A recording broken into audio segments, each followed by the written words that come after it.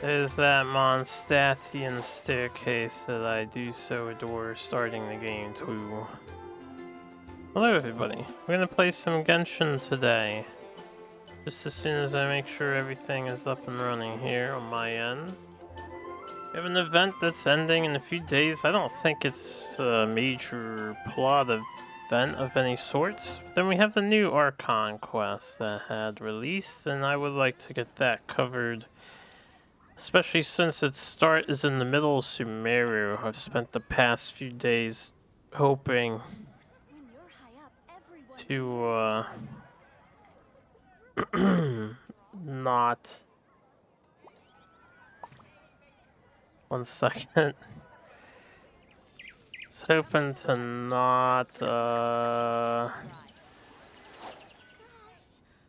run into the event and trigger it by accident while I am not recording the game. Sorry, apparently drops are available? I don't remember enabling drops, but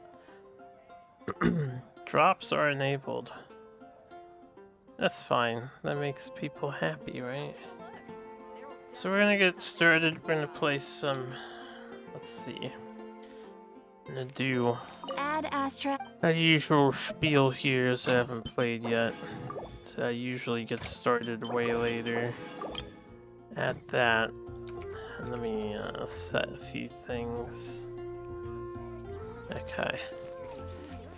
We have that. I can grab these. I need to check the missions, which is easier here.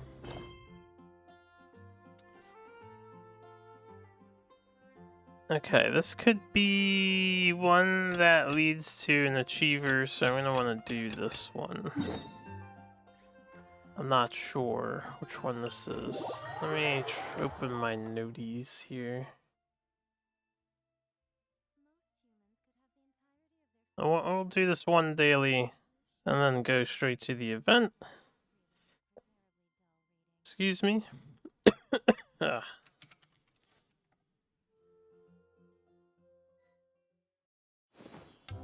Okay, this is one.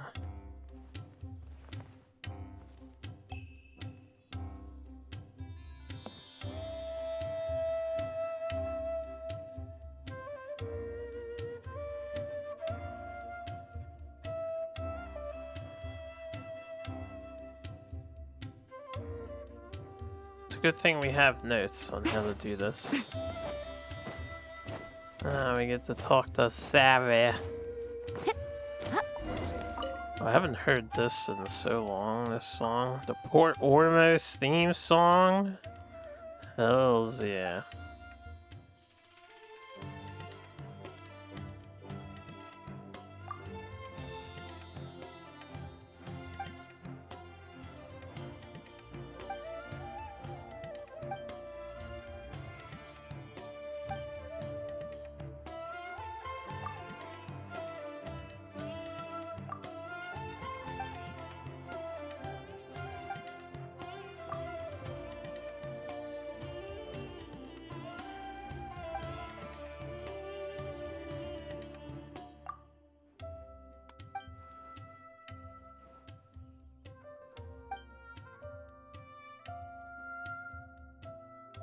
Rose on.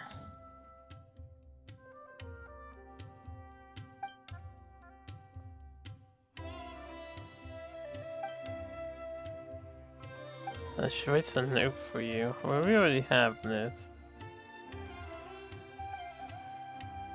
I think we might have to do this 3 times.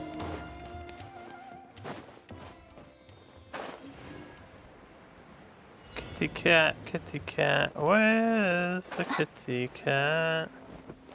Not that way. Oh, you over here?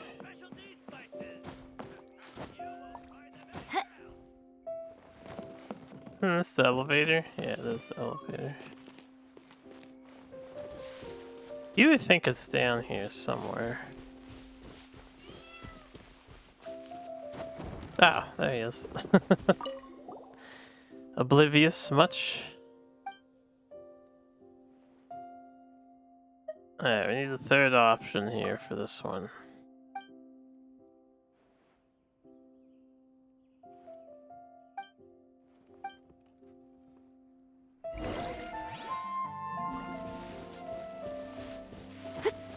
Yadi yadi yadi da yadi da da. Where's the elevator at? It's not here.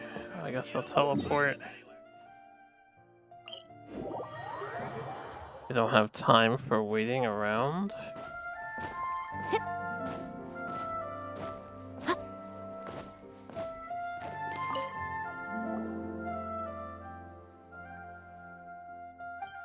I have indeed brought your cat back.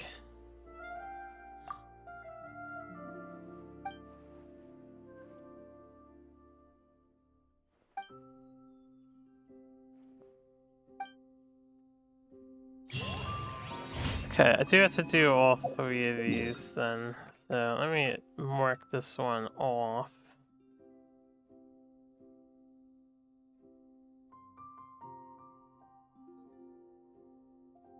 Okay. Excellent.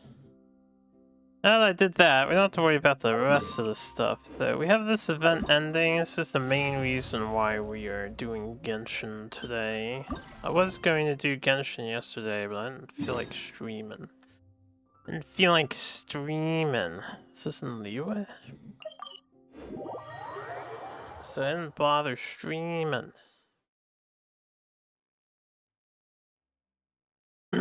Waiting for your streak. 10-4, good sir.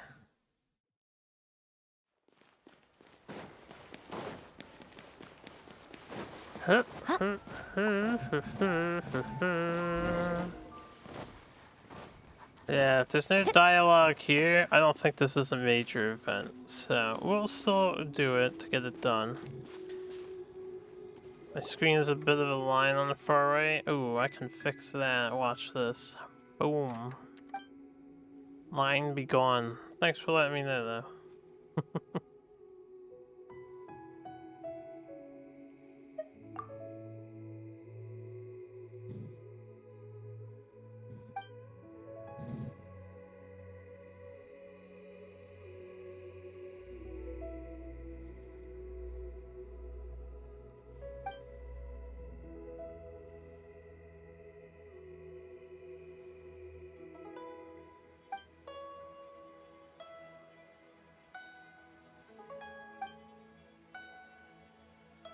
Awesome sauce, you telling me was the awesome sauce. And then me fixing the problem was me smearing the awesome sauce. Spreading it, if you would.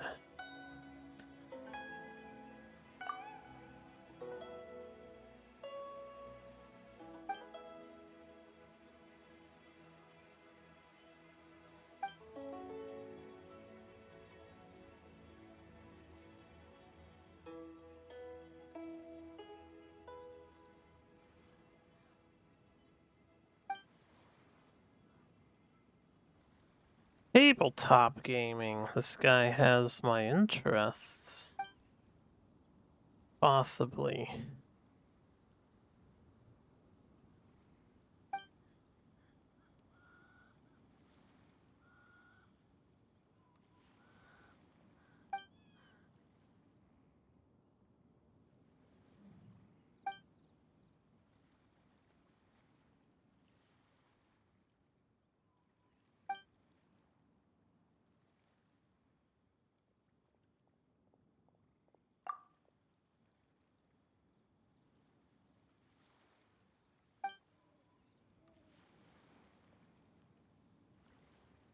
Let us begin your simulation.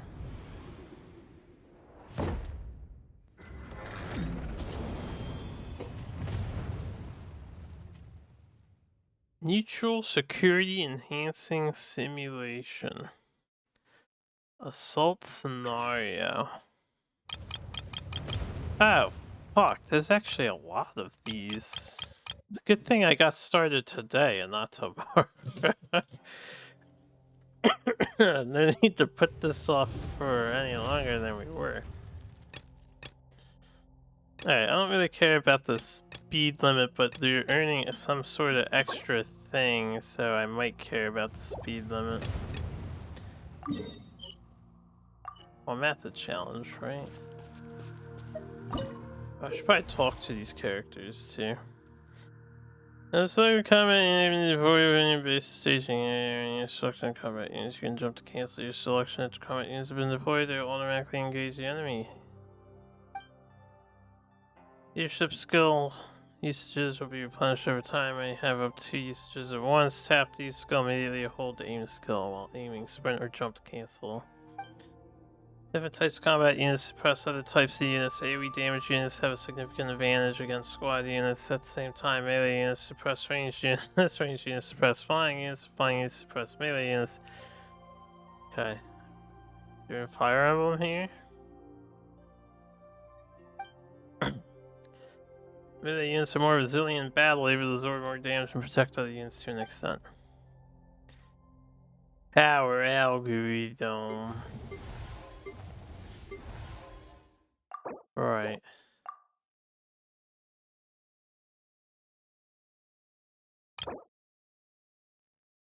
Single target beats AoE.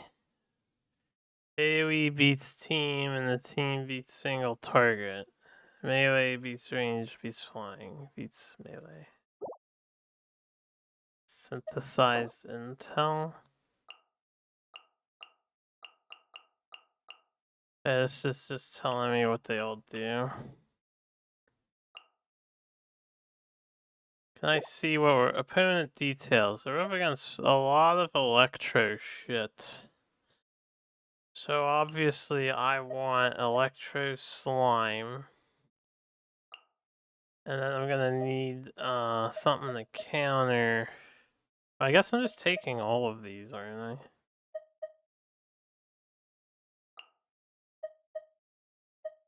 There's no reason to not take any of them.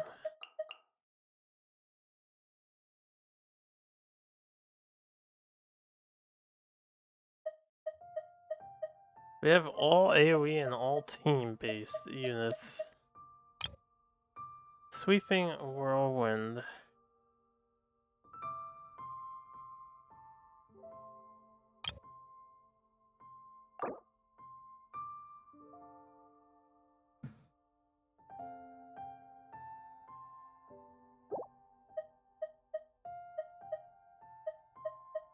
Alright, well, I don't exactly know how this goes down. What do you mean leadership skill not set? Did I not? Oh, okay. I must have accidentally hit the button to remove it.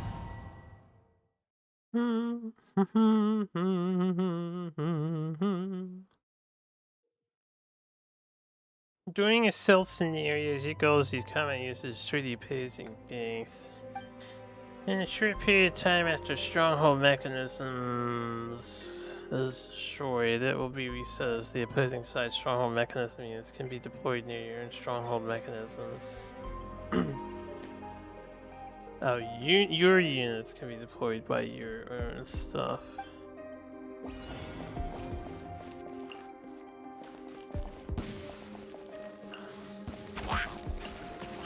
Fry! Fry! It's like tower defense, but you play with minions and stuff. I can get down with this.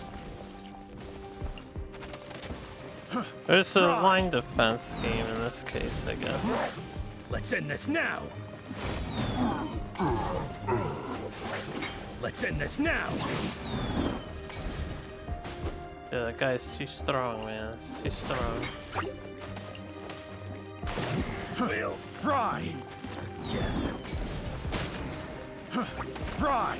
Don't stack, yo. Stacking's whacking. Fry! Man, you gotta not stack.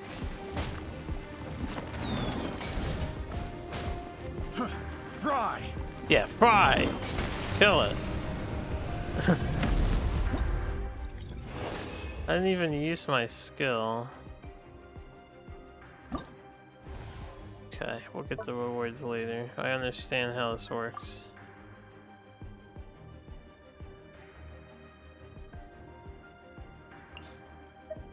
Blazing Breakthrough.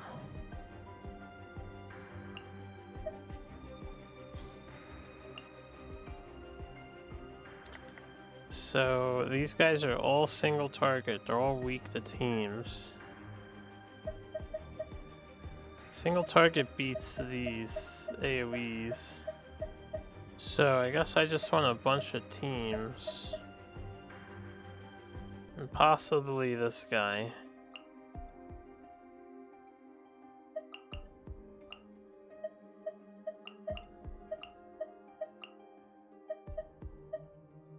This one's recommended though. The Electro Cecine.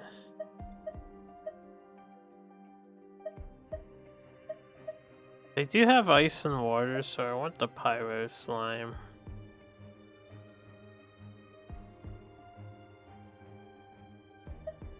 I guess I don't need Electro Hilly Churl Shooter. We have Cryo Hilly Churl Shooter. Synthesized intel. Alright, let's go.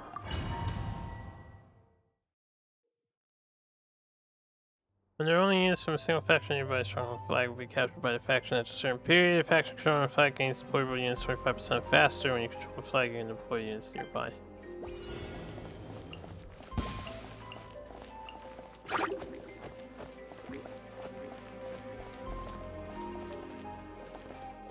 Units, you gotta stay back and capture the flag, you know? My blade! My blade. Perfect distance! To the ferry. Fall before me.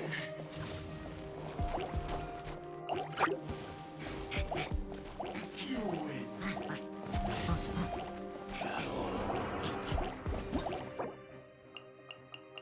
The dudes are too powerful, yeah.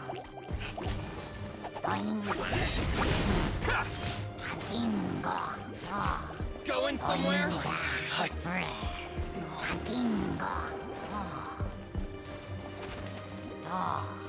I'm entertained enough. I could play a game. I used to play, what is it, Red something. I used to play some line defensors. So I can definitely get down with this event. It won't take as long as it seems, I think. Momentous wave. Excuse me. Okay, they have a dude. A UN guard cannot target flying. A siege unit. This one wasn't explained. Yeah, I want this too. And then they have latte.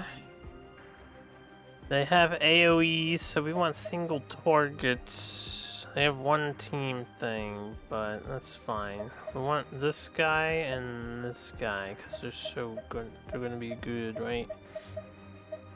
I want the Hydro Samakirl. We'll get some some cryo archers and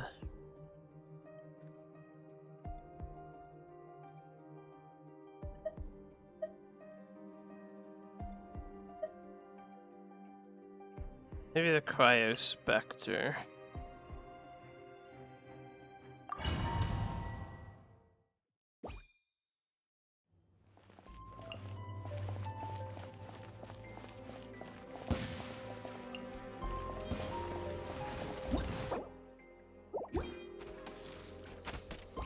Will end you!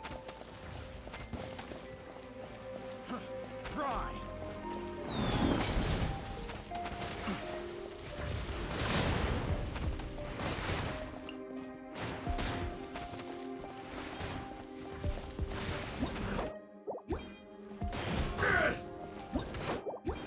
This will do!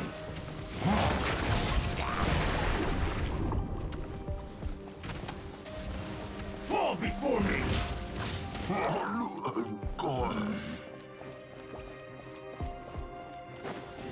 End you before me! Oh, my guy died. He's supposed to heal everybody. Cut down like this.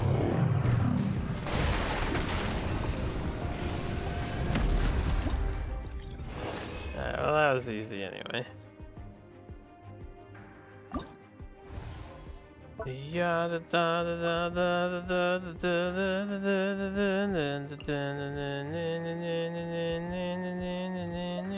Sir, what's up? What's happening? What's happening? The nimble harvester mech Numa. AoE is weak to single target. Alright, I still want him. Let's go with Raikiri. You. They recommend these guys. They don't really have groups though, so I don't really need these dudes. Deploy freely. Oh. Alright, free deployment sounds nice. And then I will take the cryo shooters.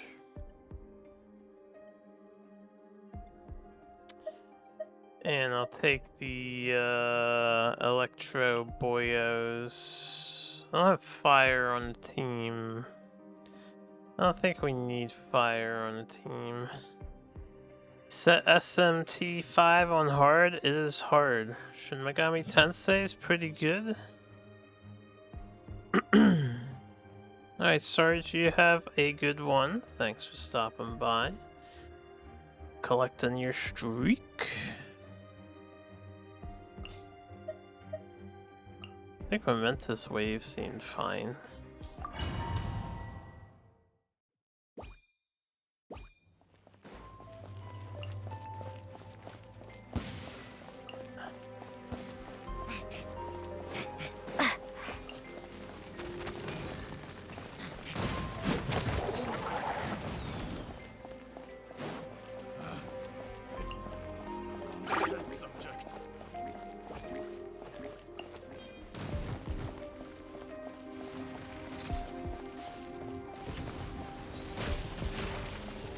Fuck them up, Electro Electro Slimes. No, Electro Hydros.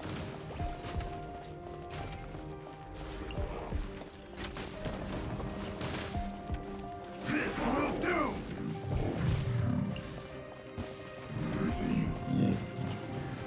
This will end you. This will end you.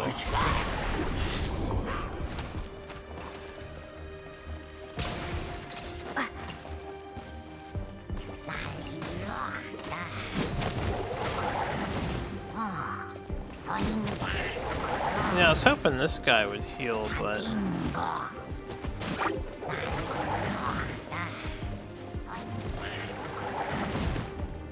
Damn. Seahorse just got fucked up.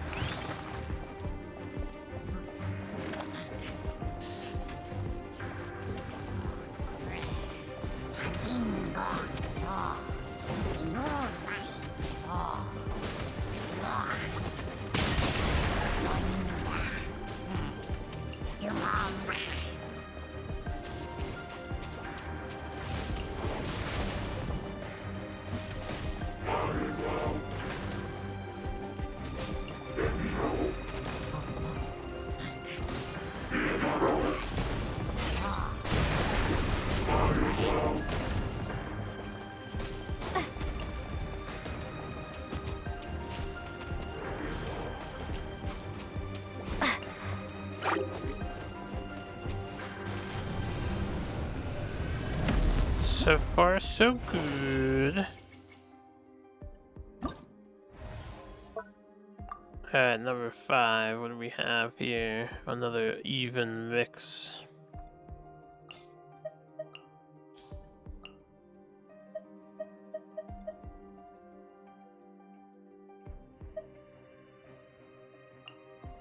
I think we'll take the Pyro Slime team. This guy seemed pretty good. This is a fire mech. I like the giant.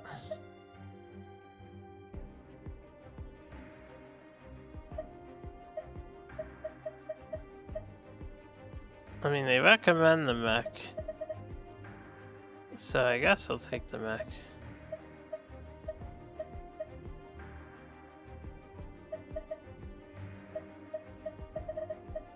Take this person and I'll take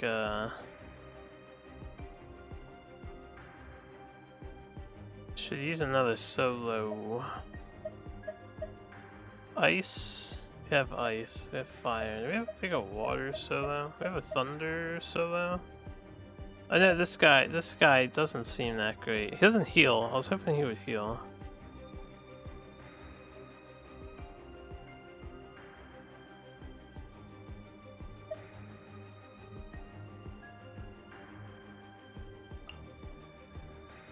We'll roll Raikiri.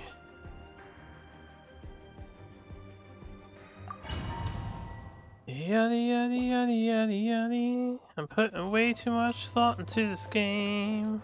I'm gonna take it on the right side.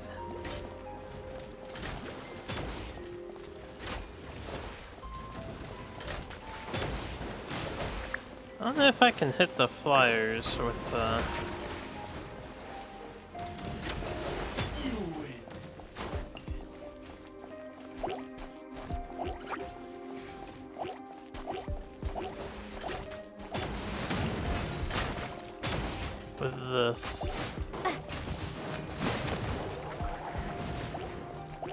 And that mech is fucking owning by itself.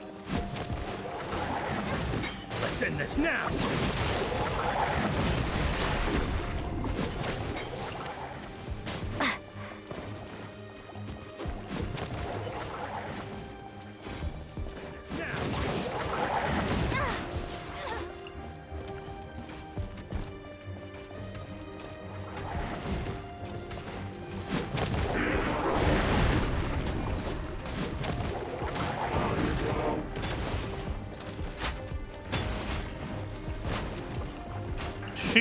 Shoot them all dead.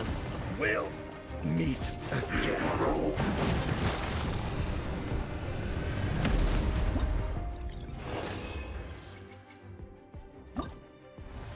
Two more, huh? And then there's defender missions. Okay, we have some teams. They're immune to electro and fire though, so I need a multi-target guy like him. Or a watcher. Always take him.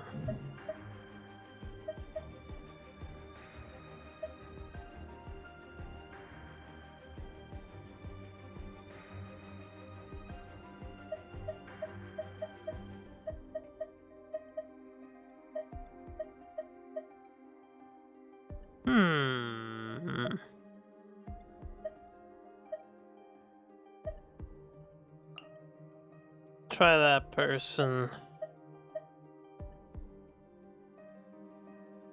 Take the cryo archers.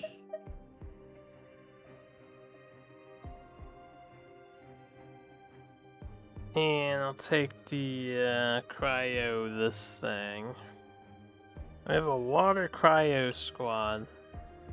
That'll be fun.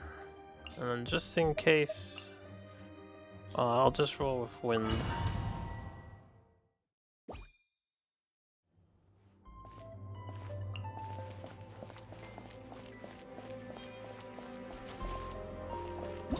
Oh, that's mine. I didn't realize. I was like, I'll wait till they come to me, but...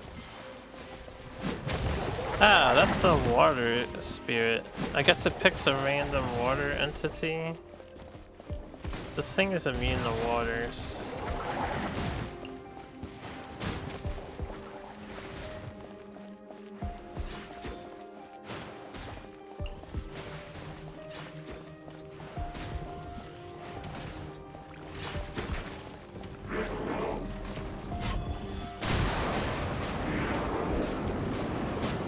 Holy.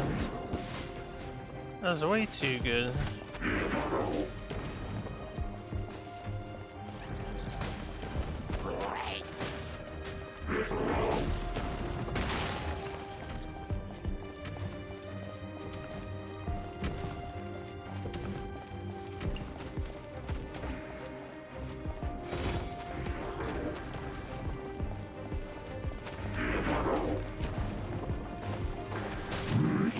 Where's your units, yeah?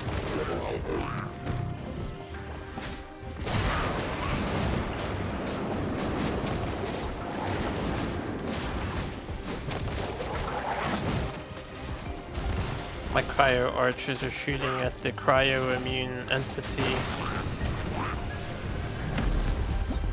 Ah. Come on, game devs, you can make them put a little hustle into it. A little hustle.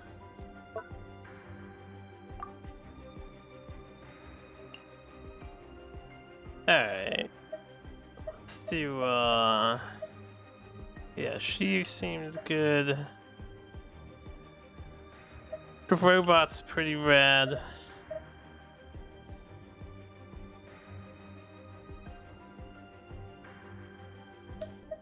Go with the seahorse.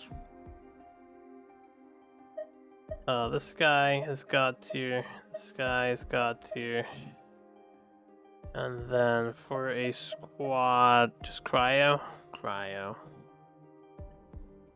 And apparently sweeping whirlwind is the de facto skill.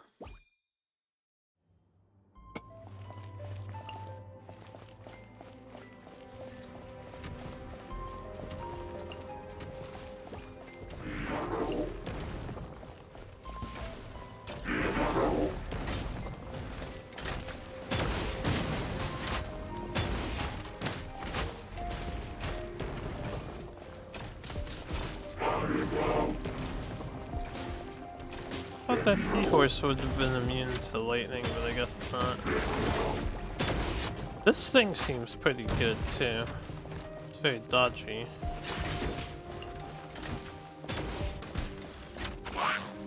Not dodgy enough though.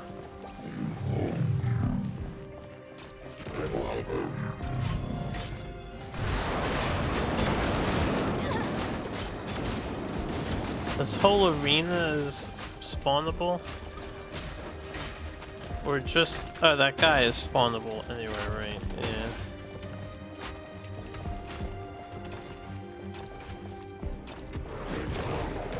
Go, my mecha. Shoot at the enemy.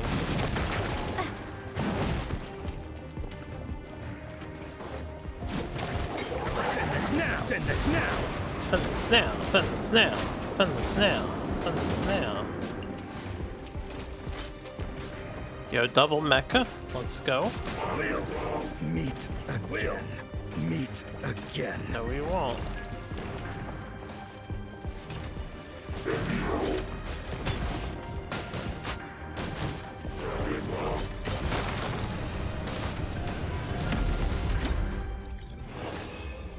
I do wish this was just more sophisticated. It leaves one wanting for so much more. You know, a little push and pull wouldn't hurt. A little tug of war.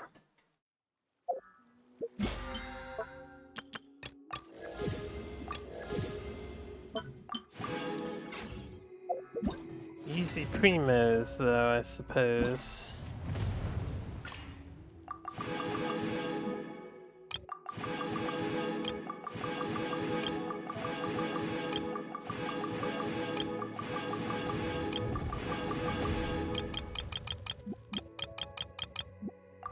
Alright, time for the defense scenarios. Personally, I think the Hold idea on, of I want things staying the to same chat forever with the is quite characters cute. too.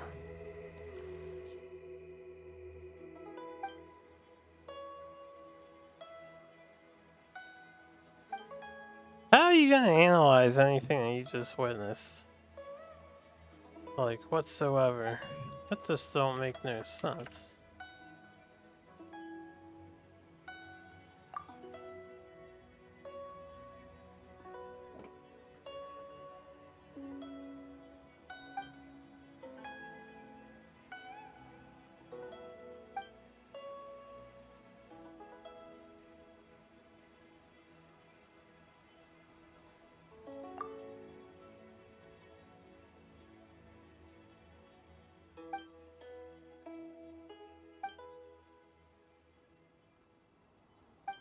Yeah, I'm not done, Paimon.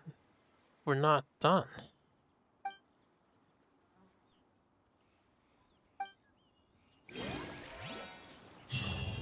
I just want to talk to the guy.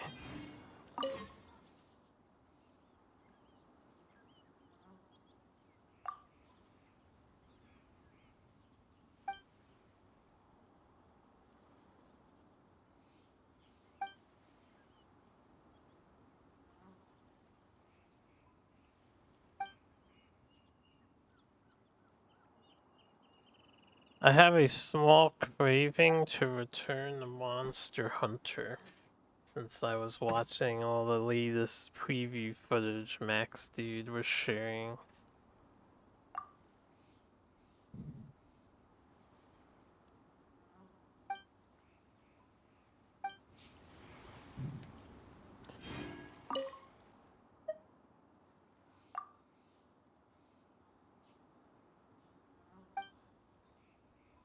So this whole thing is all Kuching's fault. Or doing.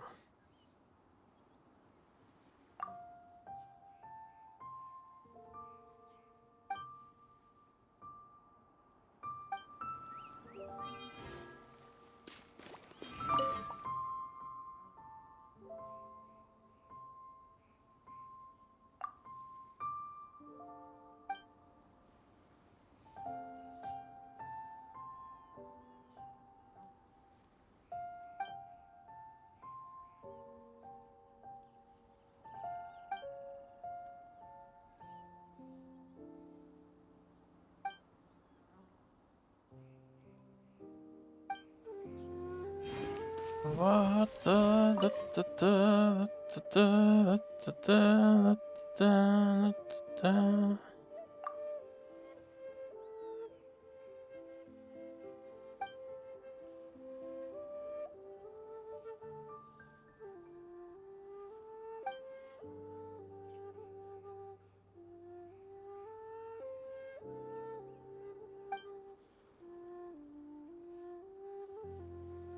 You know, we're in the middle of June. When does the summer event start? Or is there no big summer event this year?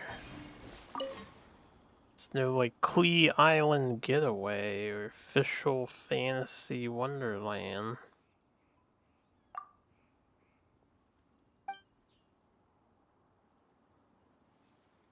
I suppose it's not technically summer quite yet, until a few more days go by.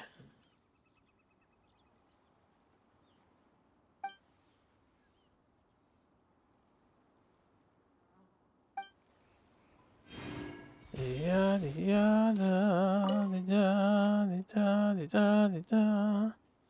Man, you mean you were such a shorty.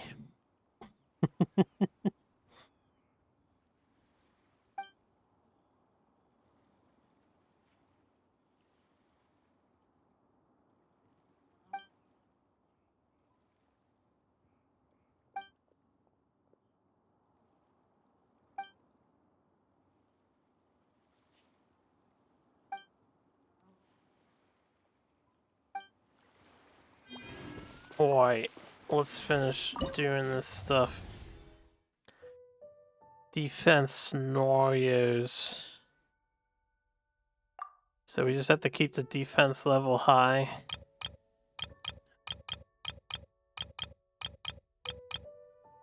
Mostly squads and AoE. I don't get to choose my lineup. Or my skills.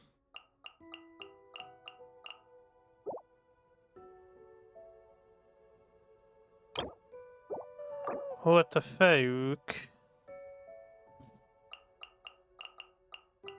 What could this be? Alright, that's fine. I notice we have a pyro tower from the tower defense games.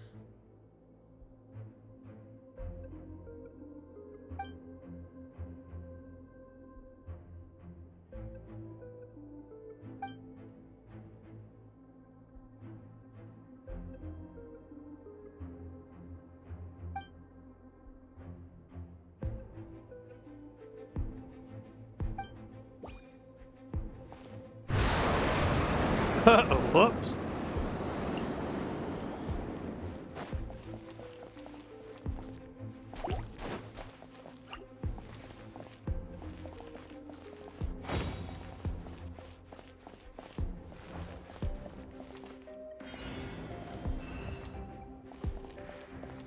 Probably should have put the slimes over there. I should pay attention to what flank was which.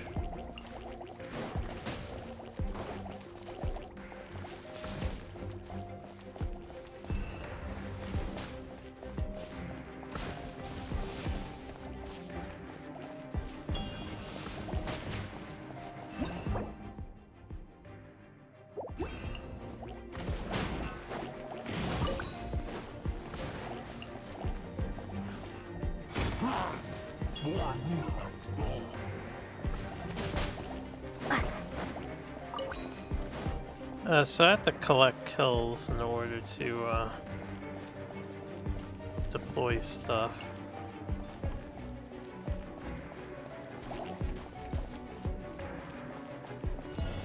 And I can advance the foe earlier.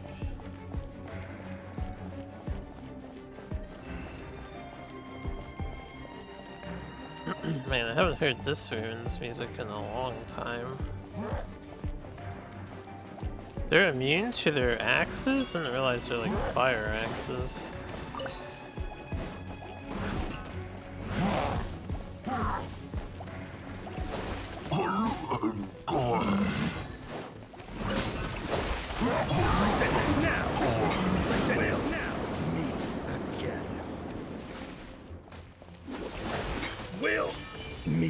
Yo, my beacon got hella demolished.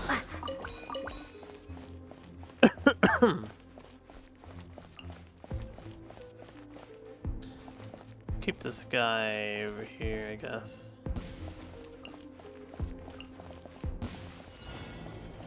I have nothing but fire on the left flank.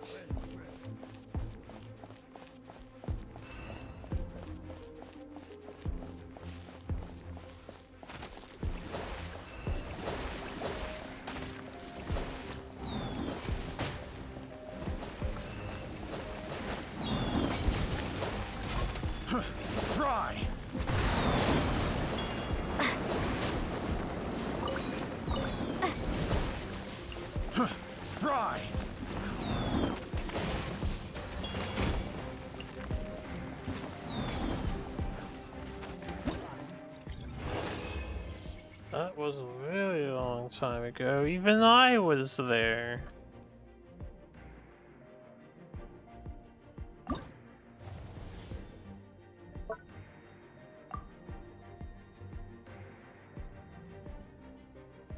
Alright, thunder and right flank.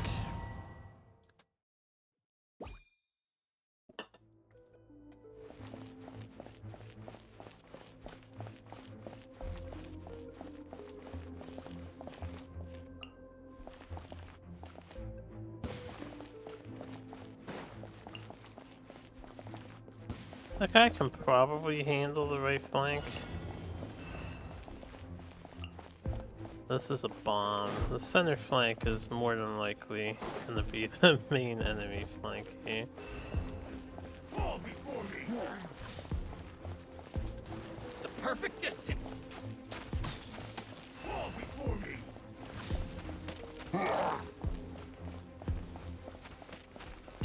Fall before me.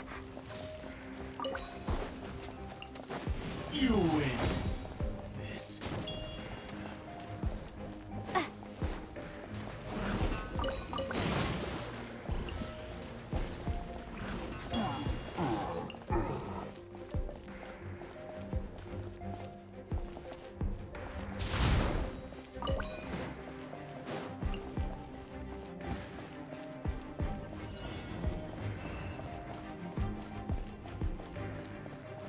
That bomb was a one-time use?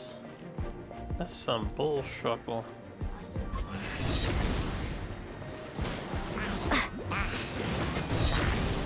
before me. Fall before me. Distance. Fry. Finally, Fry.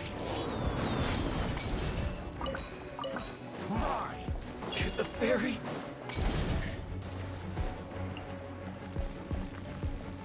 Fall before me! Cut down! Should probably just stack my dudes in the back more. Fry! Fry! Well, that was bad. Any more damage and I have to restart.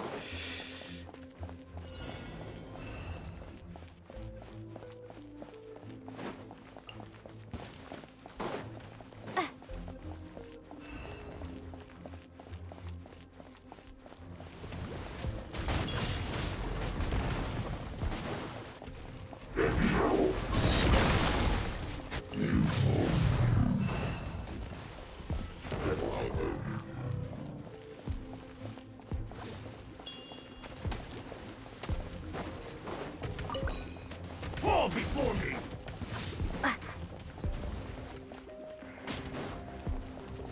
Fall before me! Going somewhere? Aww. Retry. Alright, let's be more central, I suppose, so everybody can help out everywhere. Or be more here. Keep this guy in the back.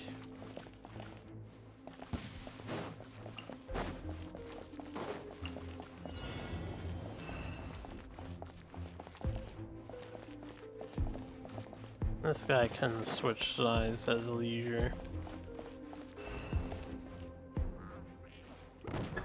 Fall before me!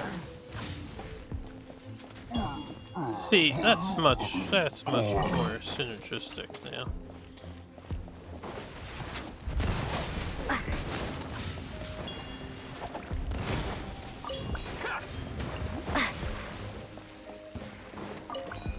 Bodyguard there. I don't even know what this thing does.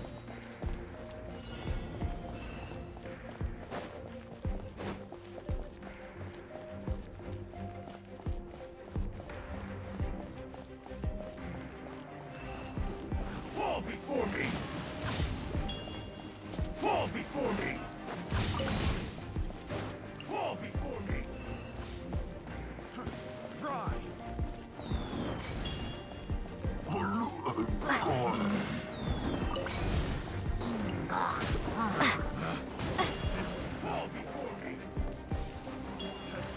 Fall before me.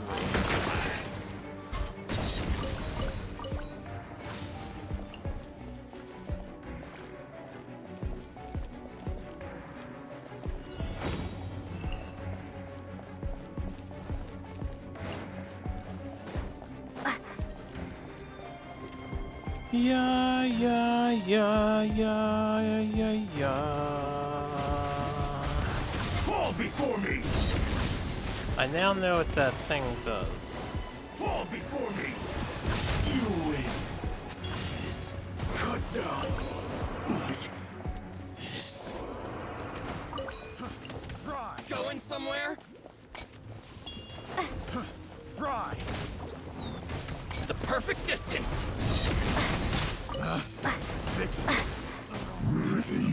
Going somewhere? That was much better. Let's keep them centralized, you know? I need to spread them out.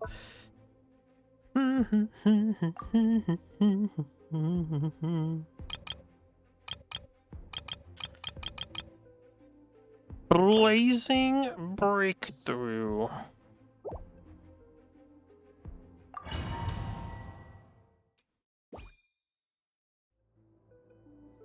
Electric stuff on the left, I guess I want. And this guy's wide enough, he can definitely be Central Guardian. And then we're gonna want these over here, probably with this, and then I'll put these over here. Put them back a bit, because they're a melee squad.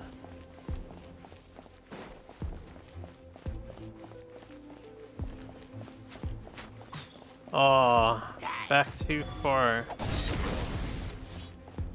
I didn't think about enemy ranged units. To the ferry. That's not gonna work on him. Alright, here, let's retry. Tell you what, idea. These guys.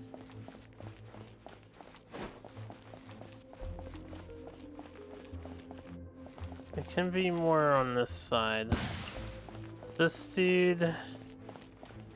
He's here. Maybe he'll participate in a battle. And then I can do this and these. Maybe.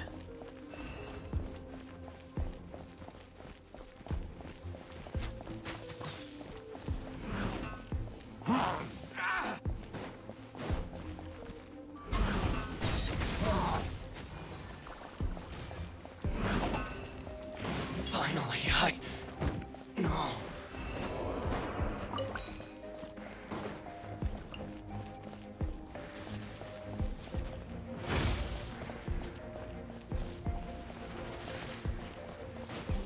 You win this battle.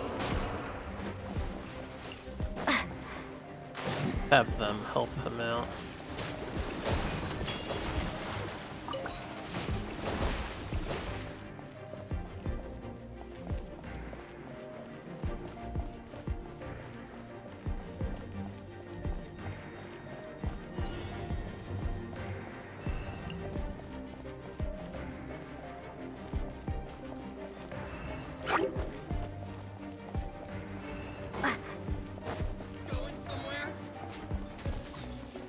Oh, he good at killing my CCs.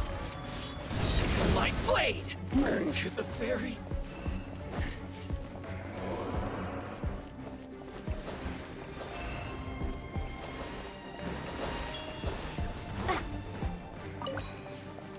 Fall before me.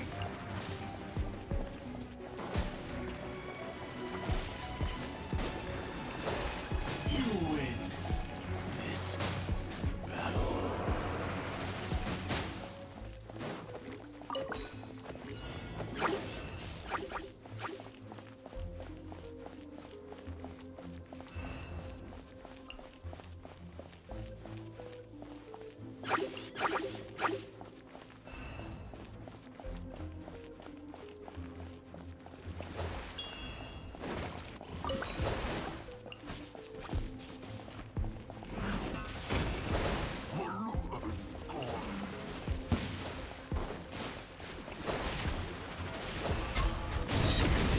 And you cut down like this. Cut down in the pieces. That is his last resort. Fall before me. You win this. An army of majestic tactical seahorses. Fantastic. Operation number 4. Momentous wave.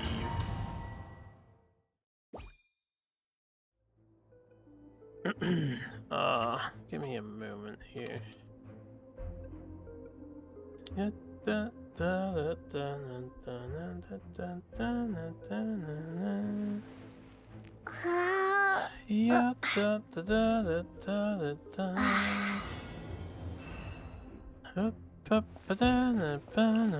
game doesn't actually pause to give me a moment.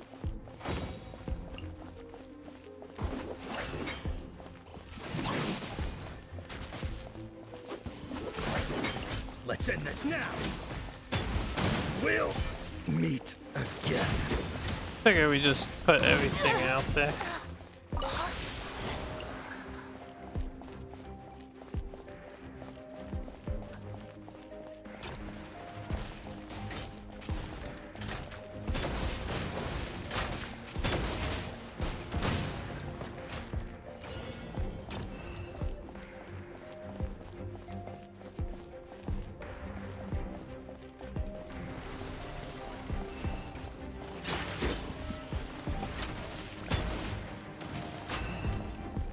Damn, they fucked her up. No, guys, you're leaving your defensive post. You can't aim that far. It's not possible.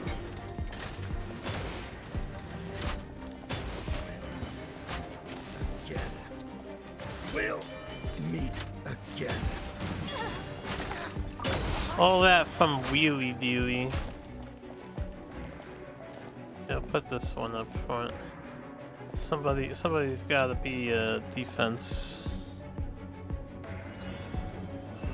Yeah, na, na, na, na, na, na, na, na.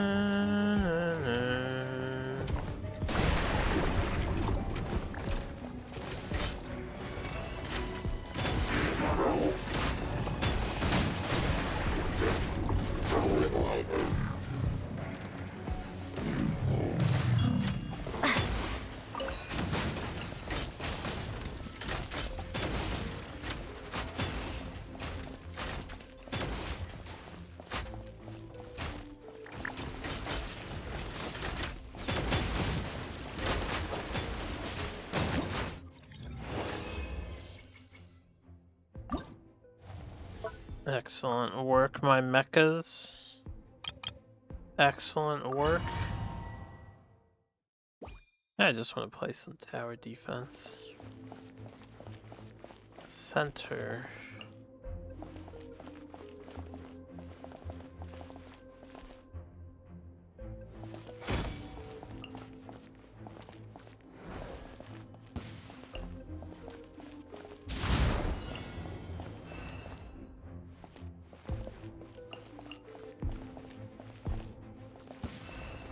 I just want everyone in the between, right? So that they can all work together. Let's end this now.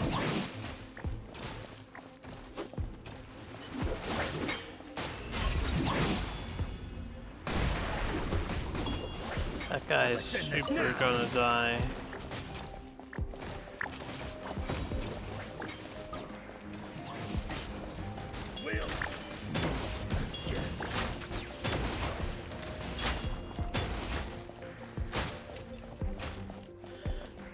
Yeah, yeah, yeah, yeah, yeah, yeah, yeah, yeah, yeah, yeah, yeah, yeah, yeah,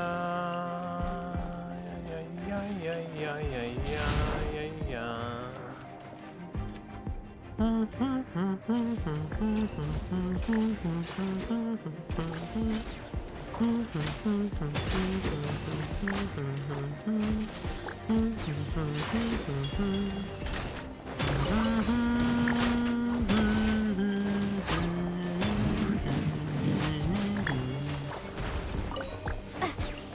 Mecha suit. A go.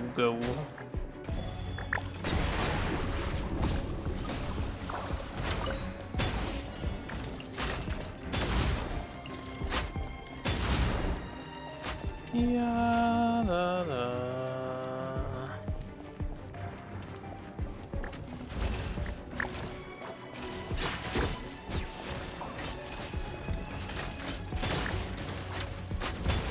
Too easy.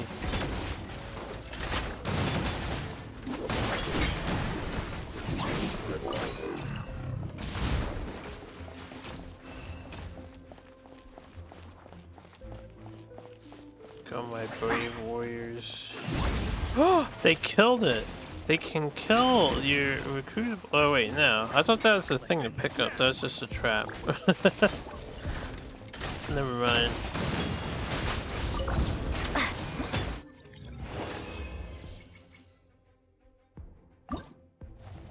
Two more. We are almost down.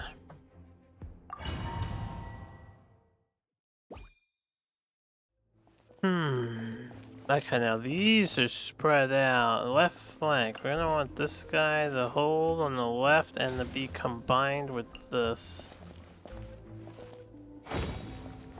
And we want this on the right.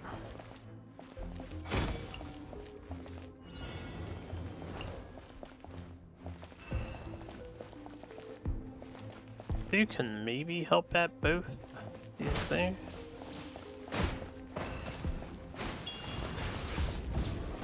Poet Beacon has appeared.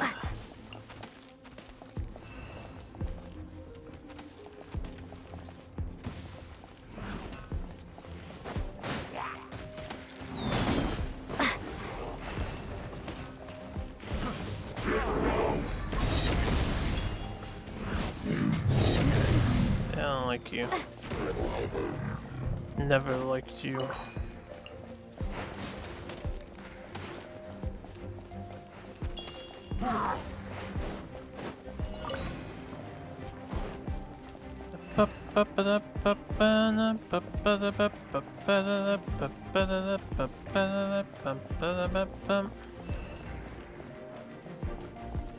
This is not gonna be there for long. Fry!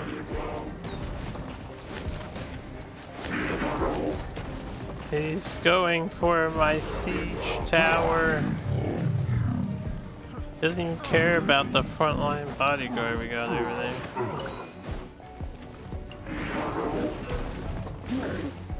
there. Fry! This side has all the enemy infantry, yeah.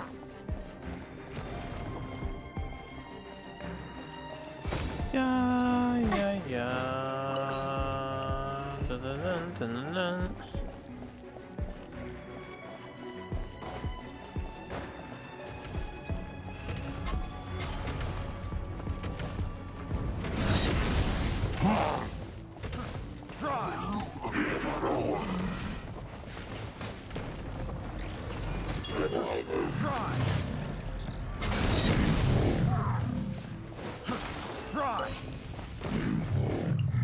Fry.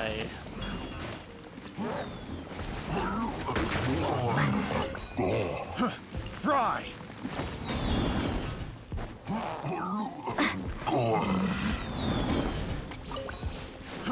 Fry! Fry!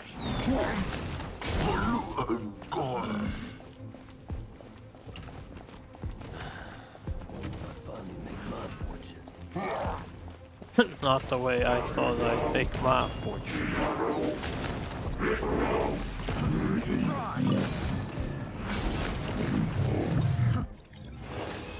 Yo, what's up, Chill? How you doing? Alright, last one of these challenges things. The final tower defense. Wait, did I repeat? Let me leave.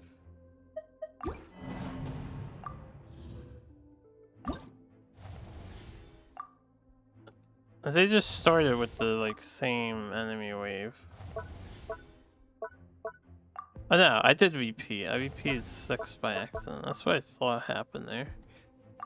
I was like, this looks familiar. We just did that.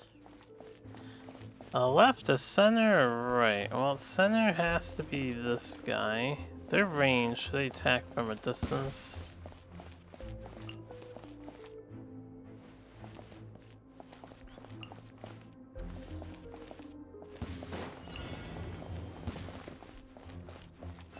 Defend your home base.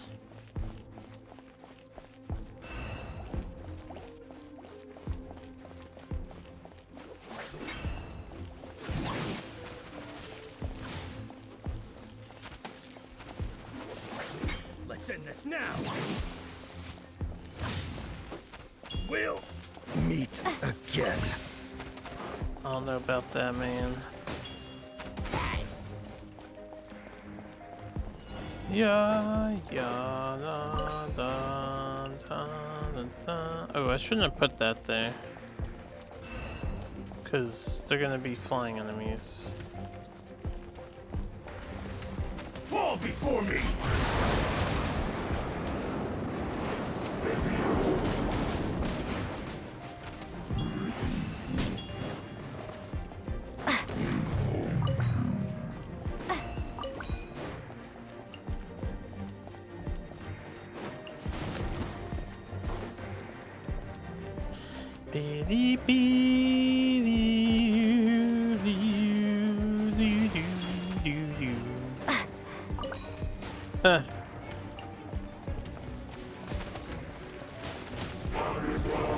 put these guys. I can't put them down. I need something to die. Yeah. Da, da, da, da, na, na, na, na, na, na.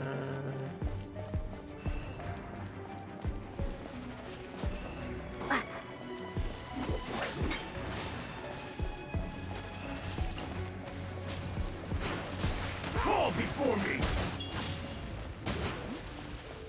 Fall before me.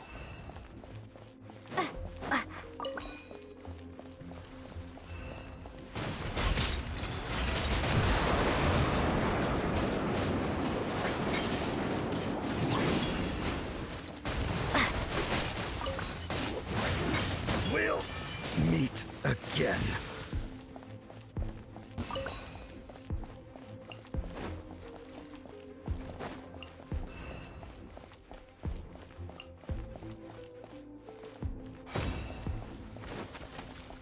Cut down like this.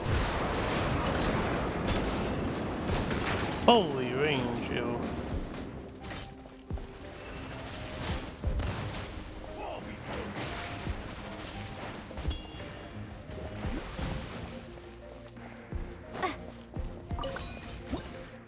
I was never worried. So, a fine event. There's a take on their usual tower defense thing. Different take on it. Oh, I'm glad that's out of the way. We get a pack opening. We get the wolf for an anime character. It says book. I meant a book.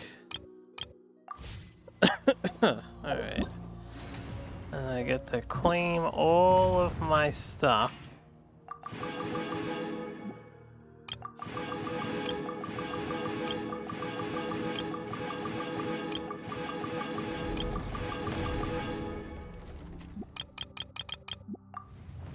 Now, where do I spend this other resource? Ah, so we're getting a free weapon, huh? Crag Chisel Forge. A Cloud Forge. After elemental energy is decreased. Elemental energy is decreased? Elemental energy. So after you use an ultimate, the equipping character's elemental mastery will increase by 40 for 18 seconds, max 2 stacks. That confuses me. Who can cast their ultimate multiple times in 18 seconds? That uses a bow.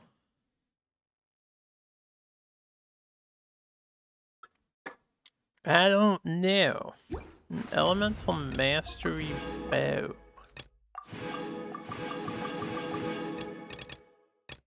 Okay, there's a lot of primos for that. So now we're gonna work on bedtime story.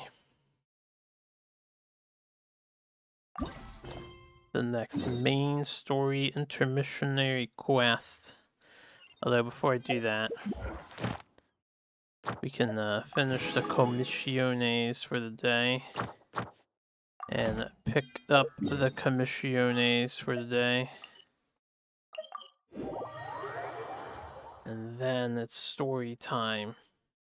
Kinda hope it is a lot of story and not so much gameplay, because I am so lethargic today. I just don't feel like doing anything. I wasn't even gonna stream again. I was gonna lay in bed and close my eyes. I was doing it in Tempting Fate, and then I said, I'll get up. And I'll do something today. Yeah, da, da. When are these over? Because I've been waiting for the next persons. 10 whole days. 10 whole days. Okay. Sumeru. Let's do the Archon plot story. And we can listen to the characters talk. Hopefully, they better be. They should be voiced, right? It's an Archon quest.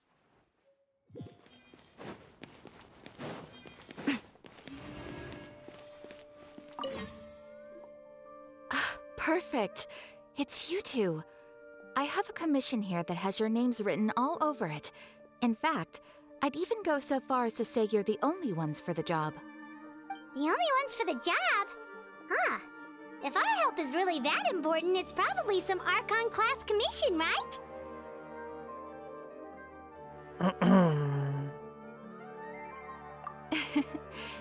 The Adventurers Guild doesn't employ that kind of classification system. In fact, this commission is also probably not nearly as intimidating as what you're expecting. All it asks us to do is to find a missing person.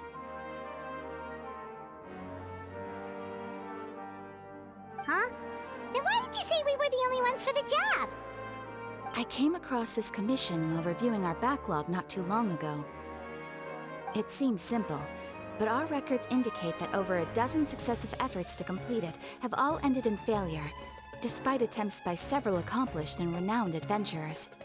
With the reputation of the Adventurers Guild and the performance of the Sumeru branch at stake, it's in our best interest to assign this commission to the adventurer with the highest completion rate over the past few years. Well, that's us for sure. All I'm asking is for you to give it your best shot. Go on. If it proves to be beyond your capabilities as well, I'll talk to the commissioner about canceling the commission. Okay, so who are we looking for? And what is it about this commission that's made it so hard to complete? This commission was jointly issued by the residents of Vimara Village. They say one of their own villagers has gone missing. But the problem is, they don't know the missing person's name. They can only provide information about his general appearance.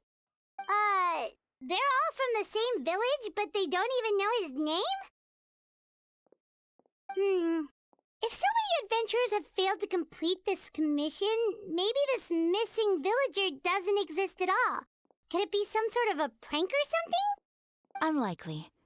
Several villagers came by to issue the commission, and judging by their appearance and tone of voice, they seemed incredibly sincere. It certainly didn't seem like a joke to them. Besides, putting up a commission requires a processing fee. There aren't many upsides to a prank that costs Mora to carry out. In any case, it would probably be best to go to Vimara Village and ask around first. The Adventurers Guild does have some information on hand, but I would say anything you can learn directly from the villagers would be far more reliable. The best way to avoid misdirection is to go to the source. All right then, let's go! Paimon's starting to get really curious about this whole thing.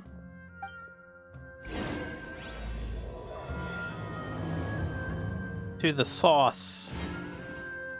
The sauce. Ad Astra Abyssosk. You don't have extra dialogue for this quest, Catherine? Everybody gets an extra blurb. Where are we going?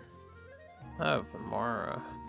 That means we'll come from up here.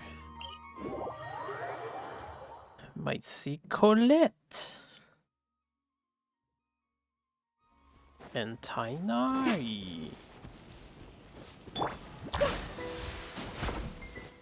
still wish these things were permanently activated. Oh, hold up. Let's make this faster. There you go. Fast flight.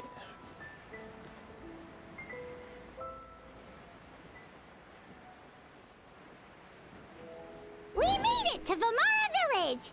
Why don't we talk to some of the villagers to learn a little bit more about the missing guy? If this commission is really as challenging as Catherine made it out to be, we're gonna need to carry out a very detailed investigation. Will we now? Don't make me think too hard today. I am melancholic.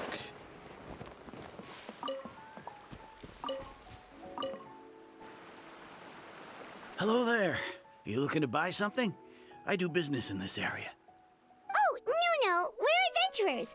Catherine sent us to look into a commission here in Vermara Village. Ah, so you're here about that, then. Ah, you're not the first, that's for sure.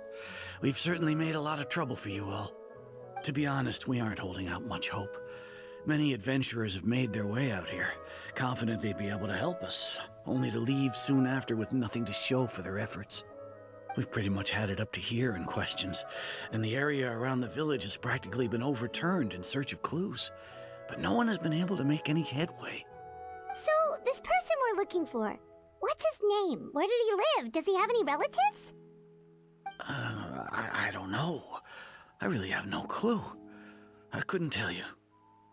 Okay, guess you are really sick of answering questions.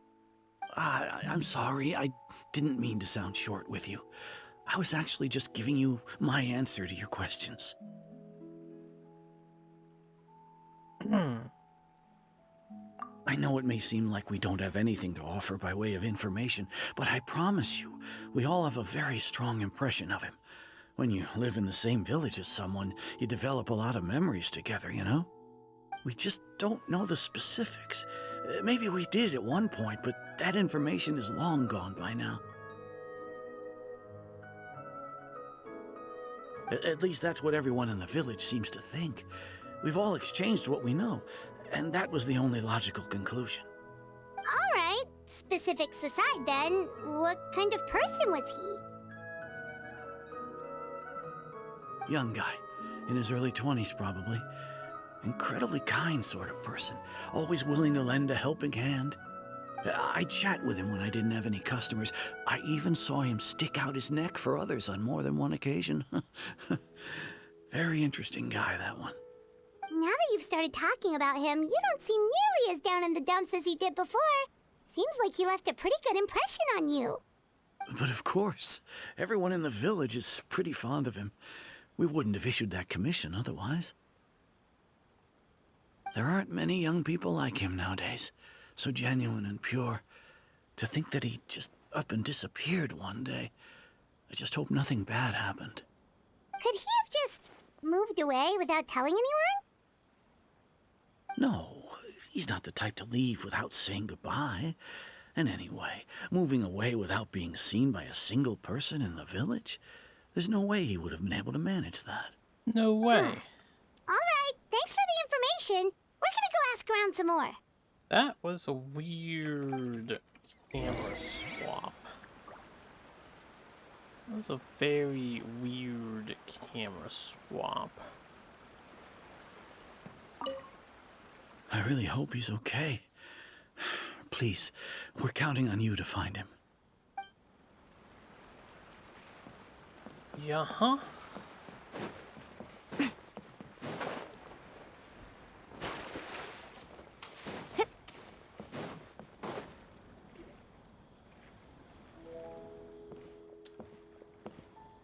It's the guests I hear. Hi, Grandpa Amadea. We're here to help you look for the guy that's gone missing. Ah, so that's what brings you to these parts. Coming all this way for our sake. That's so very kind of you. With your help, I trust that young man's case is in good hands. Could you tell us a bit about him? Of course. I'm happy to help any way I can. With my failing eyesight, I'm afraid I can't offer much about his appearance. But I do remember hearing the sound of his voice. Not recently, of course. That loss has left me feeling quite empty. I don't think his parents are still living in the village. But somehow he never seemed lonely. In fact, he was usually the one offering companionship to others. He would often take time to visit the elderly or play with the orphans in the village. And whenever someone had something on their mind, he was there to listen with open ears. He always knew just what to say. As the village chief, I owe him many thanks. Helping villagers navigate difficult moments in their lives should have been one of my responsibilities. But he was often the one rising to the occasion. Wow, he seems like such a nice and gentle person. No wonder his disappearance affected you all so much. But, you wouldn't happen to know any details about his name, address, or family situation, right? I'm ashamed to admit it, but I just can't remember. No matter how you look at it, I should know those things. But for some reason, no matter how hard I try to remember, the information just doesn't come. Perhaps my age really has caught up with me this time. It's okay. There's no need to force yourself to try and remember. We'll figure something out.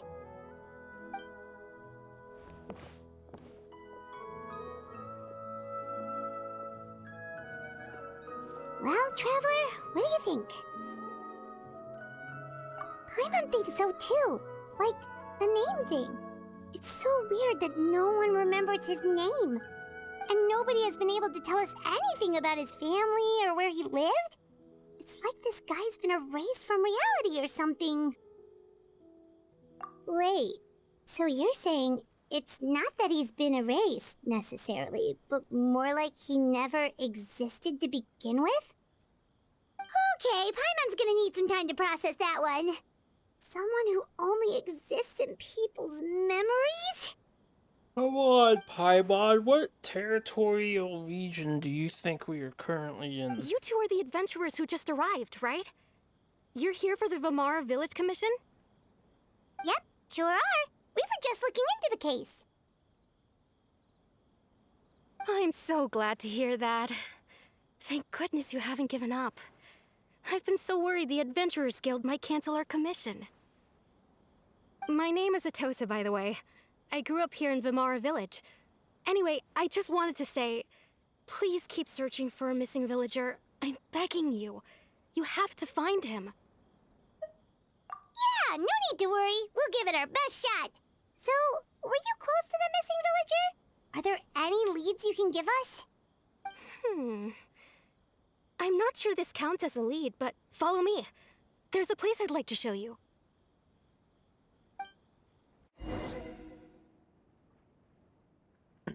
I thought we were gonna follow her.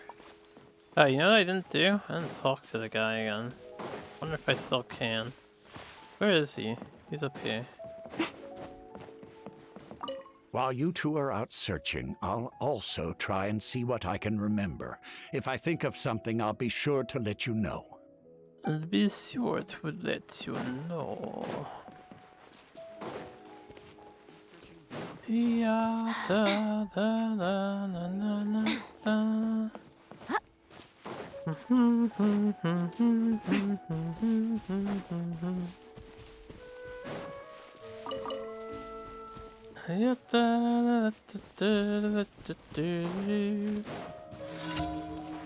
No random event, no. Is this the place? Under this tree? Yep. I know it doesn't look like much, but this place is very meaningful to me. It's so full of memories. We used to always sit together under this tree and talk. Sometimes we would look up at the clouds in the sky, or stop to feel the wind against our skin. We could sit there for hours at a time, never realizing how long it had been. I was actually adopted by the people of Vamara Village. The forest rangers found me in the woods as a child. I was surrounded by such good people, and growing up in the village was so lively. Still, there were times when I couldn't help but feel incredibly alone. Why haven't we gone to the forest rangers right away? Because they're stationed here. They would likely have some info and insight. Alone? How should I put it? When something's bothering you, or when you have good news to share, you always want to talk about it with somebody. But for the longest time, I didn't know who I could talk to, or if I should say anything at all. Everyone has their own problems to deal with. Even if I might want to confide in others, I don't want to become a burden. Really? You know exactly how I feel? Wow, that sounds really nice. You're quite lucky. When it comes to our missing villager, well, I guess you could say that to me. He felt like both a family member I could rely on and a friend who could really understand me. No matter what came my way, I knew I could always talk to him. He was so thoughtful and pure, and patient too. Whenever I talked to him, he would always seem so interested, as if the things I was describing were just as important to him as they were to me. Ever since he disappeared, there's been so much I wanted to tell him. No, none of those things matters now. I just really want to see him again. Subtle track. Wow. You two must have been really close. We're here to find out Did he ever tell you anything about himself? just how impactful it will be today. He mostly just talked about interesting things he saw around the village. He'd share a lot of his own wild ideas as well. Oh, right! I did ask him about his parents once. But all he said was, they're not here anymore. I didn't know whether that meant they had left the village or passed away, and I didn't want to pry. Still not much to go off of. Look at me. Just Talking your received ear a off and still Genshin nothing to drop. show for it. Oh, damn. I'm sorry I wasn't more help. Now you get to install the game and benefit from your drops. Yo, actually, hold up. If I open myself in a new tab, do I get Genshin drops?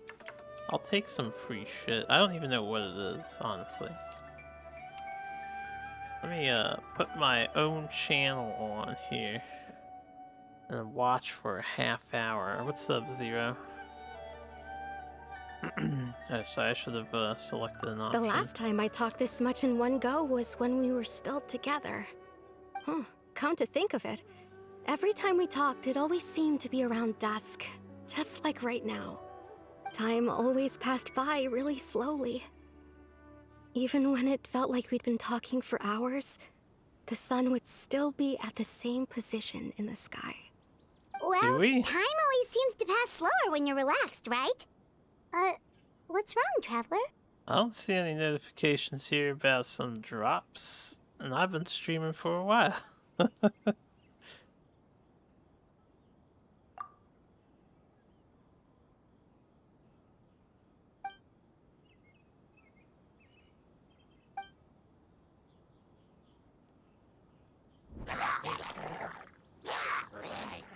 Hey, look at those hilly trails over there. Doesn't it seem like they're acting a little strange?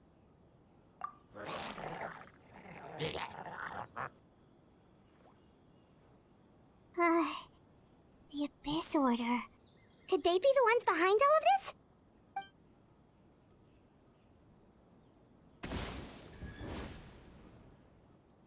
Uh-oh, we've been spotted! Quick, get ready to fight!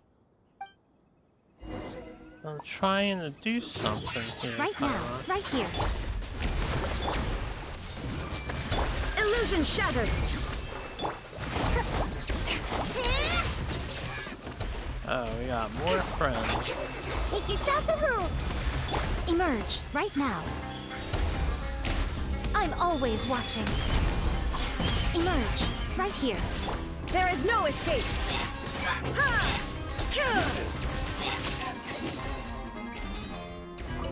Kill him. Kill him dead. I see everything! Thank you so much. I wasn't expecting monsters to show up. If you hadn't been here, I'm not sure what I would have done. It was no trouble! Can I launch a magical kitty missile for you? Hold up, let me just boot up the other RPG. Nah, there's no magical kitty missiles here. Now that I think about it, the hilly trolls around Vimara village have been a lot more active lately. They seem agitated and would often attack anything in sight. Chief Amadea doesn't allow the children to play in the area around the village anymore. Maybe the Abyss Order really is involved. Well, we should head back and check out the situation in Vimara village just in case. If the Abyss Order is plotting something, that could spell trouble for the villagers. Trouble. Magical cutie missile. Wait a second. The person... It's Dainsleif! Liff. Dane's Liff. Since when you call him Dane's Liff ever? It's Dane's Leaf, yeah. Ah, it's you two. Oh, a friend of yours? Well, I'll leave you all to it then. I should head back to the village and check up on Chief Amadea and the others anyway. Well, see you later. Yep, see you later, Atosa! Chief Amadea. Amadea. Why do you always have to pop up out of nowhere like that? Is it your life's mission to jump scare us or something? It's hardly personal, or intentional for that matter. As long as you and I are both in pursuit of the Abyss Order, we're bound to cross paths. Ah, so you're here to investigate the Abyss Order then. That would explain the monsters you were fighting just now. Naturally. Hold on. Are you not here for the same purpose? No matter. It may have taken you a while to catch on, but I'm sure you've also realized by now that there's something strange about this place. You say The we're Abyss slow. Order is most certainly planning something in this area. Or worse, their plan could already be in motion. So you think the Abyss Order is behind the hilly trail activity in the area? As things stand, I highly doubt that is their primary motive. I would imagine the increased hilichurl activity is merely a byproduct of whatever it is they're really trying to accomplish. Still, the hilichurl activity is causing a lot of problems for the people here. We should stick around for a while and protect the village, don't you think? The best way to protect them is by figuring out what the Abyss Order is truly planning.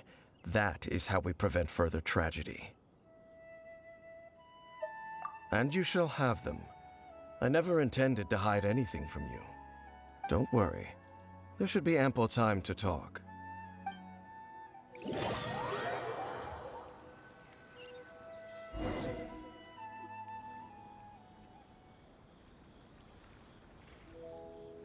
Ah. So that was the commission that brought you here to Vimara Village. Someone who seems to only exist in people's memories. That is indeed quite intriguing. I would agree that it's unlikely you have a simple missing persons case on your hands. However, any possible connection to the Abyss Order is still unclear. It appears all we have by way of clues is increased hilichurl activity, and that is certainly not much to go off of. Right! That mysterious voice she heard in her brother's memory. The one who called himself a sinner. Who is he? Traveler, let me ask you this. Do you believe your sibling to have betrayed you?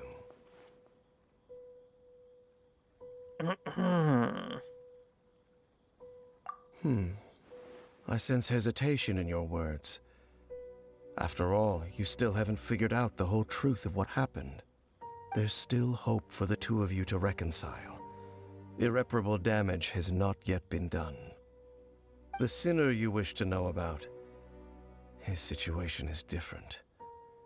He and his fellow sinners have long betrayed me, and long betrayed their nation. His name is Vedrfolnir, the Visionary. I'm loath to admit it, but he is also my kin, my older brother. Your brother? Oni-chan. Raccoon. That would be a cool son. There were 5 of them, the 5 sinners of Kanria. The wise, Roptatir. The visionary, Vedrfolnir. Gold, Rhine-daughter. The foul, Sertologi. And Rehir of Solnari, Rerir. I think No mine matter thought how it was eroded my mentioned memory may before. become, I will never forget their names. One day, I shall have my vengeance. Wait, some of those names sound really familiar. Rhyndaughtr is the one who created Albedo. Sertologi is Skirk's master. And the one we just learned about, Dane's brother, Vedafolnir. If he was the voice of the sinner, then the one who inspired Clothar to create the Abyss Order was him.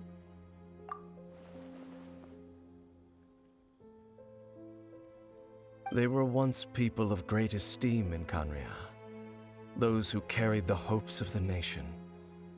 They were the best of their peers, outstanding in their respective fields. The 6 of us, together. We should have been the ones to prevent the disaster, the ones to stop the Vinster King from continuing to rock the foundation of the world. Yet, deep within, the 5 of them craved something more. They could not resist the call of the Abyss, and divided among themselves a power that could destroy the world. So they became sinners, but also transcendent beings, each in possession of world-shattering power.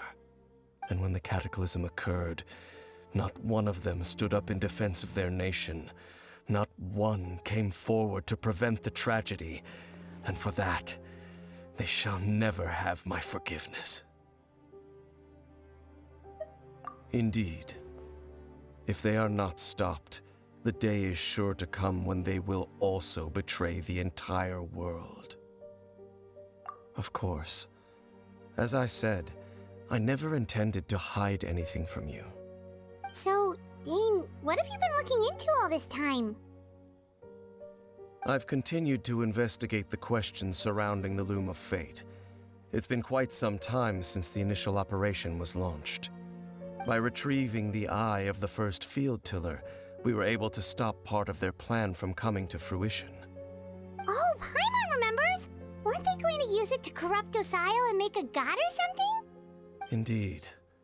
However, it's obvious that was just some sort of technical experiment. The eye was integral to their plan, yet somehow, despite failing to obtain it, they've skipped the experimental phase and found some other way to keep moving forward. There are many signs pointing to that effect. Then what should we do? It's not too late, is it? Our most pressing concern is to determine the purpose of the Loom of Fate. From there, we'll be able to deduce the Abyss Order's true objective. Based on the intel I've gathered so far, I suspect the Loom of Fate is related to the ley lines in some way. The ley lines? Traveler, you were able to observe your siblings' memories last time, yes? I believe that was due to the fact that the ley lines in that area were unstable.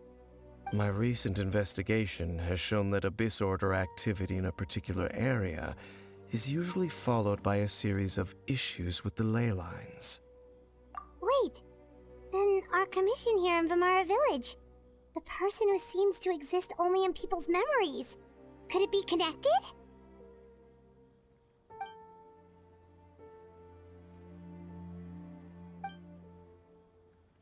It's certainly possible. I'll join your investigation tomorrow. This missing persons case could very well turn out to be the key to unraveling these mysteries. Well, if we're teaming up with Dane again, we're gonna need all the energy we can get. Let's try investigating somewhere a little further away tomorrow. I thought they were gonna make me do the in-game investigation thing. For a moment there. Oh, so tired. Paimon used way too much brain juice yesterday. It's all Dane's fault saying all that complicated stuff. Well, let's go find Dane. We've got a lot to do today. Let's go find Dane and do stuff. This is such a great place for a vacation. Hey, look. It's the guy. Dane? Hello, Dane? Why are you just zoning out over here? I was up all Did night. something happen? The missing person from your commission. Could you describe them to me? Oh, young guy? Early 20s? Seriously, Dane, what's going on? There appear to be certain memories in my mind that weren't there before. Memories of him. Maybe we just talked too much about him yesterday and you had a weird dream or something? No, it wasn't a dream. They're memories. Memories that suddenly appeared in my mind after I woke up. And I'm certain I've never met this person before. I remember handing him the eye of the first field tiller. What? Okay, so this missing person definitely has something to do with the Abyss Order then! Indeed. And it appears he possesses the ability to implant memories into the minds of others. Wait then. All the memories the villagers have of him, could they be fake too? Maybe they never knew him at all. But why would he do something like that? Whatever the Abyss Order is planning, an important truth has been revealed to us this morning. What sort of truth? That their goal is still to obtain the eye of the first field tiller. They haven't stopped searching for it. I am the only person who knows its location. Perhaps implanting that particular memory was an attempt to interfere with my mind in some way. What if you already handed it to him? Your concerns are not entirely unfounded. I don't believe the Abyss Order is capable of altering reality like that just yet. However, considering their single-minded pursuit of the eye, I would say an equal level of caution is in order on our part. Come with me. We must check whether the eye is still in our possession. Oh, so you're going to take us to where you hid it?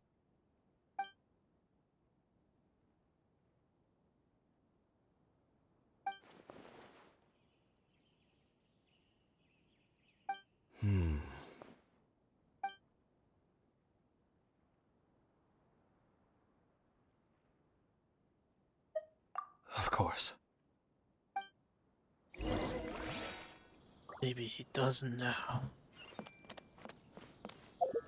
Wait.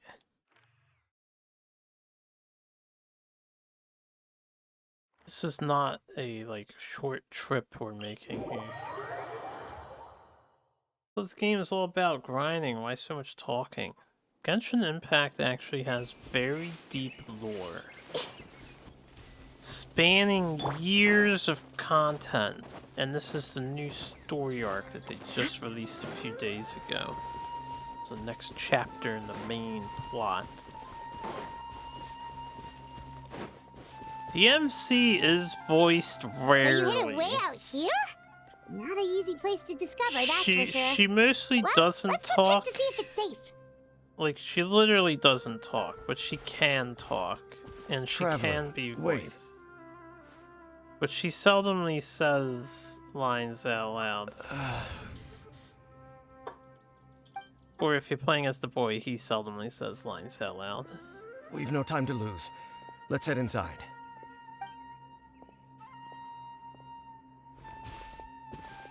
Sus. Hey, wait up!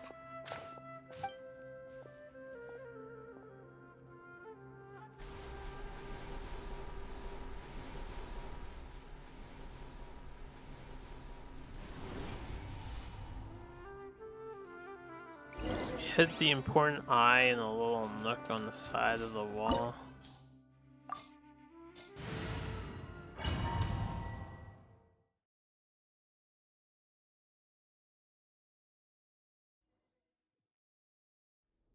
Memories that should not exist. I'm getting stuck on some rocks.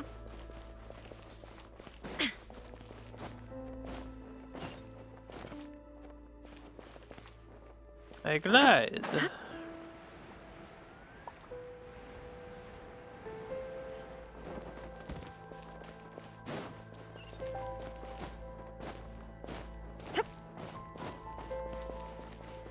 I see loot.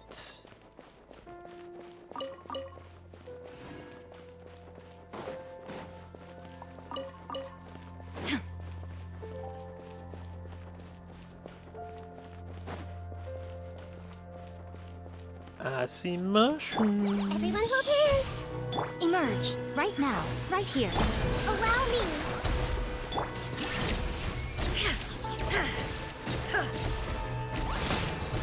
A sight to behold. Emerge, right now. It appears the mechanisms here have changed over time. You can access the upper floor through the side door. Perhaps you should try reactivating the mechanism over there. Hey, Dane. Why would this shit change, man? You hid the thing here, yo. You're supposed to be in control.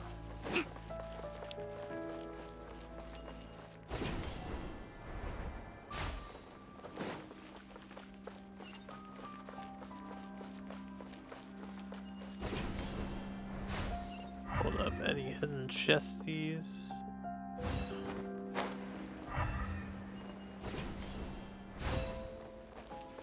And they usually do it like this. They usually put them in really obvious spots. For these dungeons anymore, they don't hide them.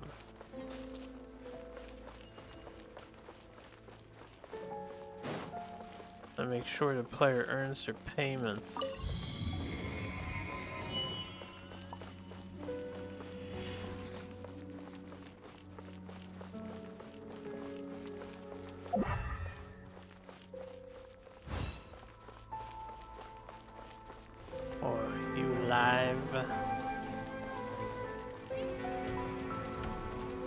Hold the line.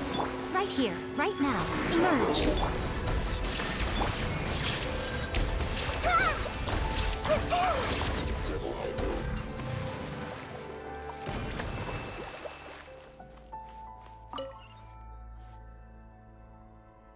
Was that Yandere special move? Which one is the Yandere one?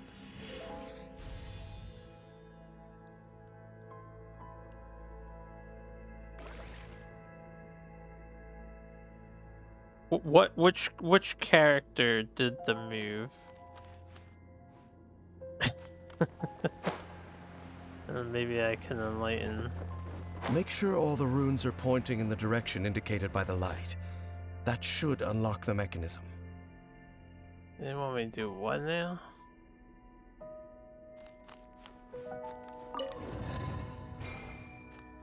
Oh.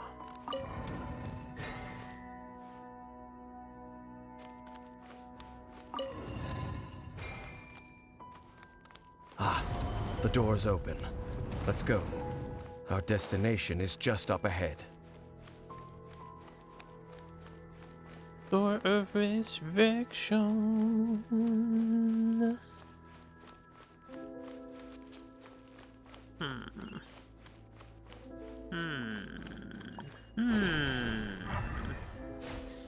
You have to understand there's a close-up of a girl with dark red background. This chick?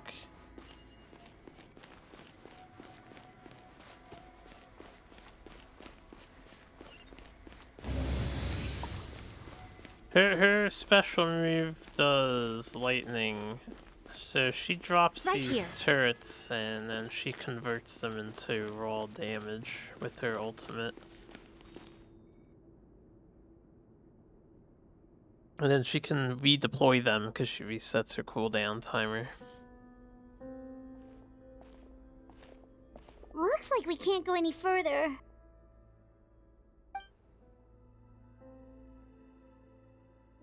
Be on your guard.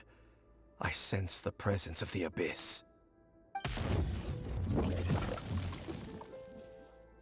the Abyss Order! They're here! Witness to Destiny's deception. Emerge. Ow. Right here. Share my knowledge.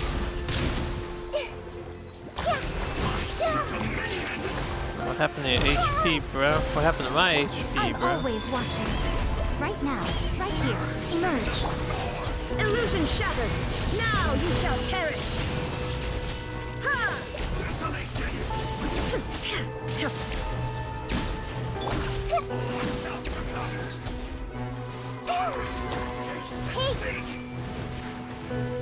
Right here, right now. Allow me. Make yourselves a room. Yeah, that's just the ultimate skill. Everyone has an ultimate skill. Permanence of defeat. That does some other stuff. You have like a Just as I normal skill and suspected. an ultimate The skill. false memories were a trap. The Abyss Order just wanted to follow us here. Now that they're in the vicinity, we should have a chance to see. Dane? What's wrong? Can you feel that? There's been a disturbance in the ley lines. It must be the work of the Abyss. Damn, there's Wow, you must be really sensitive to that sort of thing. Paimon doesn't feel it. You too. Do as I say. Use that mechanism over there and leave this place. The Abyss Order is putting something in motion. If you return to Vimara Village, I suspect you might finally have the opportunity to locate the missing villager. Just think of it as a way to divide and conquer.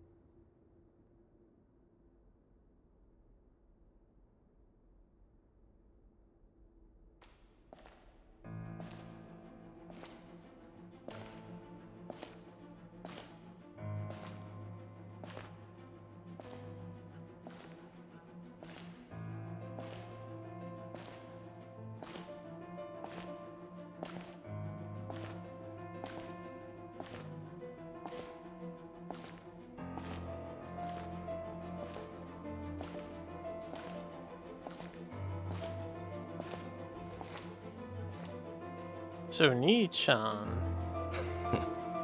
I knew going along with your trap would be the only way to meet with you face to face.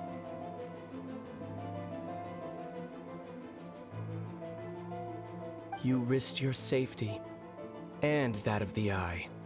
That's quite the gamble, Dainsleif.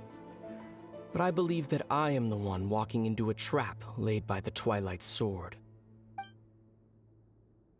So you came here all on your own? What about those followers of yours? When the Twilight Sword is prepared for battle, any army I could send would only be marching to their doom. Better that I face you alone. I know you must have a lot to say, but if it's a conversation you want, you'll have to defeat me first.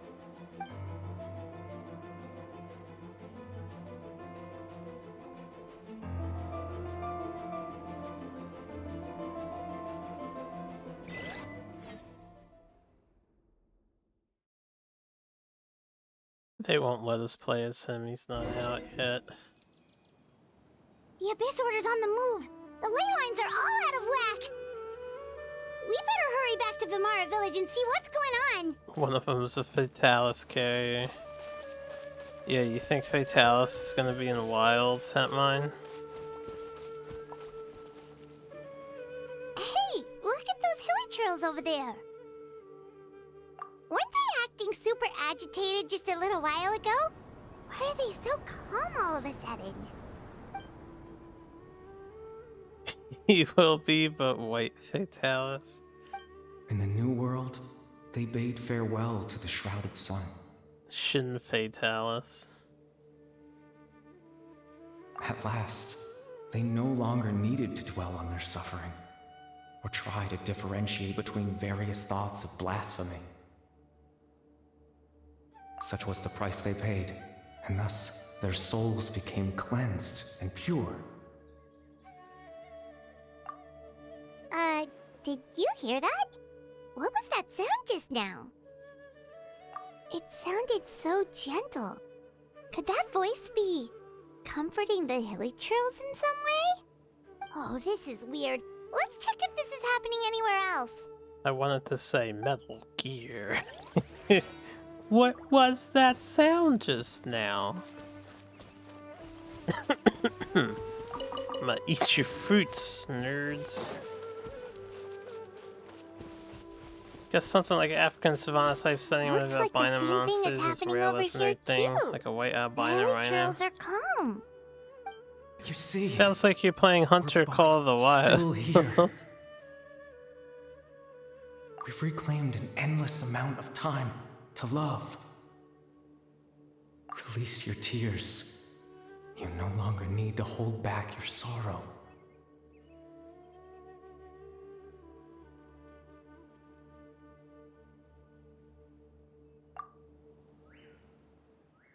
You also hunt albinos in your country?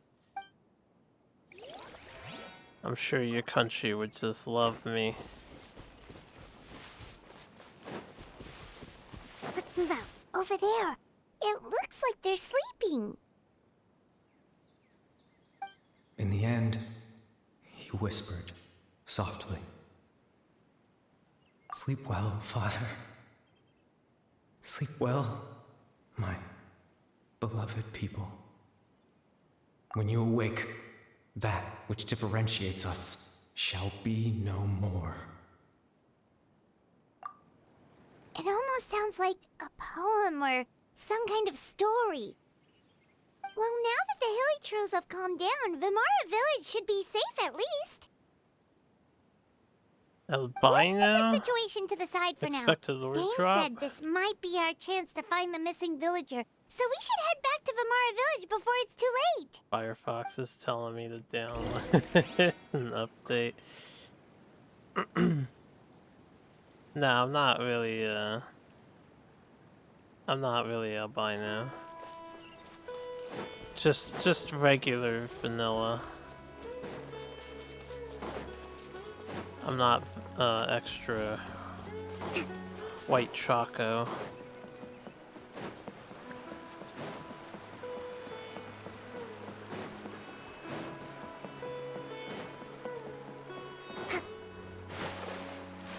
Back over here we go to the village Eldo. Talk to me. Grandpa Amadea, is everyone alright? The Abyss Order seems to be up to something nearby. The Abyss Order? This is the first I'm hearing of it. Thank you for your concern, but as far as I'm aware, it's been business as usual here in the village. Well, that's good to hear. Oh, also, you didn't happen to come across any clues about the missing villager while we were gone, did you? Someone's gone missing, you say? Who would that be? Huh? Well, you know, the young guy from Vimara Village. The one you've been looking for all this time. You posted a commission with the Sumeru Adventurers Guild. That's kind of the whole reason we're here, actually. Your missing persons commission. Ah, I do apologize, you two. I hope I'm not worrying you too much. I'm sure it's just my age making me forgetful again. At least right now, I can't seem to recall whatever it is you're referring to. Perhaps you should try asking someone else. But how is that? All right. Thanks for your help, Grandpa Amadea. Hell's yeah, sanctifying unction. Something's definitely not right. We just talked to Grandpa Amadea about the missing villager. There's no way he could have forgotten all about him just like that. What do you think, Traveler? Could everyone's memories of the missing villager have been erased again? You're right. We should narrow down the possibilities first.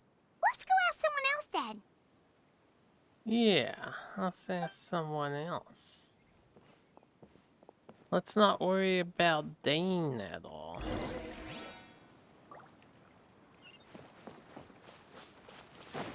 Let's move out. Researching human physiology.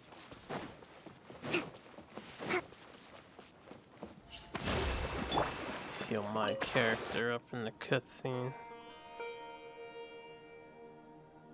Someone's gone missing? Who? Just as expected. That guy you said a bunch of nice things about earlier? The one you always used to chat with. He's around 20 years old, and you said he was a kind, warm-hearted person? Oh, I know who you're talking about. Really? You remember? There aren't many young people who've earned that kind of praise from me. If you're certain that's what I said, then there's only one person who fits the bill. No doubt about it. But why'd you say he's gone missing? Yeah, I just saw him leave the village. There was someone else with him, too. They couldn't have gone far.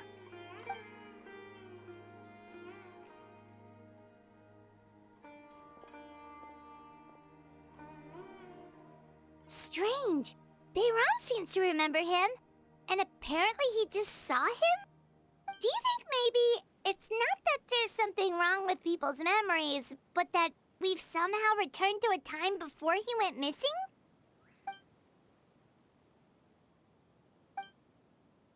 All we did was enter a cave, Paimon. I know they're gonna make me do it! I hate this thing. I didn't want to think today. Just like what happened with Greater Lord Rukkhadevata, no one remembers him. Because there's been a change in people's memories. Did you just say him? Excuse you?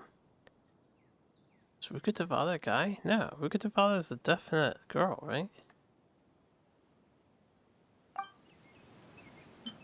If we really did travel back to a time before he disappeared, that could explain why the villagers said he hadn't gone missing. Misgender. No, I think that has to be a mistake on the translation's part, or their part. Because Rukkhadevata, we've seen cutscenes of her. She's basically Nahida, but older. Is definitely not a guy. If this person only exists in people's memories, maybe we're in someone's You're memory right. now. There's probably talking about him as the missing person.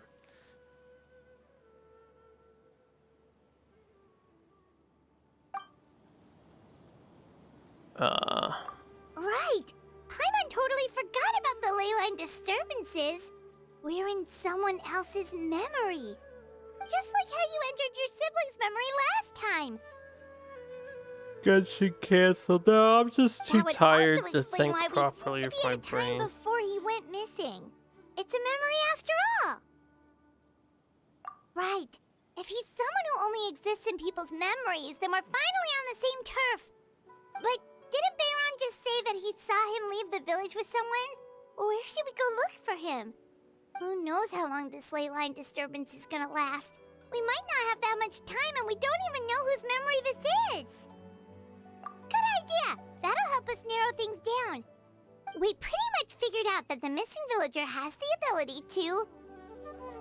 Right! That! Could we try to figure out more about him using what we know of his ability? Like, does it maybe leave a trace that would somehow give him away?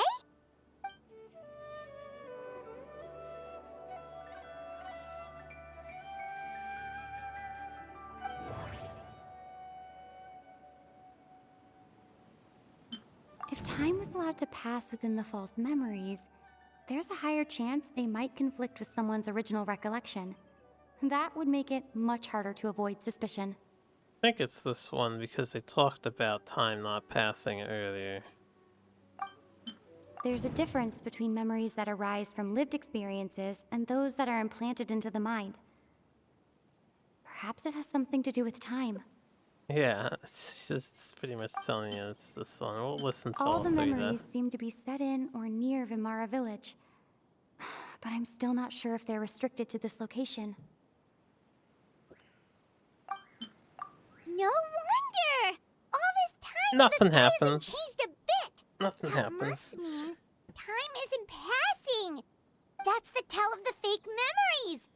This mechanic has been used a lot throughout the game, and there's usually more than 3 options to choose, and you have to like combine related options together. And I tend to logically arrive at the right conclusion via my understanding, but I don't follow the steps the game expects you to do, so I often fuck up on it for a while. So I don't like The them. implanted memories are basically taking place outside of the regular 24 hours of the day. If the memories included the regular passage of time, it would be easy for people to tell that something was off. Like there could be overlap or something. People might start to wonder why they remember doing 2 different things at the same time of day. That's why he makes sure the memories take place at a specific moment in time rather than over a period of time. You just get like it's a wrong thing or something. Whose memory is this? Should be Dane's leaf. The color of the sky coincides with the moment in time she described.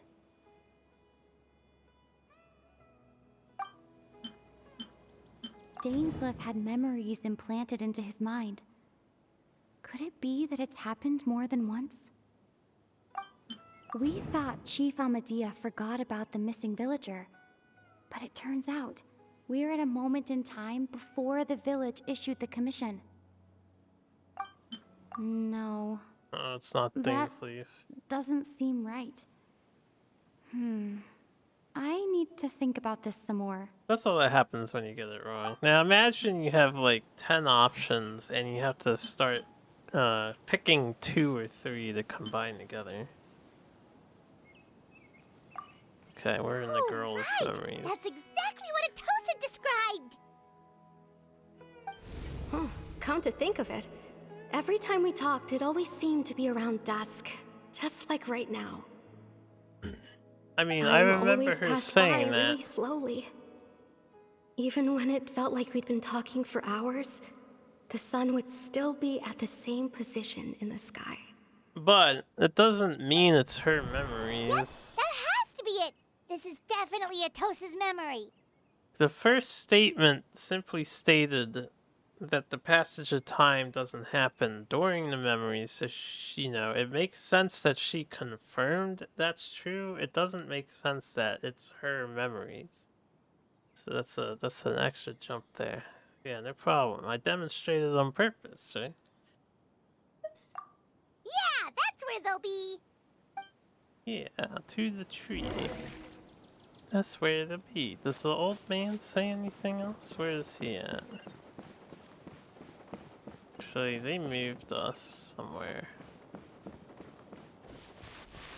That's fine. He's like across the way or something.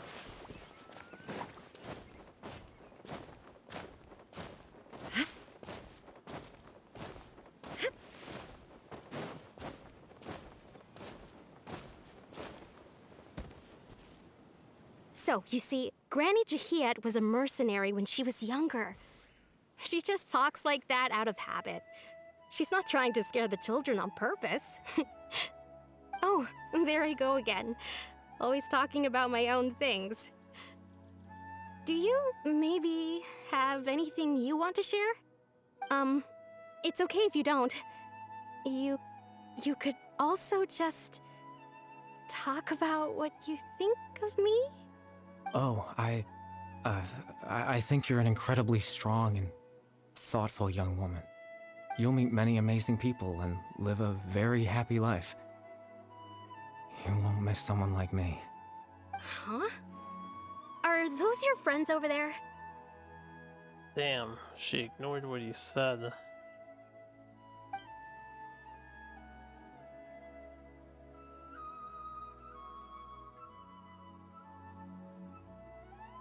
Oh, right.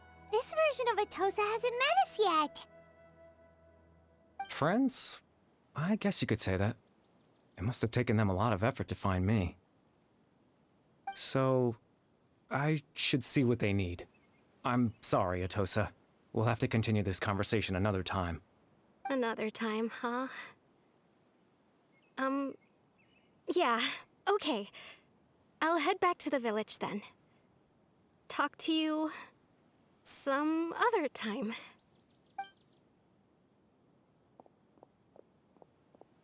Why she gotta make it a little awkward and shit? It's nice to see you, Traveler. I believe this is the Sup? first time we've met.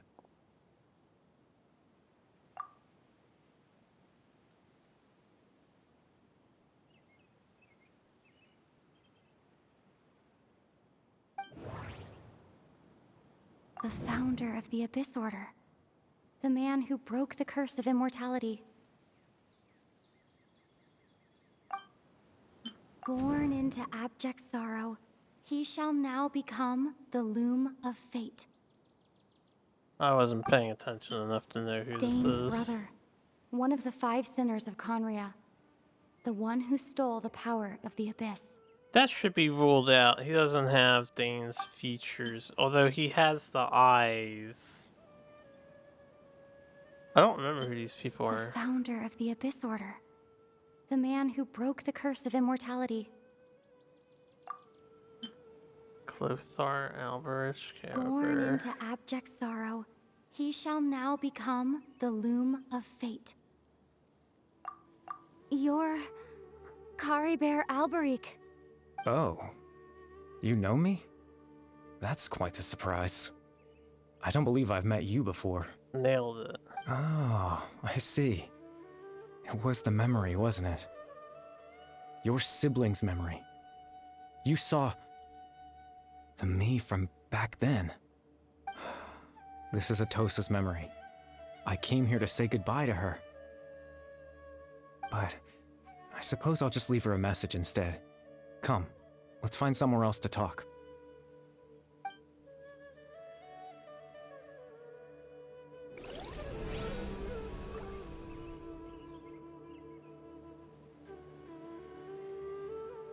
I cannot read the Genshin language.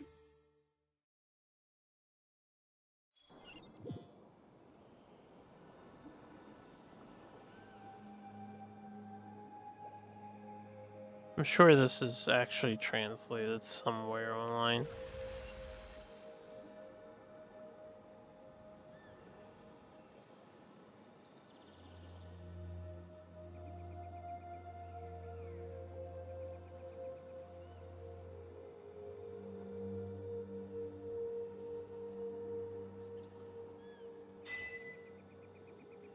Proof of existence.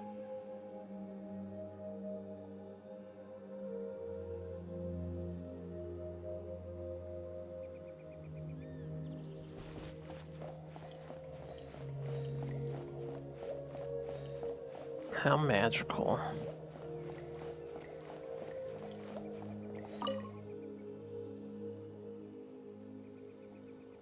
Hey, what's good, Alyssa? Hope you're doing well.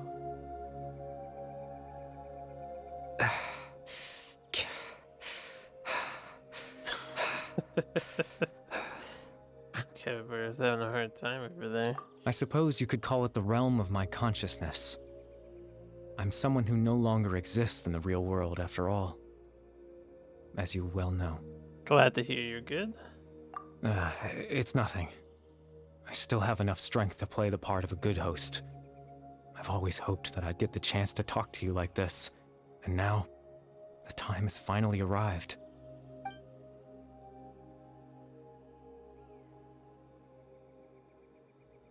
Extreme sorrow and pain. Hope and regret coursing through your veins. And a degree of abyssal power that defies comprehension. Father told me that once I possessed all those elements, I would become the Loom of Fate. But, despite his intentions for me, I never truly became the Loom of Fate. I was merely used as a means for its construction. In truth, I died the moment I set everything in motion. The person you see before you now is nothing but a remnant of consciousness left over within the loom of fate.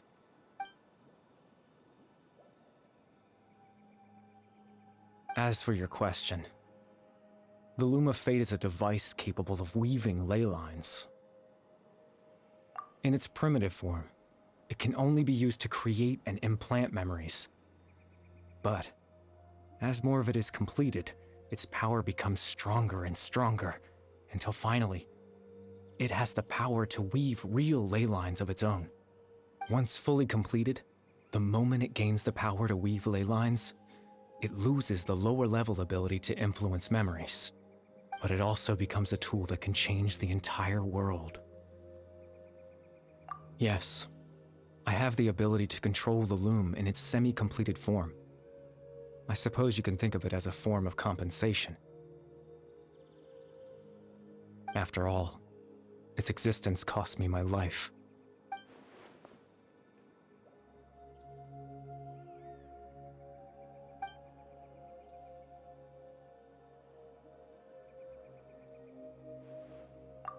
Ah, that. I was wrong to implant those memories. I'm sorry I caused so much trouble. Not only for everyone in the village, but for you as well. I just wanted them to feel like I once existed in this world. As if I had a chance at life.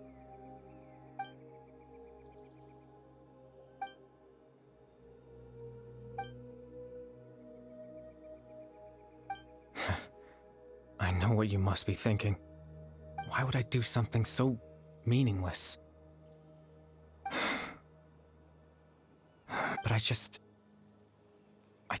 couldn't accept it. I had to know what it would be like if I had my own life. What kind of person I would be. What other people would think of me.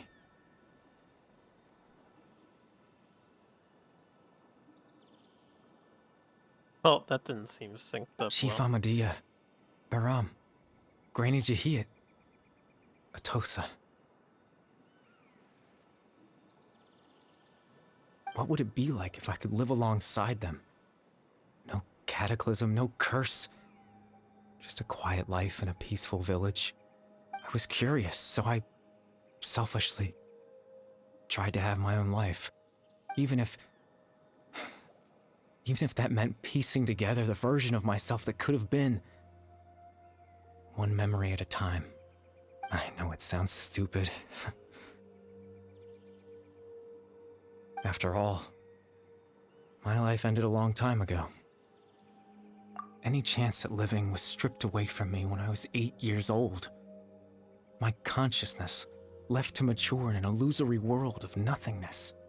Even the form you see before you was nothing but an invention based on my father's appearance. An imagined version of what I would look like if I had the chance to grow up.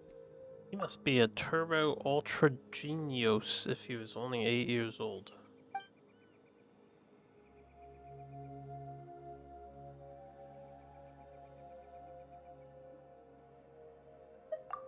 I know. But there's nothing I can do to make them find me. If I could exist in the real world, I would return without a second thought and surprise them with the suddenness of it all. But, well, that's not possible for me.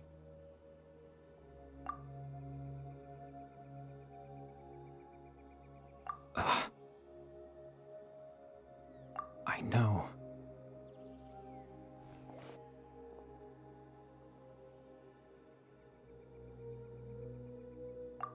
Captain Dainsleif. Twilight Sword, you mean?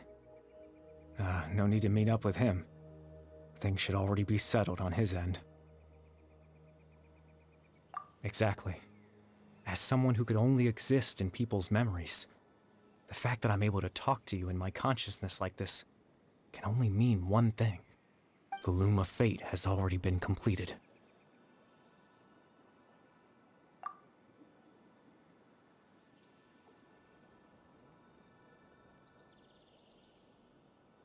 No need to worry about Captain Dainsleif. He's absolutely fine. The only reason he lost the eye was because I happened to guess exactly what he was planning. Captain Dainsleif has had the eye inside his body this whole time, hasn't he? His plan was to lure the Abyss Order to a false location, capitalizing on their pursuit of the eye in order to have the chance to confront the prince. He would then hand the eye to you and tell you to take it away from that location. That way, Captain Dainsleif could accomplish his own goal and ensure the safety of the eye all at once. A very thorough plan. That's right, because in his mind, he had given it to you already.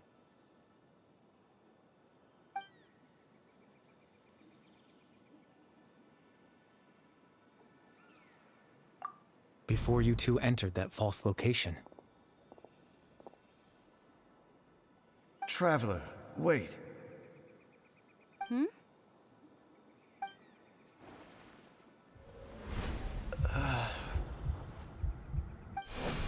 We've no time to lose. Let's head inside. Oh.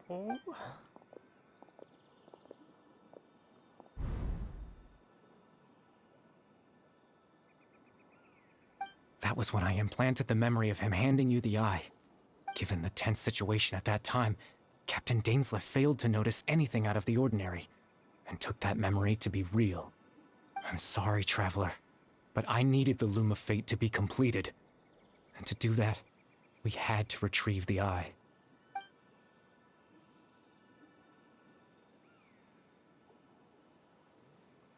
I promise I'm not trying to conceal anything from you, but I truly have no idea what the Prince is planning. Tevat's ley line system is deeply entrenched in the planet. Creating new ley lines can neither replace nor extend the ones that already exist. In the face of everything they could be planning, I fear I'm too insignificant to even get a glimpse of the bigger picture. In any case, I had my own use for the Loom of Fate, and my goal, at least, has been achieved. You remember my father, don't you? Clotar Alberic. I believe you saw him in your sibling's memory. After he used the power of the Abyss to restore consciousness to my hilichurl form, I suffered from an indescribable level of mental anguish. To comfort me, my father told me a story, that this was a fairy tale world where I had to take on the form of a little monster. I do remember That story this. managed to dispel my fears, even if just for a moment. He's the hilichurl. My goal was simple. To use the Loom of Fate in its near-completed form, when its ability to create memories was at its strongest, to implant a specific memory into the minds of the hilichurls. In that memory, I would tell them a story, just like my father did for me. It was a story of fairy tales and love. But more than anything, it was the story of us.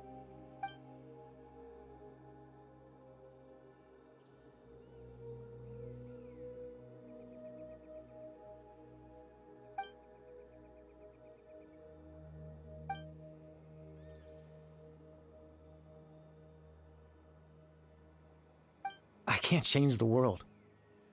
Not when I lost the very right to exist within it. Implanting those memories, that was the most worthwhile thing I could offer.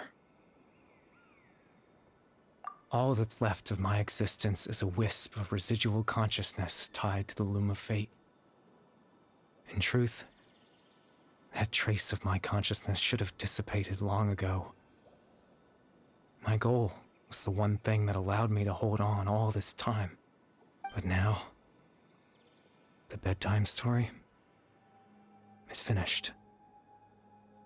And it's finally time to rest. That's the name of this chapter.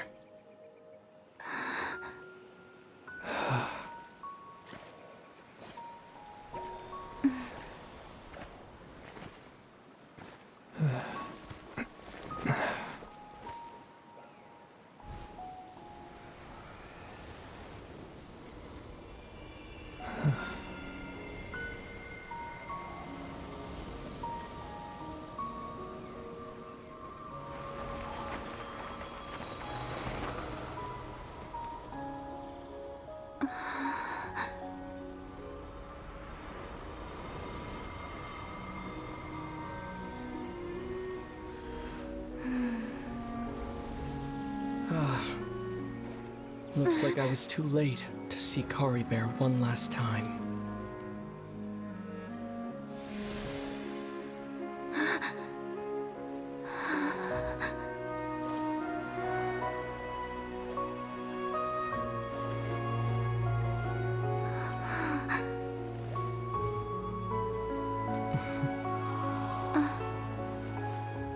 Kari Bear's consciousness is gone, and this space will soon disappear along with it.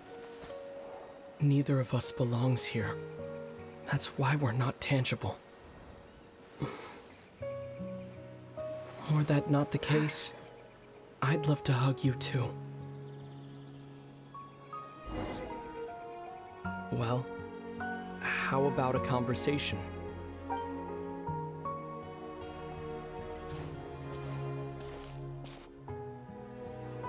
The chance to just stop and talk like this is certainly not easy to come by. Wouldn't you agree? That battle earlier was tough. The one against Dane, I mean. I didn't expect that after everything, he would still hesitate to raise his sword against me. Were it not for that, perhaps I'd still be no match for the Twilight Sword. Even after 500 years. The Loom of Fate, huh? I still haven't found a way to utilize it to its full potential. But there's still time. Before the heavenly principles awaken. Yes, for 500 years now, ever since the cataclysm in Conria, there's been no sign of activity. Not long ago, you witnessed the Hydro Archon destroy her divine throne, yes? Such a flagrant disregard for the rules, and still Celestia took no action. I suppose that's proof enough of the Heavenly Principles situation. However, the Heavenly Principles will awaken. We just don't know when that will be, or what might trigger it. You could say that. Just look at Kari Bear. He was so pure and single-minded. The space we now find ourselves is a perfect representation of who he was. Quiet and peaceful, even as a hilly churl. Seeing the terrible sight within the mirror wasn't enough to taint his spirit. He brought comfort to the people of this world, even though he was denied the very right to be a part of it. So ask yourself this. Who was it that deprived him of that right to exist? Of course, that's only one example. My feelings about the Heavenly Principles are too complicated to explain in just a few words.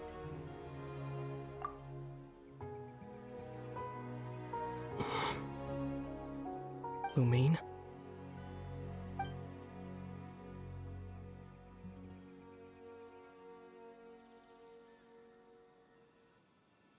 You're the only one in this world who calls me that. There's so much I wanted to ask you. But for some reason, I'm not interested in asking those questions right now. There's just one thing I have to ask. One thing I could never understand. Why? Why can't we continue our journey together?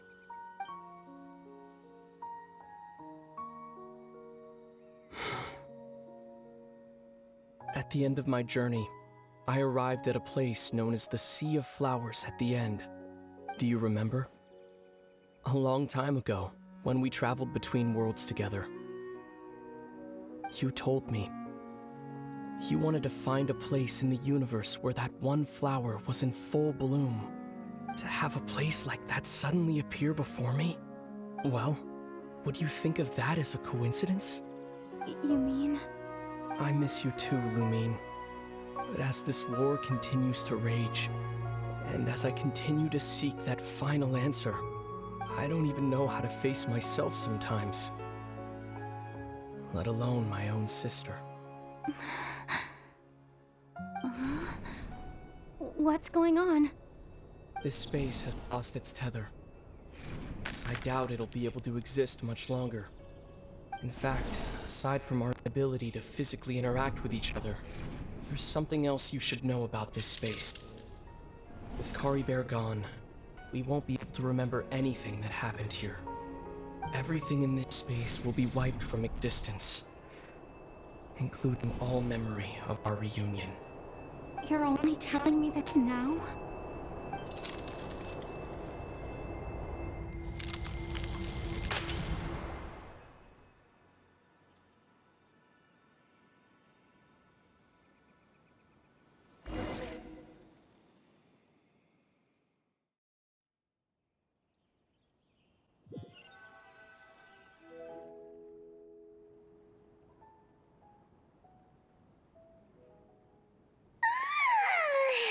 Still so sleepy.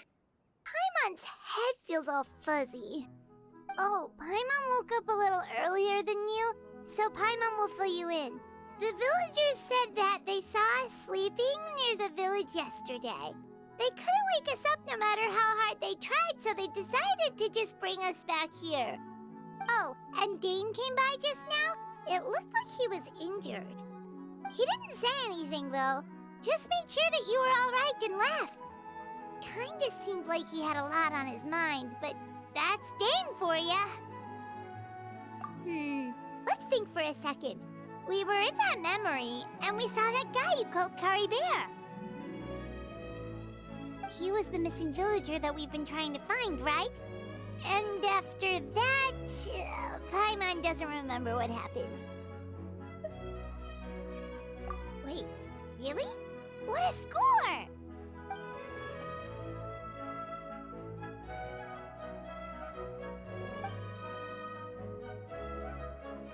Well, what happened after that?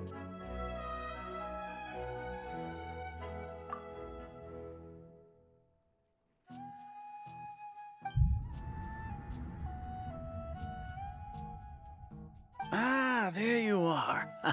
Sleep well? Bayram, you sure seem happy. Did something good happen? Something good? Huh. Wasn't anything good or bad, I'd say.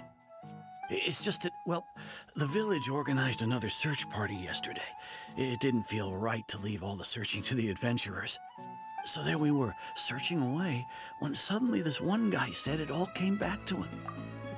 So, you remember he kept calling our brother, Limi's brother, Prince, because they're prince and princess of the Kanya kingdom. He's not necessarily villainous. The overarching plot of this game is there is this group known as the Heavenly Principles that are like the ultimate gods that exist. And their agenda is vague but malign, I suppose. And the brother just opposes the Heavenly Principles. And the way he goes about it is different from what we're doing. And we're kind of like unraveling the story. It's also suggested that the brother has lived a significantly longer time. According to him, It'll be one hard day to around explain dusk, that he was one, though. passing by this one tree outside the village, and he saw our missing villager. There's a portion in the story where he said, you still haven't completed your journey yet, or something, and he implied that he has already done our path of doing things. I don't know if that's what they were actually getting at, but that was the implication being brought about. There he was, sleeping under that tree all by himself. His parents came a little later to wake him up, and they all left together. They looked like quite a happy family, apparently. And after that, well, we all started to feel like that really is what happened. Kind of strange that we forgot all about it for so long. Oh, and we also remembered his name, Kari Bear.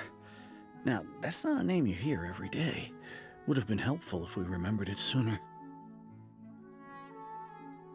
Well, I hope he's happy wherever he is, and we're all relieved now that we know what happened. Seems like everyone thinks Kari Bear left the village. That's probably for the best. At least they have some sort of explanation now. Paimon wonders how Atosa's doing. Maybe we should go check on her. If she hasn't remembered like everyone else, we can tell her what happened. Paimon didn't see her in the village just now, so she's probably at the tree. Come on, let's go talk to her. The tree. We must return to the tree.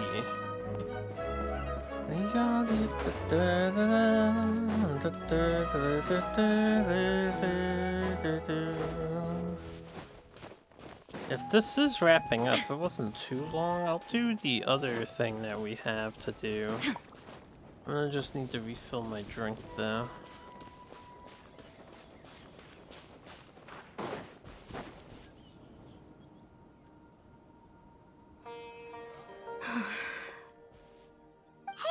How's it going? Oh, it's you two. I was just about to go looking for you. I wanted to thank you. I was part of the search party, so I remember what happened to Kari Bear now. Honestly, I just can't believe I forgot something so important. He always seemed to appear out of nowhere, and now he left just as quickly. If Kari Bear wants me to forget about the time we spent together, then I'm willing to try. I relied on him for a lot of things, but I'm sure with enough time, even the deepest of attachments can fade.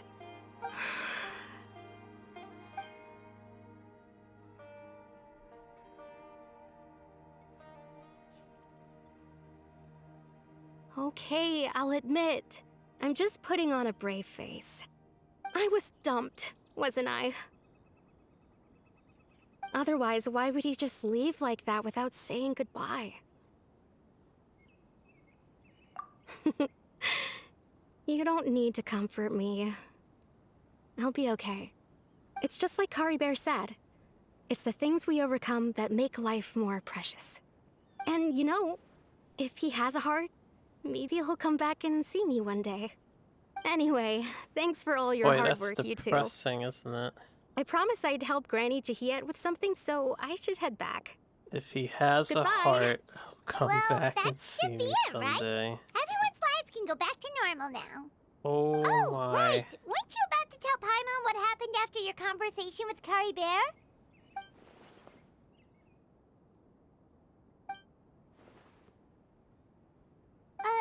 A picture? Where'd that come from? Let Paimon see.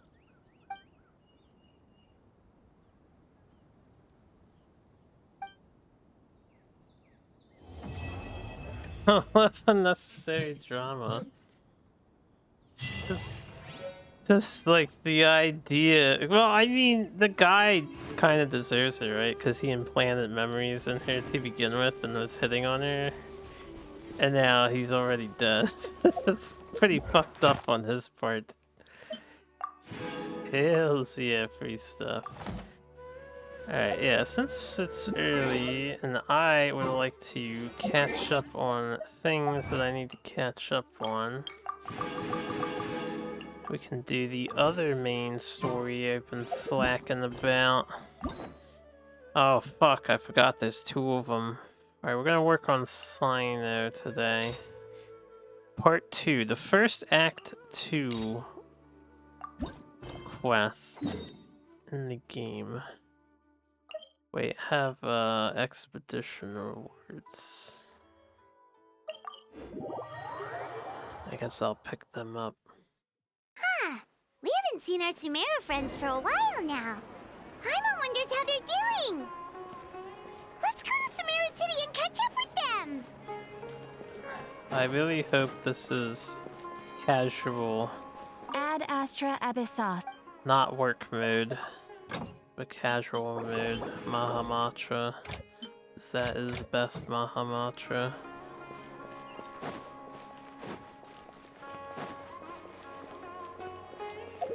Can port up here, right?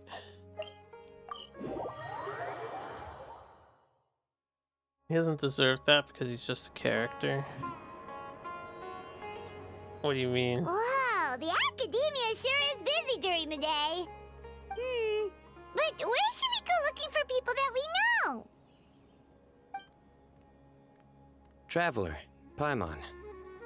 Cyno! It's been so long since we last saw you! Welcome back to Sumeru City. I'm delighted to meet you again. So, what brings you back here? Oh, nothing in particular. Paimon just saw a really big mushroom out on the road the other day and suddenly missed all our friends in Sumeru. Funnily enough, we were reminiscing about you recently too. It was at a group dinner. I look forward to hearing about your travels. Something tells me we must have a lot to catch up on. Well, sure. Really? That's no you fun, were thinking though. of us too? What You a have to get coincidence. absorbed in the Indeed. stories, Zero. Or as I call it, Feel the characters. Biryani factor. Lights.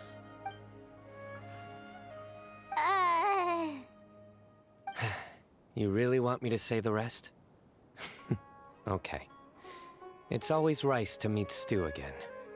Oh, darn, he said it. You like that one, huh? You must if you remember it after all this time. Admit the truth. You have long been in awe of my razor-sharp wit. All right. Here's your 500 mora. You're exaggerating. It's only 500 mora. Hey, 500 mora is still a lot of snacks to Paimon. All right. I'll treat you to some desserts later. Anyway, I'm actually investigating a case right now. My mind is focused on work, which is why I didn't complete the joke at first. A case? What happened? Nothing major.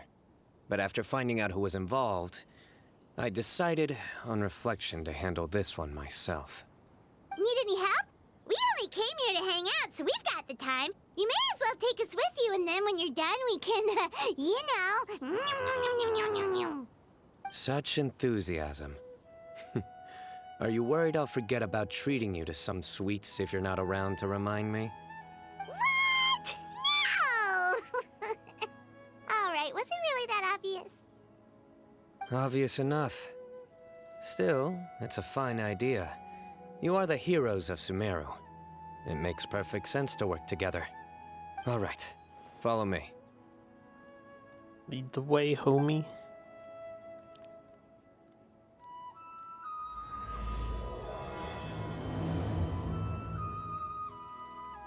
Oathkeeper.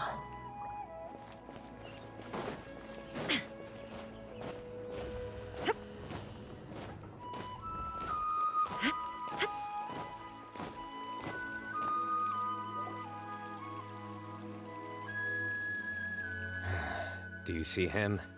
The old man flailing around? Oh, is he the one you wanted to talk to about the case? Correct.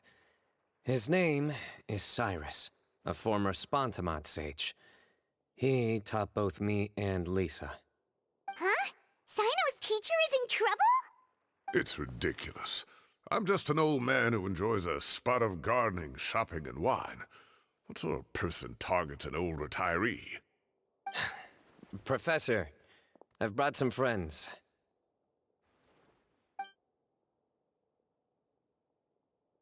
Ah, Cyno. Now who do we have here? Hold on, let me think.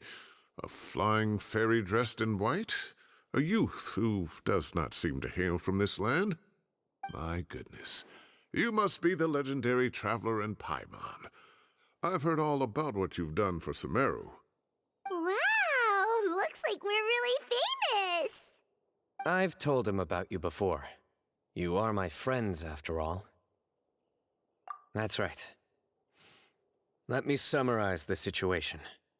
A couple of days ago, Professor Cyrus suddenly received a threat letter. A threat letter? Exactly. Who sends a threat letter to an old man like me, for goodness sake? This is the letter in question. Cyrus, I have uncovered your secret. If you wish to prevent it from going public, leave 10 million mora at the back door of the cafe. Secondly, don't come looking for me. You'll never find me. But I will always be watching you and all of your secrets. Finally, if you dare to report this to the Matra, there will be consequences. Why are you reading it Wow, so they sure loudly, didn't mince their Paimon? words. Clearly, this person must be desperate for Mora. 10 million Mora, what a joke. I'm just a single retiree with nothing to my name beyond the tomatoes in my garden. Where do people think I'm hiding 10 million Mora, huh? In my tomatoes? There were no witnesses, so currently the letter is all we've got. So, Traveler, Paimon, let's put our heads together. Paimon's ready too! All right, take a look. Do you see anything suspicious?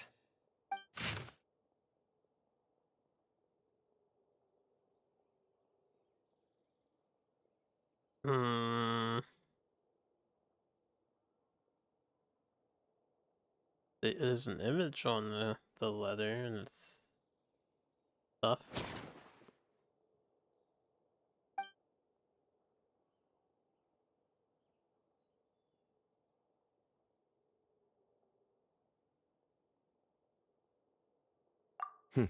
Very good.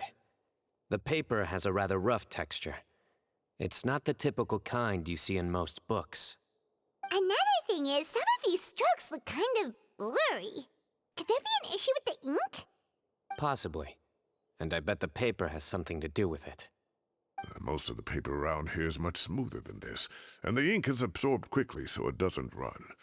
This paper, meanwhile, it's very coarse-grained, almost as if it's made from some sort of plant matter. It's certainly not the same paper as we use in the academia, but the ink is nothing special. Just regular black ink that gets a blue tinge when applied to paper. So do we think the culprit has a connection with the academia or not? Your phrasing of a spots message so long it lost its relevance. It's all good. Check this out! Looks like this part got wet at some point. Agreed. The staining suggests it was a colored liquid, not plain water. It also looks like it was wiped off with a damp cloth. A colored liquid, so... tea? Wine? Looks like we're thinking along similar lines. Let's go talk to Arof. There are some things I'll need him to take care of. Doctor Who? There's no music during the entire cutscene.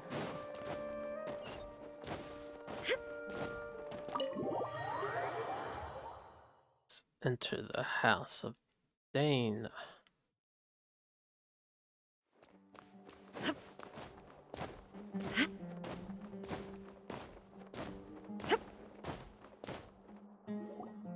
Arov. Ah, there he is. Finger point. Mahamatra Cyno. Sir Cyrus. Ah, and the Traveler and Paimon. It's been a while.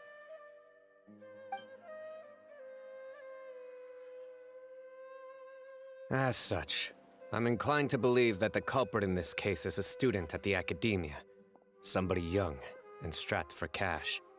Oh, one last thing. I'd start your investigation by taking a look at the cafes in the city.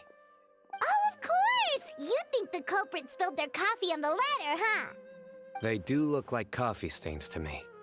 Also, if I'm not mistaken, the letter is written on a type of scented paper that has aromatics added during the manufacturing process. The kind often provided as writing material for customers in cafes and taverns. Ah, of course. Yes, like they sell in the gift shops.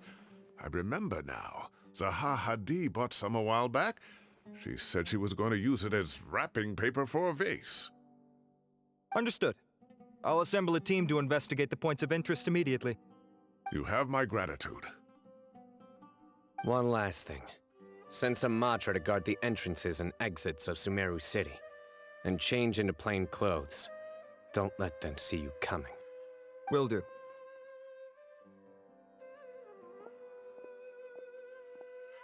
Great thinking, Cyno. So, where do we think the culprit's at right now? Yeah, they've probably been lying low at home waiting to see how Cyrus reacts. You're right, Paimon.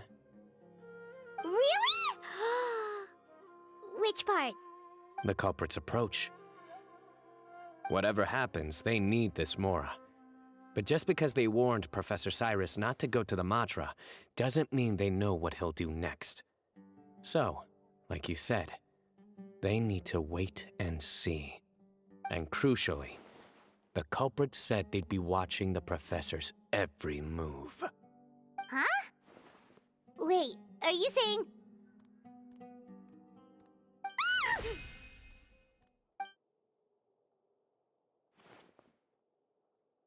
Found you!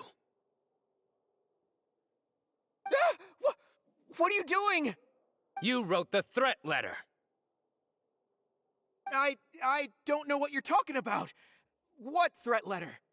I sensed someone was watching us from the shadows the moment we entered the House of Dana. You managed to stay relatively well hidden for someone reckless enough to threaten Professor Cyrus. There are a lot of people here, but we were looking specifically for Arav. Whoever followed us the whole way was likely to be the culprit. I was just listening in, that's all. You know something big's going down when Mahamatra Cyno shows up, right? So I got a little curious. What's the big deal? You smiled when Arav left. I saw it as clear as day. Is smiling a crime now? There are coffee stains on the letter. You mixed some coffee with water, gently smeared it onto the paper, then wiped it off with a wet cloth, all to create the impression that the letter was written at a cafe. Closing off the exits to the city doesn't affect you, because you already live here.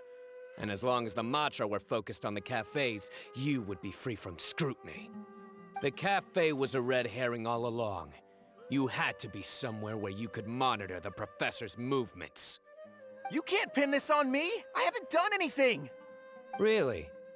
Then why are you shaking like a leaf? The innocent have no reason to fear the Matra.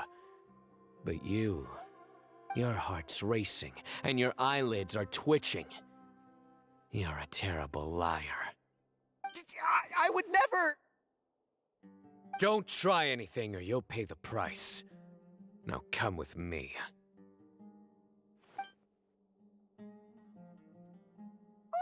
That was over quickly. Cyno already caught the guy. You're telling me. One minute I go out for a quick smoke, the next minute I see Arav already on his way back to meet up with Cyno. Looked like a young guy, too. Couldn't have been much more than 30. But after what he's done, I'm afraid he's ruined his whole future. Everyone, it's all over. Gosh, that was so fast! The culprit's name is Uraka, a 16-year-old student in the Rataoist Darshan. You were off by years, man. 16?! Cyrus thought he looked 30-something! We checked his records. He's 16, a third-year student. But he looks so old. Yeah, seriously! Foolish child. He's too young for the criminal life. What the devil drove him down this path? We questioned the culprit regarding his motives. He... Oh, just spit it out. Nothing can surprise me at this point. Very well. It's our understanding that Uraka is a mediocre student who has been underperforming in his classes. He started taking extra tutoring to improve his grades, but developed a gambling habit around the same time and lost a lot of Mora. Down on his luck, he went to the tavern for a drink and overheard some people chatting about Sir Cyrus's comfortable retirement. They mentioned that he's always arguing about his tomato plants with some old woman on the street. Some old woman on the street? Goodness gracious, has that rascal attended a single one of his classes? That old woman is Kasharwar's very own professor, Zaha Hadi. How can he not know who Zaha Hadi is? Is this going somewhere? Oh, right, yes. So another thing. We don't just argue about tomato plants. And what are they trying to insinuate by comfortable retirement? A man grows a few vegetables and suddenly he's living a life of luxury? Maybe it's more the fact that you have the time to grow vegetables in the first place. Araka mentioned he'd heard a rumor, alleging that Sir Cyrus illegally obtained a large sum of money from the desert before retiring, and kept it for himself instead of reporting it to the Academia. Araka believes this money to be the reason why Sir Cyrus hasn't kept up with any academic research or other projects since his retirement. And given your advanced age, he thought you'd be an easy target to blackmail. Oh, Araka. I'm at a loss for words. I'm so angry I don't know where to start. People make up rumors all the time. I am quite confident that Professor Cyrus has never embezzled a mora in his life. Arav, you'll have to find some excuse to interrogate Araka again later. I need you to deliver a few firm fistfuls to him on my behalf. I completely understand how you feel, Sir Cyrus, but I'm afraid that course of action goes against the Matra's principles. Professor, there's no need to be childish about this. Oh, come on. I was clearly joking. Okay.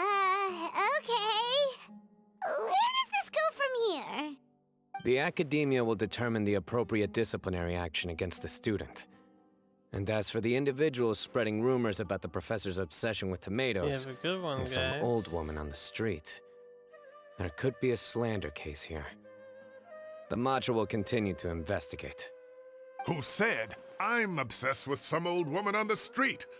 Mind your wording or you'll start a whole new rumor. You seem confused. Oh, don't you understand? Uraka is just a young boy who made a very rash and very stupid decision based on some groundless rumor he heard. Besides, I didn't actually hand over any mora to him. The whole thing sounds a lot worse than it is. All it costs me is a little reputational damage. That's all.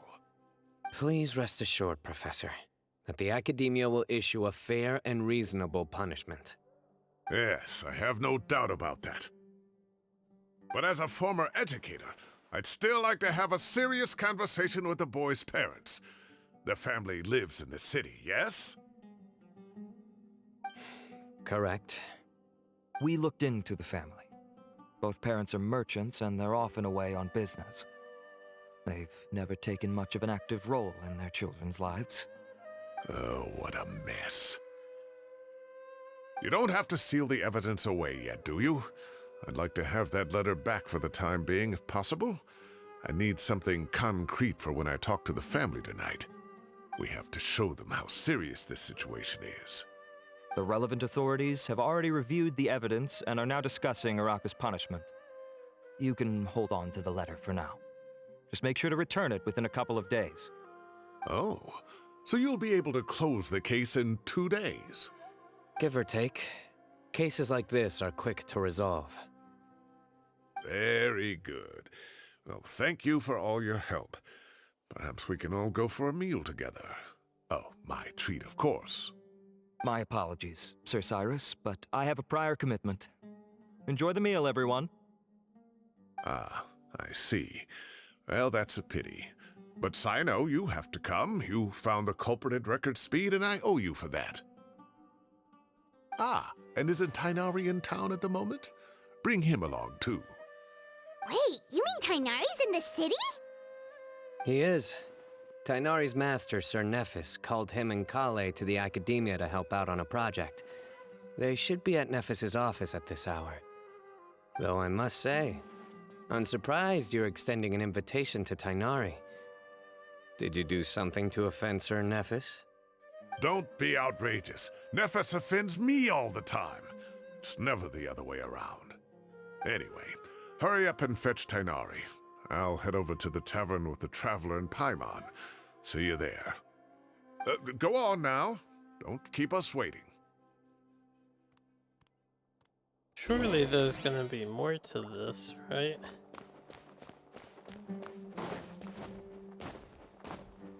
I mean, he is a very quick and efficient guy at his job. It's like his motif.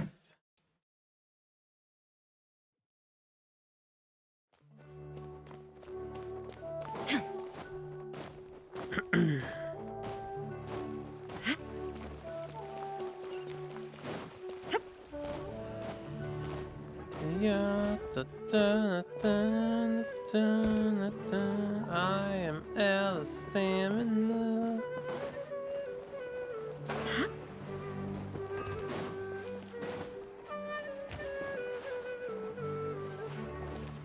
Could've warped, but it's okay.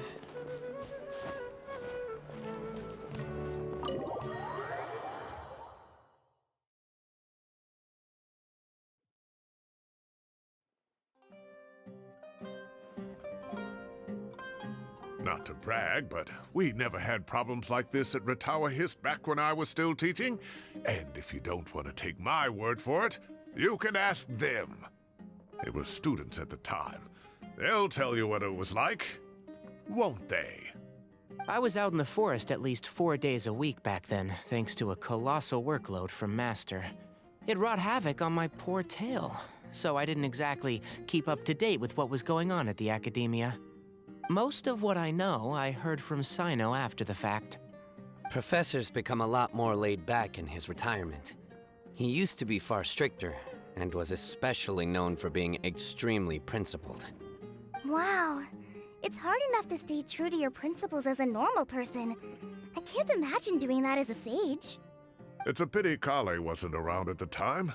I would have happily taken her on as a student. And then we'd have one more person who has to address Lisa as upper-class woman. Really? Can't you just call her Lisa? She seems to prefer it when people treat her like an older sister. Oh, believe me, back when she was a student, nothing made her happier than the younger students acknowledging her seniority.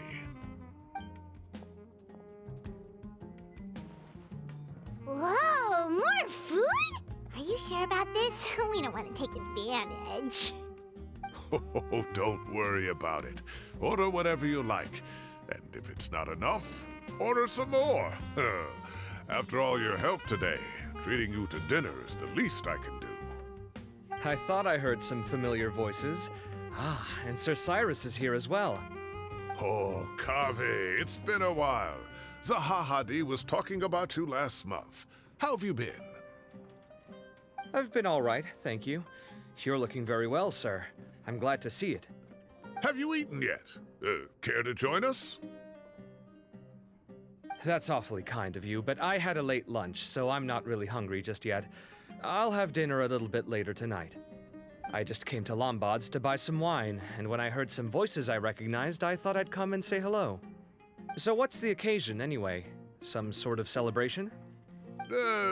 Consolation, more like. You wouldn't believe the day I've had.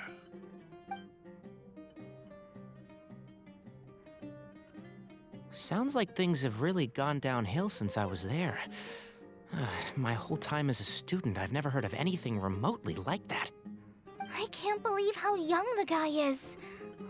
What are his parents going to think?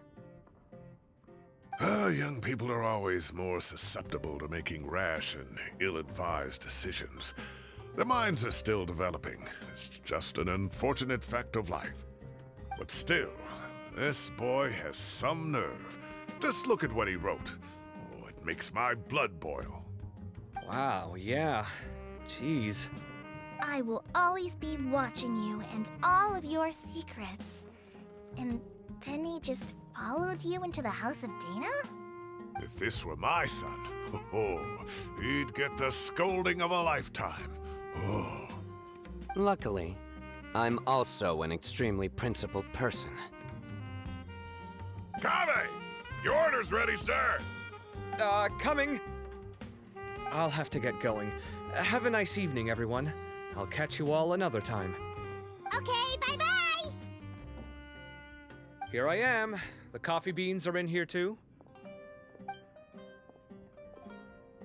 Yep, it's all there.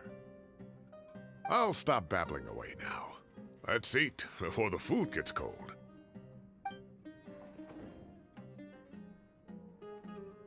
Who does that?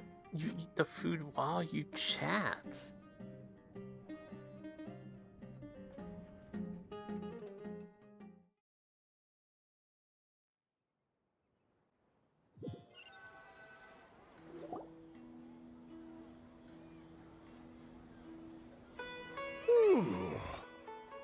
Oh, too tasty.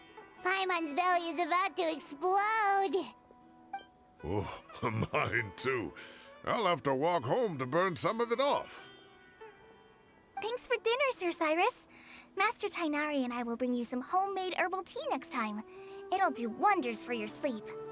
Well, I look forward to that. In fact, could I trouble you to bring a little extra for the other old folks on my street?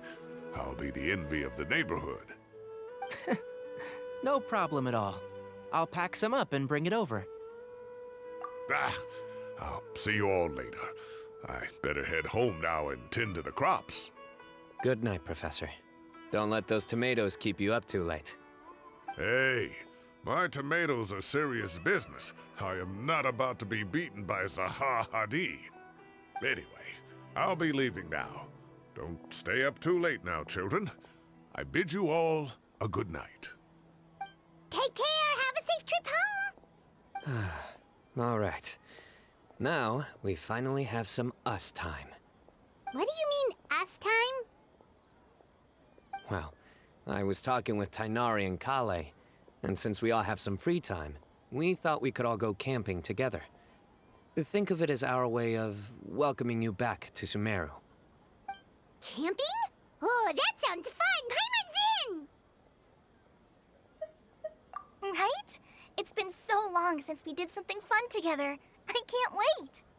Everyone, let's meet tomorrow afternoon at the riverbank to the southeast of Gandharvaville. No need to bring anything. We've already packed everything for the trip. Just bring your delightful selves and prepare to have some fun. So I'll bring everything. You got it! Then. We'll be there! Great. Then we'll see you tomorrow.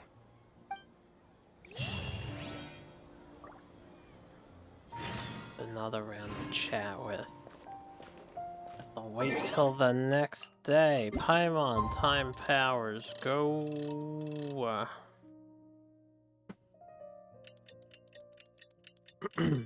So we're going camping now? Just a little case in advance. This would be more like a hangout, but we'll see what happens. There'll be more than meets the eye here. Time to set off! Let's head to the southeast of Gandharvaville and meet up with the others!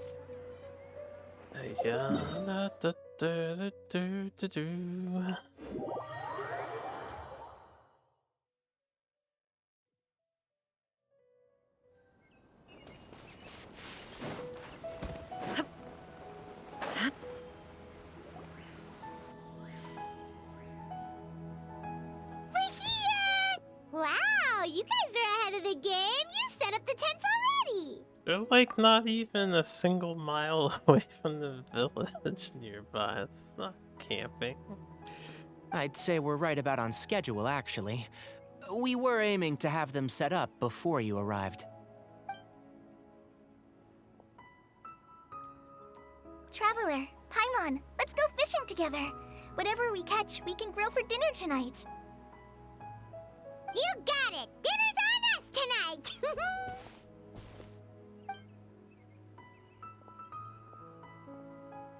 I hope I can contribute too. The other Forest Watchers gave me some fishing tips a little while ago. I'm really looking forward to giving them a try.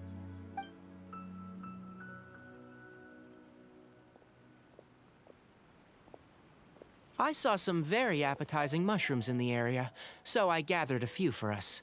I'll leave them here along with some fresh fruit. Wow, camping with a Forest Watcher is the way to go! They think of everything! And even if they don't, they can improvise! This is true. I don't think I've ever had a single rough day in this forest. So, how has everything been going for you? Well, there's been some high points and low points, but we've had some unforgettable experiences along the way. I see. Oh, in that case, you should try a valberry. I bought some from the market this morning. A valuable suggestion. Just don't bury your feelings using food. All I wanted was to recommend something bittersweet. Oh, I have a sudden craving for fruit tea. I'm gonna go fetch some stuff. Bye! Thought she was going fishing. She sure made a run for it. I'm Unbelievable. She made a run for it. So Kale chose the path of tactical retreat. Could it be she foresaw what shall soon come to pass? My dear friend, you know what I am about to say. Excellent! A kindred spirit. A great warrior can sense when a duel is nigh. But it looks like we'll get told off if we start playing now. Let's enjoy the nature for a while longer.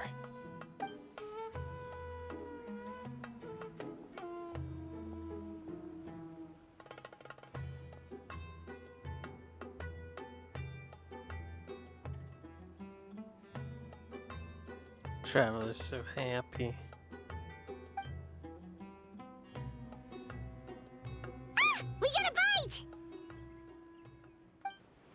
I'll reel it in.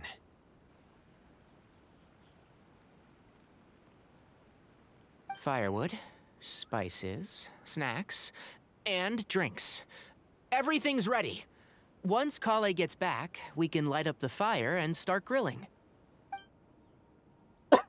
Excuse me.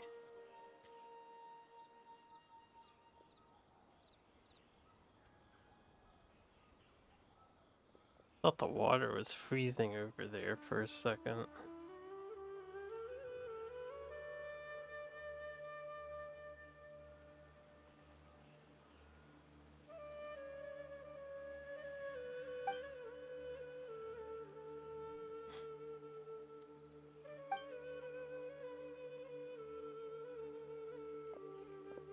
There are 3 tents. Which one do you two want to take? How about the one on the left? Well, Paimon just thinks the ambiance here is a little better. True. But it's also the closest to the water. If there are any sleepwalking fungi around tonight, they might stumble into your tent. Well, that's no good. Take my weapon. You can use it to bar the entrance. Anyone would think you were sealing the gates to King Deshret's mausoleum. Excellent. Then this tent will be an impenetrable fortress. I'm back! How's your appetites? Ready for the barbecue? Always.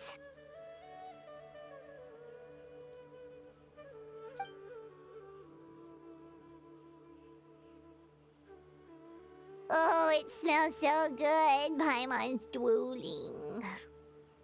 Someone sure is desperate to eat. I think it's time to add the seasoning. How do you like your skewers? Well done? Medium? Rare? Wait, what? Isn't that just for steaks? Hey, if it works for steak, maybe it works for other things too. Medium well for me.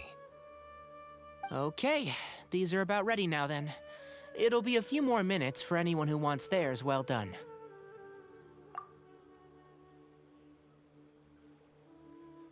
Oh, that was so delicious. If Paimon's stomach had space, she'd eat 3 more skewers. I ate a lot too. Here comes the food coma. If you're tired, then go rest. You must be getting sleepy too, Paimon. Why don't you guys head to your tents? Cyno and I will clean up. Tonight I show you mercy. Our sacred duel will take place another day. Good night. Not staying up late to play children's Paimon's card struggling games. to keep her eyes open. Oh, don't forget this. The Staff of the Scarlet Sands. Wait, you were actually being serious about that? It's a very powerful weapon. Try it. Paimon can't even lift that thing. Fair enough. You sure you don't want it? Yeah, Paimon's sure. We'll be fine. And even if we do get an uninvited guest in the night, Paimon will be here to take care of the traveler.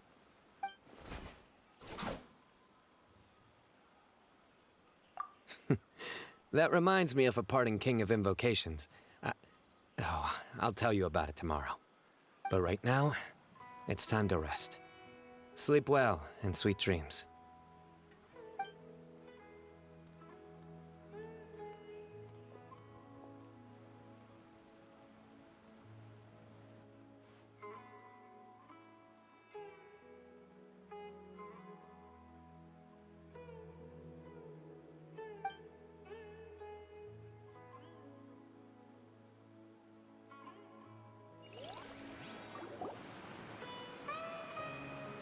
I think they should all be here. Traveler? Paimon? Are you in there? Could you come outside for a sec? What the fuck? Look at this. Guys. What the? What's this sword doing here? Is it supposed to keep out intruders? Evidently. What? Who is it? Oh, what time do you call this? Paimon's gonna take out the sword. Yeah! Oh, hey them, Kave! What are you doing here? It's the middle of the night! Sorry to wake you up at this hour of the night, but we've got a situation on our hands. Let's get dressed and talk about it outside. Eavesdropper. They didn't call for you.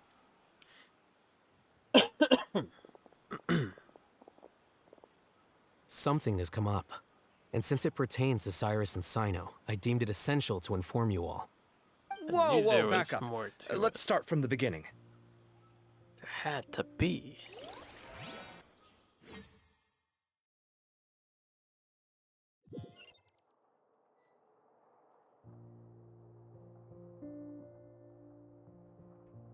Huh? Where'd the wine cups go? I could have sworn I left them here after I washed them. Ah, there they are. I'll have a cup too. Can you see if the cookies are still on the table?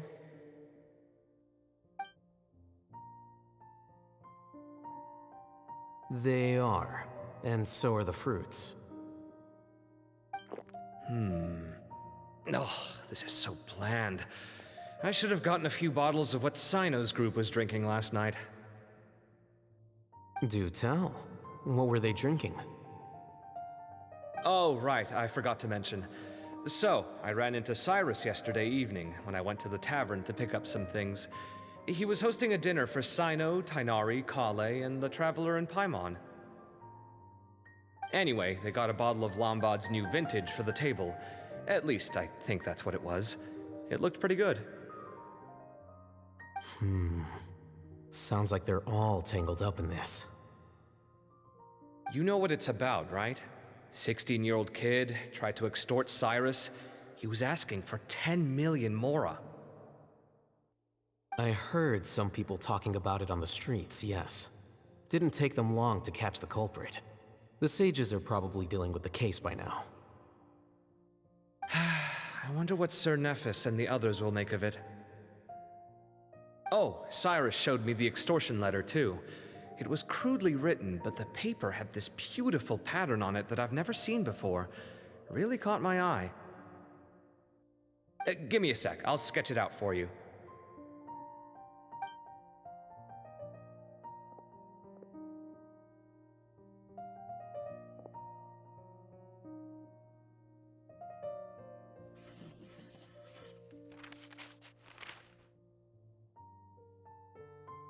Okay, done. Take a look. A long memory scene. You see what I mean? I don't think I've ever seen writing paper like this around before. God knows where the culprit got it from. Interesting. These are all motifs associated with the tribes of the desert. What? Really? Take this, for instance. Looks like an outline of a spire, similar to the kind found on some ancient palaces. And the crisscrossing and mirroring here, I recognize that too.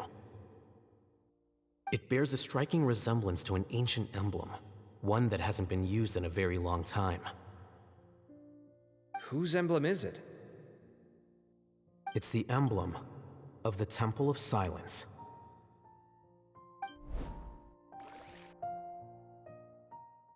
What does that mean?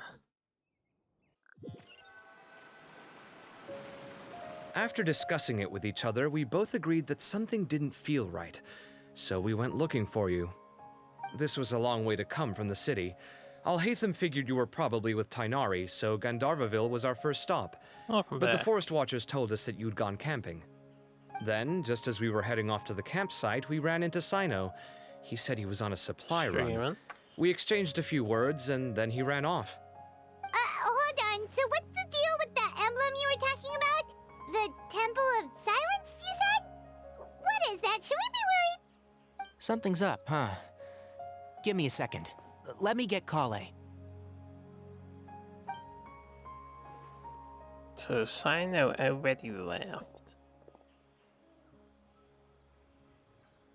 So you've never heard of the Temple of Silence? Well, to put it simply, it's an organization that has existed in Sumeru for over 1,000 years. These days, you can find a Temple of Silence office in the academia. Theoretically, it's responsible for the custody and disposal of information and documents not fit for public dissemination. At least, that's what they tell the outside world. In truth, it's essentially a vestigial institution nowadays. There's an office with their name on it, but it's functionally obsolete. Historically speaking, the original Temple of Silence is said to have been established by Hermanubis, one of the 7 pillars of King Deshret and the greatest of all sages. Most of the organization's members hailed from the desert. By contrast, none of the Academia Temple's current members are from the desert region, nor do they use any symbols connected with the desert folk. So the Temple of Silence at the Academia is just a fake? Wow. It's possible. The real question is, why? My guess is they're covering something up. So, how do you know all this? Sounds like some pretty top secret stuff. Did you forget?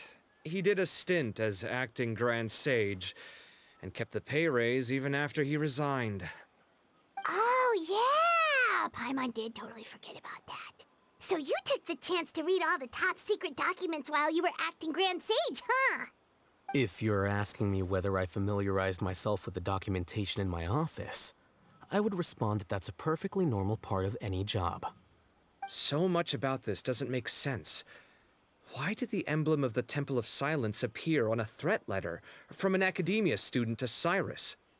The student's only 16, and doesn't have any family ties to the desert. So where could he have seen that emblem, or gotten the paper? You said you ran into Cyno, yes? Did you tell him what you've just told us? Yep. He ran off as soon as he heard what we said. Given that Cyrus is involved, he's probably halfway through solving the case by now. Still, we should try to catch up with him. At this hour of the night, Cyno will probably go looking for Cyrus at his current residence. If the Academia's Temple of Silence really does exist just to cover up the truth, the sudden appearance of this emblem can't be good, and sure to stir up trouble. We should pay a visit to the Academia. Yes. As the Sage of Amorta, my master ought to know the truth about their office. You can ask him to tell you what he knows. The more information we have, the better prepared we'll be for whatever happens there. If this situation is connected to the real Temple of Silence, the emblem has to be part of a bigger conspiracy. Kale, could I trouble you to send a message to the Core of 30? Tell them to keep an eye out for Cyno and Cyrus. Traveler, Paimon, you two come with me. We'll go after Cyno. Sounds like a plan. Let's go. And they got everybody in Cyrus has been living in the city lately. He rented a place near the field so he can keep an eye on his tomato plants. Then let's go look for him there. Cyno's plot.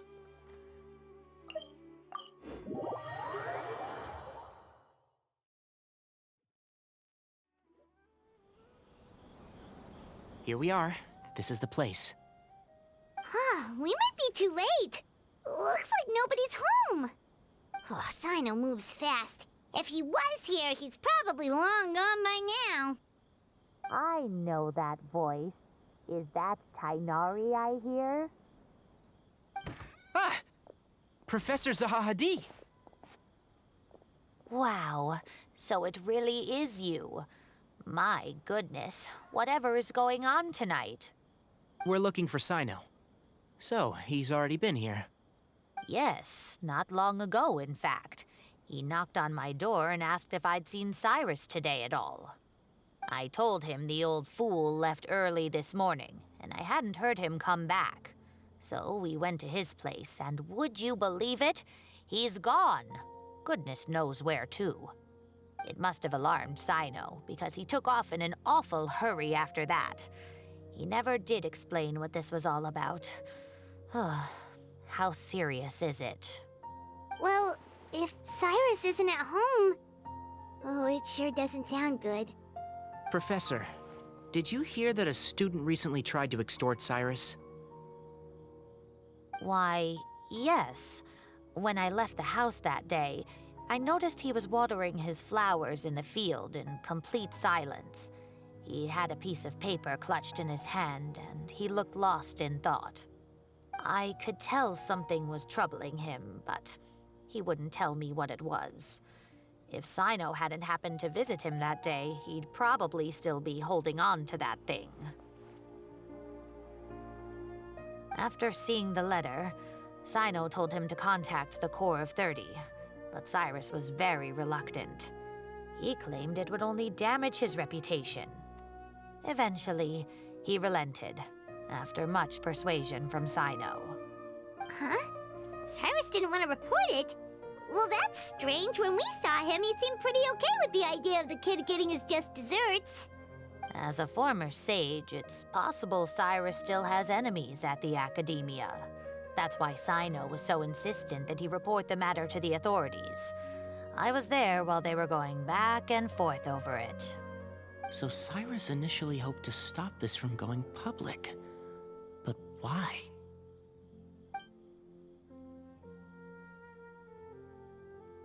Oh dear, what on earth has that old fool gotten himself wrapped up in? Oh, I do hope he's not in danger. Oh, I almost forgot. Cyno left me this letter to pass on to you. He wrote it when he came by earlier. He realized you might come looking for him. Thank you. What does it say? Let Paimon take a look!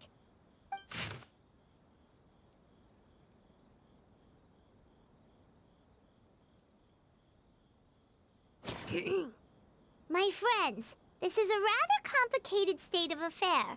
Unfortunately, I cannot disclose more than that. I ask you to understand and accept that I had to act alone at this stage. Don't come after me. Yep, that sounds like Cyno. Thank you, Professor. Please do not worry. We will do all we can to protect both Cyno and Cyrus. Traveler, Paimon, let's head to the Academia and regroup. To the Academia? Wouldn't that be a waste of time? Oh, I guess we wanna... Oh, get tired. I wanna meet up with Cyno and the crew.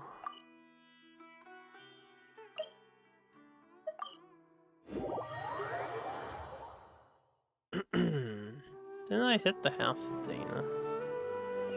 Oh, whatever.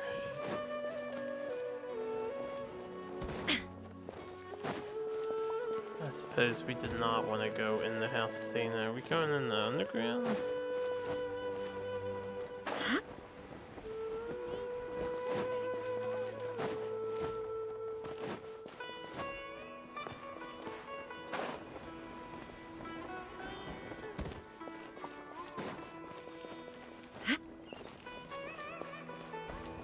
Oh, I was up too high.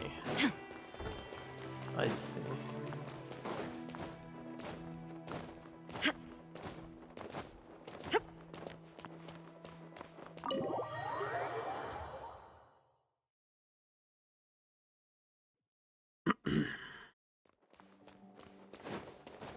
I guess teleporting in the House of Dana just takes you above it.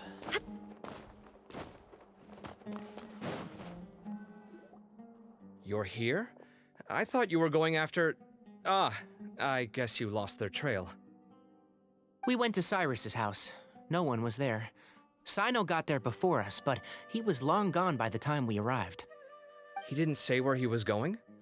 No, he left us a letter and told us not to go after him. Can't say I'm surprised. Typical Cyno. Anyway, some updates on progress on our end.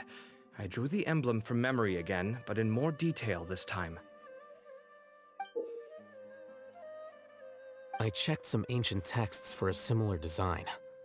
The one I found was a little blurry, but the similarities in the general form and certain details were clear enough to confirm a match. Yeah, and we're lucky we found anything at all. It turns out the emblem was all but lost to history. We scoured the entire Academia collection, and that book was the only one with a record of the motif. Meanwhile, Arav managed to get Uraka to disclose his source. The one who told him about Cyrus's embezzled funds was a young man from the desert. According to Uraka, he had a striking presence and was well educated. Apparently, the two met in the tavern over a game of cards. The guy claimed to be in the city for business as part of a merchant caravan. Uraka was intrigued when he heard what his new acquaintance had to say and brought up the idea of extorting Cyrus for Mora. The guy encouraged him to go ahead with it, then handed him some pen and paper to write the letter. I see. So it could be that this person planted the paper intentionally. So, how do we find this guy? Did Uraka say where he is? He doesn't know. He claims not to have seen him since that day in the tavern. The man gave him some tips on how to carry out the extortion, but from then on, Uraka was acting alone. Nephis and Arav have gone to meet the Core of 30 and review the city's entry and exit records. Also, Nephis admitted that the Temple of Silence in the Academia is just a facade. The true Temple of Silence once came to the rainforest to establish a collaboration with the Academia, but as time went by, the sages gradually became corrupt and foolish. The Temple of Silence felt that they could no longer trust the Academia and ended the partnership. They retreated back to the desert about 400 years ago. Ever since its inception, the Temple of Silence has been the guardians of King Deshret's civilization and belief system. They traveled throughout Sumeru, sequestering and guarding any wisdom that posed a threat to the people's livelihoods. At its roots, it was a legitimate and reputable organization whose purpose was to guide people towards the right path. The Academia of the day knew that the split would damage their reputation if it became a matter of public knowledge. And so, they set up a dummy organization of their own to conceal the truth. Not only that, but they managed to keep up the charade for hundreds of years! So how did Cyrus become acquainted with the true Temple of Silence if they left centuries ago? I'll bet that's the question that bothered Cyno. Probably why he went after him in such a rush. Whoever is behind this, getting Uraka to extort Cyrus was only the first step of the plan. Their true goal in doing so was for Cyrus to see the emblem on the letter. He must have recognized it right away. That'll be why he didn't want to involve the authorities. He probably hoped to take care of the whole thing by himself. Unfortunately for him, Cyno had other plans. Since the desert is where the Temple of Silence originated, that is in all likelihood where Cyrus went. I have to go after him. Really? Are you sure that's a good idea, with how you respond to the heat? Why don't we send someone else? I should be fine, as long as I bring plenty of water. Besides, I just can't shake this ominous feeling that if we don't catch up to them soon... Everyone, I have news from the Core of 30. Master! Oh, so that's Nafis, Tighnari's master? Oh, we're finally getting to meet him in person! It's a pleasure to meet you, Traveler in Paimon. What a strange looking NPC. Several independent eyewitnesses have reported seeing Cyrus and Mahamatra Cyno leaving the city at different times. Both were heading in the direction of Caravan Rebot. I was going to suggest that you join forces with the Core of 30 in this case. However, as I'm sure you've already heard from Al-Haytham and Kaveh, the Temple of Silence is involved. The Academia has made a number of decisions throughout history that I am ashamed to talk about. It may well be that no better choice was available to them, but those actions are nonetheless a stain on our legacy. I won't attempt to make you understand the Academia's perspective. Now is the time for action. I understand where you're coming from, Master. But I'm afraid the situation might be more complicated than we thought. I think we need to keep a low profile, or risk making things worse. Good point. If Cyrus is involved with the other side, or Yeah, worse, if he's maybe. fallen into their hands, and... At least he's different looking. They haven't had like a new Everyone, looking NPC we have to get Cyrus character and in a Cyno while. back safely. We cannot afford to lose them. I always felt like they probably at this point should have Whatever added you need, more we got you covered. character models. Wonderful. For You the have my most generics. sincere gratitude. Arav and I will continue to follow up on the lead from Uraka. Kaveh, Scribe Alhaitham, I'd like to ask you to cover the duties of the House of Dana. Tighnari, you're planning to go into the desert, correct? I am. Kaveh, I'll be okay. You stay behind to help Master and Alhaitham. Well, if you're sure. Okay. But be careful. Thank you all. Arav, let's go. You'd better get moving. Don't forget to ask for help when you need it. Will do. Let's go, Tighnari. Hopefully we can catch up with Cyno before it's too late. Who are we asking for Knowing help him, he's from? probably covered a fair distance already. But we still have a shot. Let's take it. Go into the desert. There's nobody in the desert. Alright, so where are we actually headed? Caravan Rebot.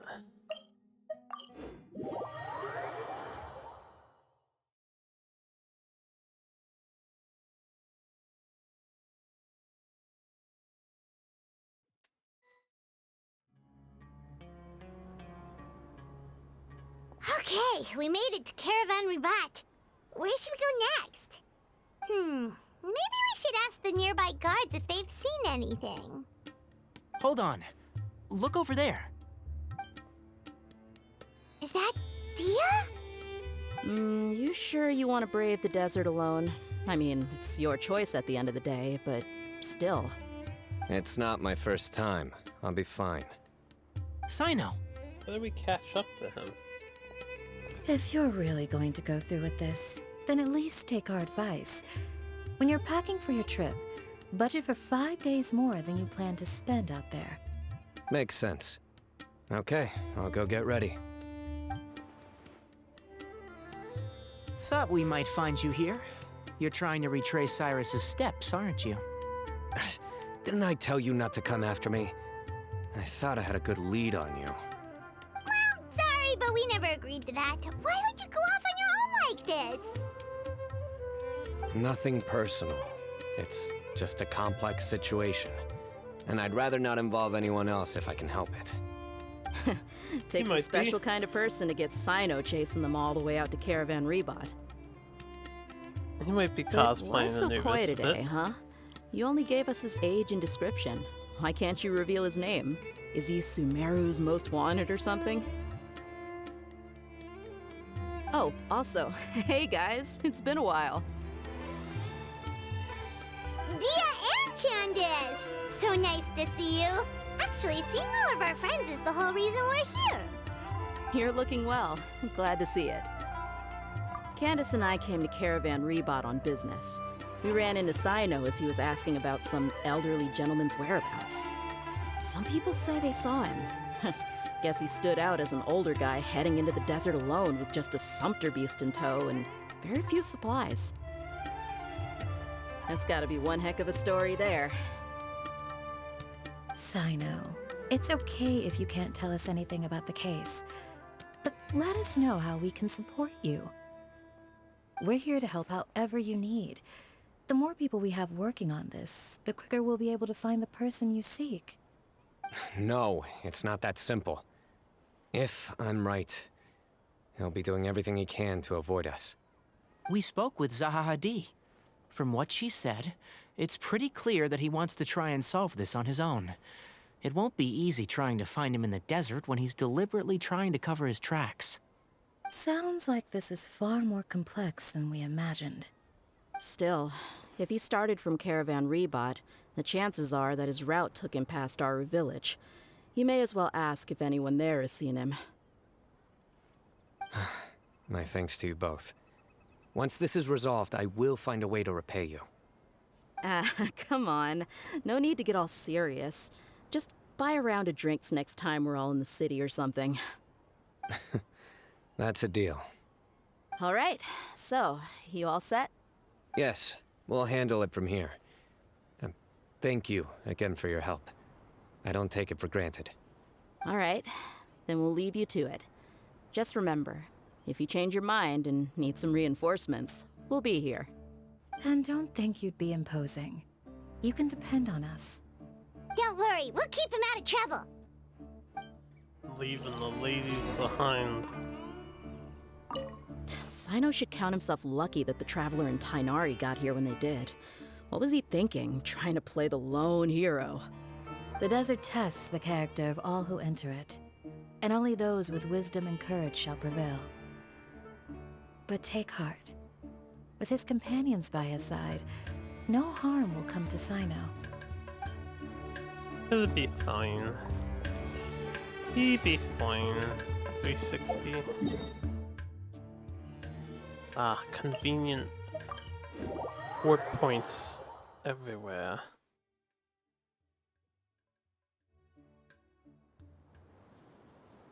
Hold on. There's a few things I'd like to clear up. Go on. So, after you left the campsite, we had a longer talk.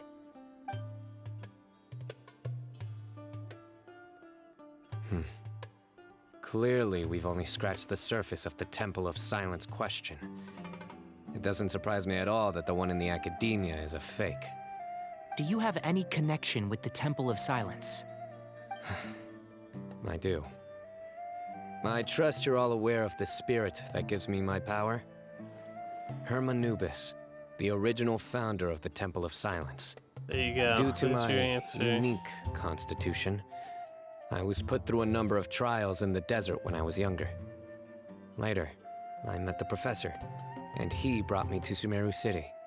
But my memory of that time is hazy. I can't recall much.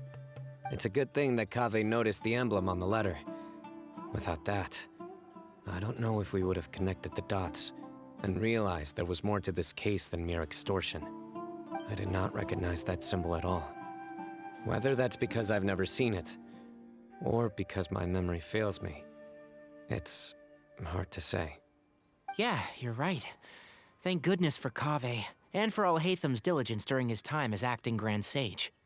But Cyrus must have recognized it right away, right? Otherwise, he wouldn't have had any qualms about you reporting it. Oh, maybe his connection to the Temple of Silence goes even deeper than yours. I suspect so too. Professor has never once mentioned the Temple of Silence in conversation. And whenever the conversation turns to Hermanubis and the concept of spirit indwelling, he avoids going into any depth. Well, speaking of avoiding things, you do realize, don't you, now that we've caught up with you, you're stuck with us for the rest of the way. I am aware. And I have accepted it. Or rather, I don't see how I could manage to ditch you en route, so I might as well accept that you're coming with me. That's right. Fact is, we're coming with you whether you like it or not, so the best option now is to try to look out for each other. Ha! Fair enough. Then at least let me buy you a drink once we're back in the city. Works for me. All right, off we go. Let's start by seeing what the guards here can tell us.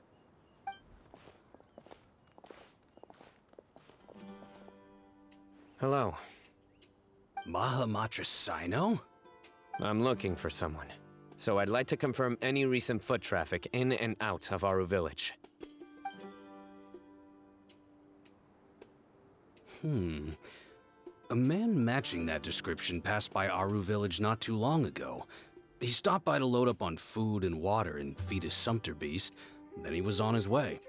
Where was he going? Let me think. He took a seat by the entrance of the village for a while, and had a brief chat with the person who came to deliver the water. He said he was headed Somewhere near an oasis, but he didn't mention which one. Do you have a map?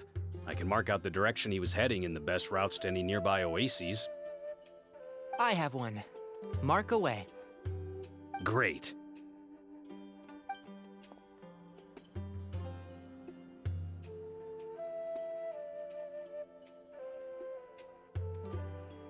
There you go. Thank you so much. You were a great help. You've got a really good memory. Ah, you're quite welcome. Just doing my job. Best of luck. I hope you find him soon.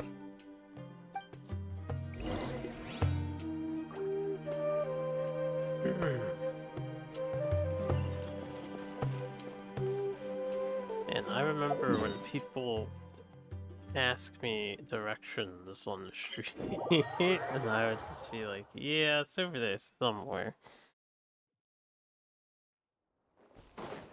I don't remember the exact street name, though. Back in Philly.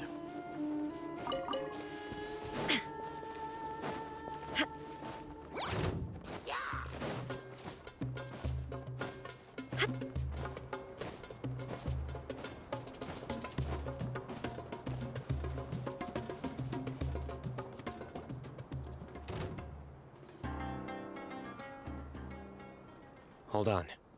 I see some people over there. Yeah, we got battle music going now. Oh, they're Do you introducing the think new it's safe to ask them what they know? Should be. I'll go. No. I'll do it. Huh? Why can't Cyno go talk to them? What difference does it make? Given my background, appearance, and the way I dress, I might not be the most welcome visitor here. Just in case, it's probably better to let a more neutral party handle things.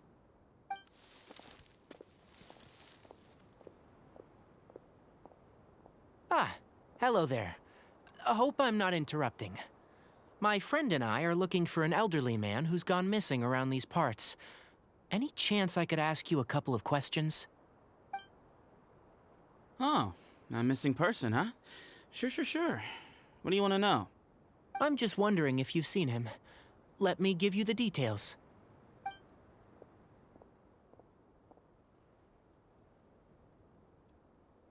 So, a silver-haired guy in a long robe, culture type with thoughtful eyes, and he's traveling alone. He'd stand out like a sore thumb around here. Yeah, sounds like the kind of guy we'd remember if we saw him. He's looking behind me.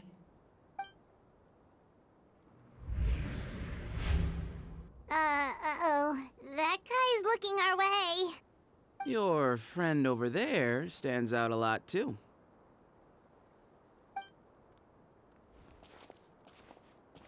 Hey, aren't you Cyno, the General Mahamatra? Yes, that's me. You don't seem surprised that I recognized you. It wouldn't be the first time. Oh, you're the one looking for the old man who's gone missing, aren't you? I have a bad feeling about this guy.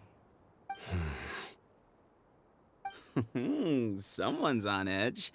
You don't trust me much, do you? No need to hide it. I understand why you're wary of us. Still, you came to us asking for help. Do you want it or not? I thought you were a group of merchants. Seems I was mistaken. Your henchmen don't look like much, but something tells me they put up a better fight than most mercenaries. Hey, hear that, guys? You're my henchmen now. Suits me, as long as I get paid for it. Just cut to the chase already. I'm running out of patience. All right. Come with me. All of you. Don't you want to find your friend? Silver-haired, long-robe, culture type with thoughtful eyes? Sounds like there's a whole other side to Cyrus I didn't know about. So you know where he is?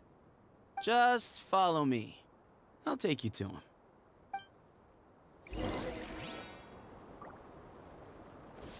New character. You guys say anything now? No? Can't talk to you? You? No? Alright. This dude is not released yet. I didn't realize they previewed him.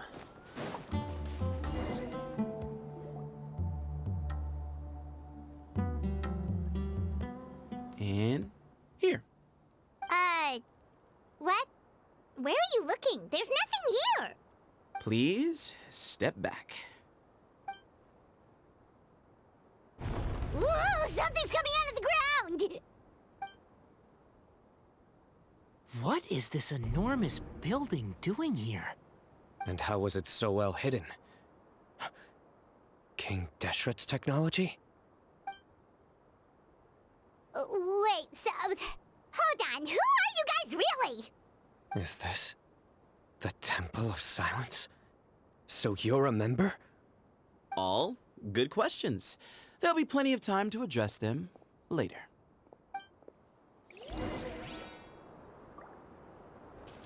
A mysterious area.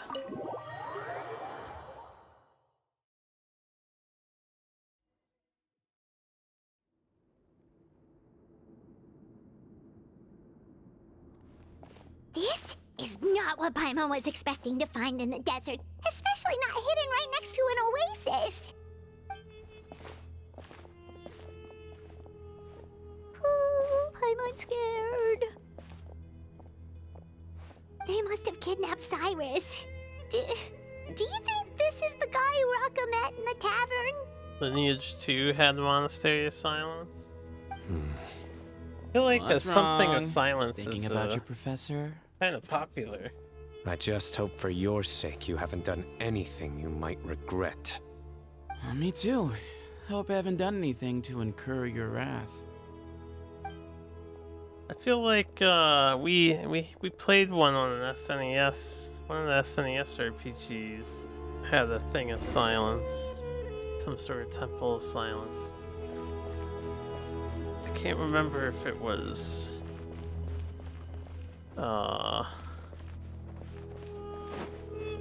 wizardry or I was gonna say Here's Might and Magic, but that's not right. What the fuck was the other one we played? Can't remember.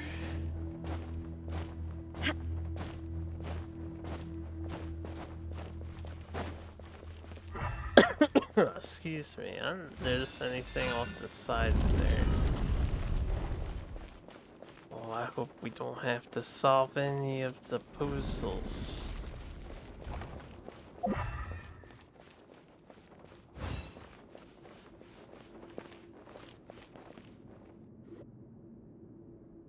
All right, you can wait here for now.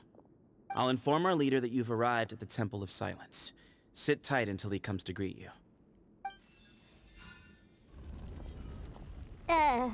So he's just gonna leave us here unattended? Maybe we're not being kidnapped after all. They can't have been at the oasis by chance. They were waiting for us. Whoever the leader is here, they were obviously counting on us showing up. So this is the Temple of Silence.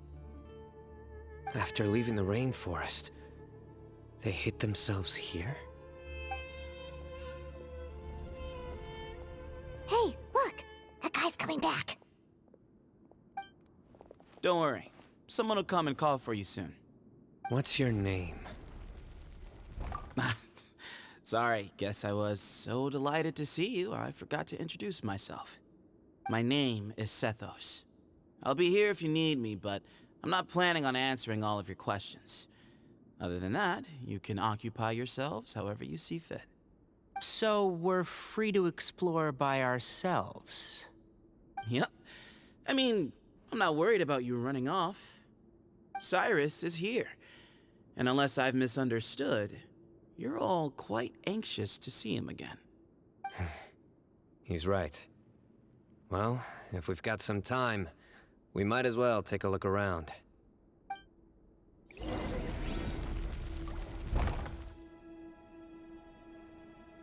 wait for a bit and talk to everyone.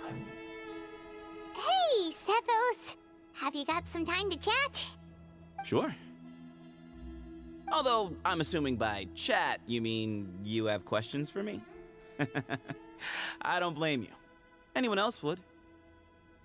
Not often. The Temple of Silence is a place of quiet and solitude. We don't get too many visitors. Yes, that was me. Although, tricked is a stretch. He was asking everyone in the tavern about ways to make some easy money. He insisted that nothing was off the table, even if it broke the law. So, I told him that Cyrus had embezzled a large sum of mora from the desert. So you framed Cyrus for a crime that he did not commit? No. That's not entirely true. Let me jog your memory. The letter just said that he had uncovered Cyrus's secret. It didn't say what secret that was. Of course, Uraka was a great accomplice, really. Very cooperative with a little bit of wine in him. Did exactly what he was told. And not much of an original thinker, though. It doesn't surprise me that he struggles academically. Why did Cyrus leave for the desert as soon as he received the letter? You'll have to ask him that one yourself. Certain things I can't answer for him. I'm neither judging nor defending him. Yeah, All you need to know is that he recognized our emblem, and it was his own choice to take the bait. Everyone of import, right? What kind of question is that? He's the General Mahamatra. Everyone in Sumeru knows who he is.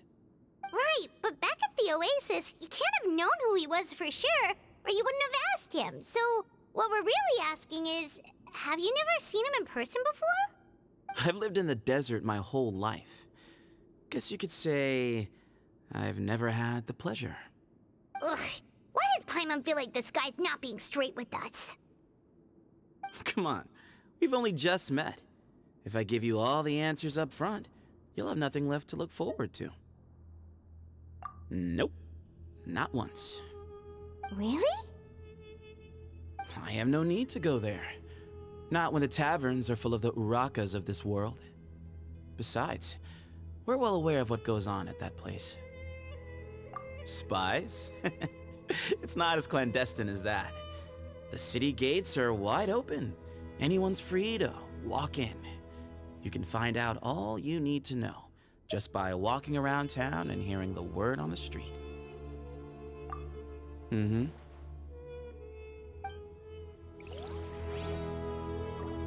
Okay. I don't think there'd actually be anything of interest. I never imagined that the true Temple of Silence would be hidden somewhere like this. We've passed through these parts before, but never noticed anything. That's King Deshret's technology for you, I guess. It borders on the miraculous. Amazing to think that it's been preserved intact all this time. We should be wary of our hosts. Still, at this point, we can be confident that the professor is safe and sound, so that's something.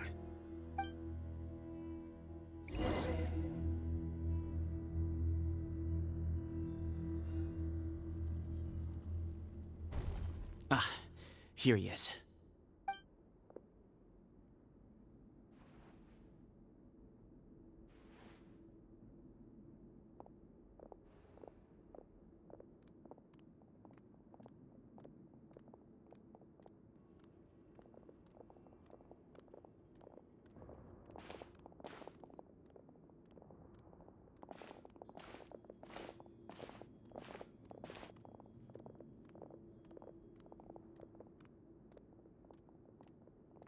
Grandfather, the person you wish to see is here.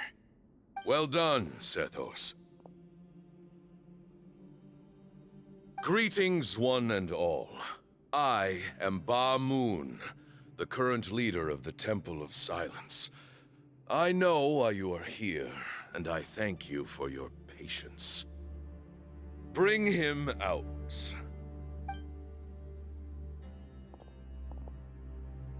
Professor! Cyrus, are you okay?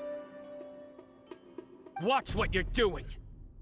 Oh, my apologies. We have no intention of causing you distress.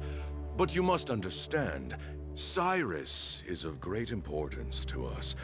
We had to find a way to bring him back to us. Cyrus owes me his life, and to the Temple of Silence, he owes a debt of gratitude. I let him go a long time ago, but now, the time has come to demand payment. I wanted to end my feud with this old bag of bones before you caught up with me, but you got here so quickly. Just leave, Cyno. This is a matter between us two old men. You're all too young to get involved. So that's why you didn't want to report the letter. You'd made up your mind to come here from the beginning. You only left in such a hurry to try and throw us off your trail. Some things in life catch up with you, no matter what you do.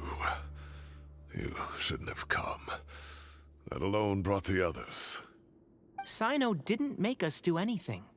We came here for the same reason he did, to rescue you. We'd appreciate you telling us the truth. Otherwise, it seems a little unfair on everyone who had to stay behind. My secrets are secret for good reason. Bringing them to light can only lead to misfortune. You're afraid, aren't you? You can't bring yourself to speak of your past deeds to the students you nurtured as if they were your own children. You recognized our emblem because for many years you lived among us. Indeed, you all but became one of us. You knew as soon as you saw the letter that we, not Uraka, were the ones speaking to you. It threatened you only because you know what you did. Your own guilt convicted you. For you, Cyrus, are a traitor. You once shared your learning with us, and joined us in our mission to revive the might of Hermanubis, to bring new hope, new opportunity. But then you betrayed us. You bargained for your independence with your past contributions. And then you left, taking with you Hermanubis' might and the wielder of his power. We both know what I said to you that day. That as the leader, I grant you permission to leave, but that one day, the sands of time will catch up with you. And when that day comes, you must pay the price you owe. You really know how to hold a grudge. Hermanubis' might? And the wielder of his power? Does he mean you? Professor, anything to say? The moon is right. I came here once before. He rescued me from the brink of death once, many years ago in the desert. When he learned that I was a scholar, he invited me to come here and revive the might of Hermanubis together.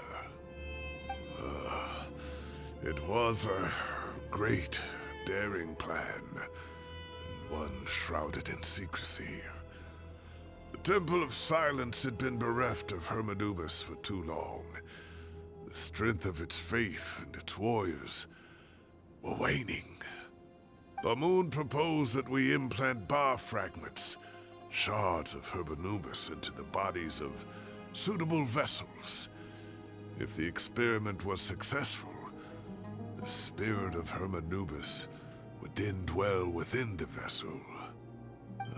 Many believers volunteered themselves for the experiment.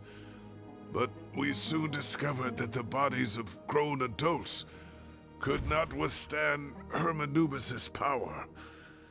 In the end, Bamoon offered his own adoptive grandson. One other child was identified as a suitable vessel, and his parents agreed to release him into our custody in exchange for a small fortune. These two children were our only hope for hosting Hermanubis' power. For many years, the Temple of Silence had been in possession of 2 Ba fragments from Hermanubis. As remnants of his raw power, they were exceedingly rare treasures.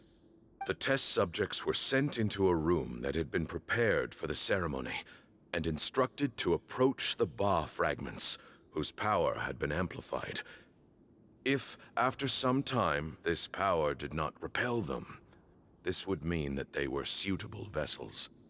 The original plan was for a 3-stage experiment: resonance, implantation, and recovery and observation. The resonance stage went quite smoothly for both candidates. As the second stage began, I realized a decision had to be made. Should we implant the fragments one at a time? This would allow us to monitor the results after the first round and adjust our plan accordingly. Or alternatively, we could implant each fragment in a different vessel at the same time and compare their effects. But as I was deliberating, both Ba fragments suddenly became active. They glowed with a light we had never seen before. I knew that if they were not implanted right away, they would disintegrate and be gone from the world for good. Our 2 vessels had both displayed great promise by successfully resonating with the fragments. Under the circumstances, the thought of implanting both fragments into the same vessel seemed out of the question. To preserve our faith and our power, we implanted each of them with a single fragment. Ultimately, I ended the experiment and left, taking one of the children with me. In recognition of your past contributions, I chose not to send someone to hunt down and kill you both. Your lives were spared, but I have paid a great price for your betrayal ever since. I have always wanted to see you, Cyno. Losing you and your Ba fragment dealt us a devastating blow. We've been in decline ever since you left. I see. So that's how I gained my power. Look, in essence, I borrowed your Ba fragment for a decade or so. And now you are seeking justice. If you want to take my life, then so be it. I'm an old man now anyway. But you cannot lift a finger against Cyno. He is the General Mahamatra.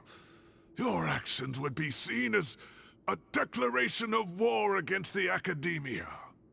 I'm sure you don't remember anymore, dear Cyno, but you've met us all before. You were so young then, when we all gathered around and celebrated the revival of our Lord. You and he, Sethos, you were our final hope. You'd like me to return my power? As a follower of Hermanubis, I have allowed this power to remain in the rainforest for far too long. Now, it is time to reclaim it. That power is not yours to reclaim. Cyno was chosen by the gods. You cannot take what they have bestowed. You are wrong. Cyno was chosen, but he was not the only one. My child, Sethos, has the same gift as he. So those are your terms for freeing the professor? Despise me all you want. My sins are my own. The Temple of Silence is an innocent party. It is because of my foolishness all those years ago that the Temple's glory has waned. And now I must take responsibility for the decision I made back then. So what you're saying is, the power of one Ba fragment is not enough? You're asking me to return the one in my possession, so it can be implanted in him instead? Divine power causes great suffering to those who wield it. How do you know that Sethos would be able to withstand it? He is no longer a small child. But regardless, this burden is ours to bear, and your objections mean little given that you turned your back on us long ago. Both my heart and mind are telling me that what you are proposing is a terrible idea. However... Don't listen to him, Cyno. That power is no more yours to give than it is his to take. You have to understand. I know. But if this is a question of your freedom versus a fragment of power, then... there is nothing to debate. sorry to interrupt, but in my view, there are a number of contentions here that still need addressing. Say that Cyno refuses to return his power, and you also refuse to release Cyrus. Then, we are at an impasse. I find it hard to believe that you went to all this effort without planning for that possibility. You're trying to gauge where we stand while keeping your remaining cards close to your chest. Well, my stance is, put the rest of your cards on the table. Then we can have a discussion. Wait, those ears. So, we have a descendant of the Valuka Shuna in our midst. Splendid. Fate smiles upon us after all. Everything we have longed for, Hermanubis will provide. Perhaps this very day we'll...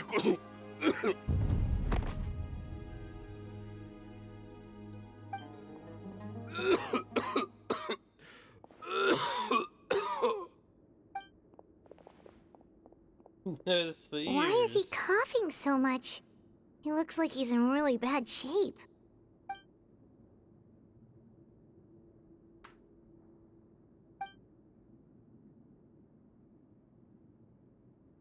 Oh, look, there you go. His eyesight's bad. He's just got old man eyes. Take our leader back to his room. Sethos, you must... Grandfather, I know what you wish to say. Leave this in my hands. I don't like to drag out conversations, so I'll just cut to the chase. Had Cyrus not stopped the experiment all those years ago, the plan would most likely have been a success. The wisdom of Hermanubis would have been ours. Still, it's no use talking about what-ifs. We cannot change the past. I'm not like my grandfather. The Temple of Silence has a grand legacy and a sacred duty to fulfill. So it's somewhat inevitable for the leader to have an inflated sense of self.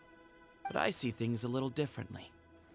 I don't believe the temple has the same stature that it once did. Time has worn away at its prestige and changed things almost beyond recognition. So I'm not going to force your hand. You're all free to leave. Except for Cyrus. My grandfather gave him his chance once. And now I'm giving the rest of you yours. You have courage and wise judgment, kid. Reminds me a lot of Bamoon in his younger years. I truly wish that the temple would take an objective look at the academia of today. You've been to the city yourself. I'm sure you've seen that much has changed for the better. And things will only continue to improve. Why not consider cooperating with the academia once more? If you hadn't betrayed my grandfather, I might well be open to persuasion. But it's a bit too late for that now, Cyrus. Tighnari made a good point earlier. He said there has to be more to your plan than this, and I agree. All you and Ba-Moon are after is the Ba fragment. The professor will accept whatever fate you deem fit for him out of a sense of guilt. I am the one who has a choice to make. And that's how it was always going to be. Ultimately, you want to trade the Ba fragment for the professor, correct? I'm glad to see you're giving it some serious consideration. I won't forsake my professor. Nor do I intend to run from a problem that I must face sooner or later. Give me one night to make my decision. That works. Then I'll be waiting to hear your verdict, Cyno. Oh, my grandfather still has a fair few things he wants to say to Cyrus, so I'll be escorting him back now.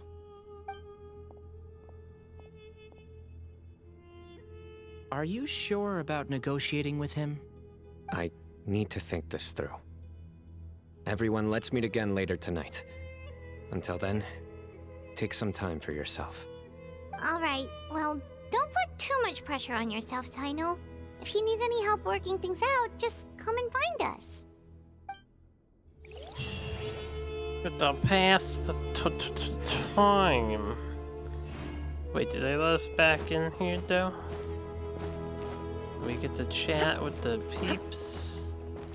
They're probably non-dialogues. They're all staring at the walls, clearly doing important NPC things. Any chesties in here? This is treated as a dungeon, so I'm guessing we can't come back here later. Which is why I wanted to look around now. But I doubt there's anything to actually pick up.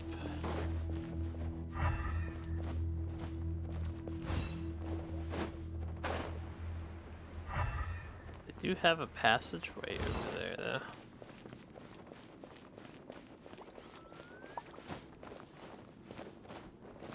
Yeah, none of this is collidable. Zhongli and Kazuha could climb it, though.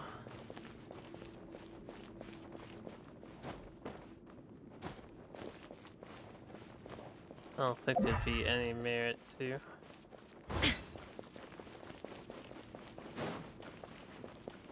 Okay, I had a look around. Let's have Paimon do her Paimon thing.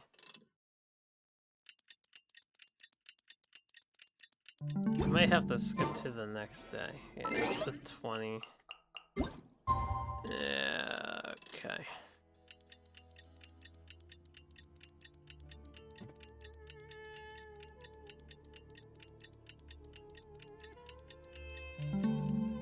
Yo. Talk things over with your companions.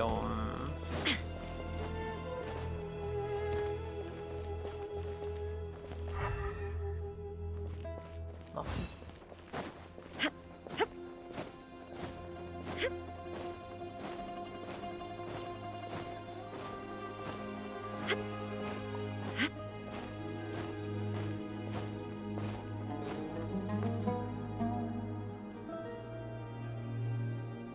I've taken some time to reflect on this. If I had to guess, Professor Cyrus came to the desert knowing that he would almost certainly never return. He's a stubborn man who tends to double down when he feels strongly about something. We won't get anywhere trying to convince him to escape. I agree. My master Nephis says the same thing. Once Cyrus makes up his mind about something, he won't listen to reason. So that's one thing. A few other things come to mind too. You've heard all you need to hear about the Temple of Silence, so on that, I don't have anything to add. My own memories of this place are hazy though. Probably something to do with the overpowering presence of the Ba fragments. That might explain why I suffered from constant headaches and fevers as a child. I do remember having some fleeting moments of profound emotion when vague images would appear in my mind. But I don't recall much, only bits and pieces. I was still young then, and all I could understand was that there was a strong will inside my mind.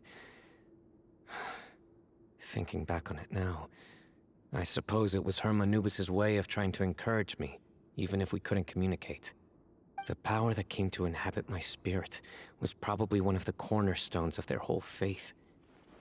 So if the will and might of Hermanubis is a real, intangible thing, and they are its rightful worshippers, then... You're not gonna give in to their demands, are you? Surely there has to be another way! No.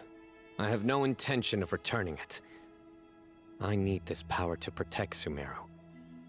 But the temple has the right to make the final decision over its fate, since it belongs to one of the 7 pillars of King Deshret. So I will challenge them head-on, and win the right to wield this power for myself, fair and square. This reminds me of something Alhaitham mentioned to me just before we left. He said that the Temple of Silence was originally founded by the ruling elite of the day. Traditionally, such organizations are bound by a strict and ancient code of nobility. Kaveh has made similar observations about the desert tribes from his work trips there. He says many of them have their own internal rules. They talk about the importance of never dishonoring their tribal bonds, or the rules laid down by their ancestors. I think we could turn that to our advantage. Go back to them with a proposal of our own. Wow, and just like that, we've turned the tables on them. Looks like we have the same idea. Turn it back on them now while we still can, in terms that they cannot refuse. That's how we win this. Great. And I know just how to start the conversation. Let's go find Sethos. We'll tell him that I know a thing or two about medicine and would like to take a look at his grandfather's condition. Well, let's pull the wool over their eyes by murdering them.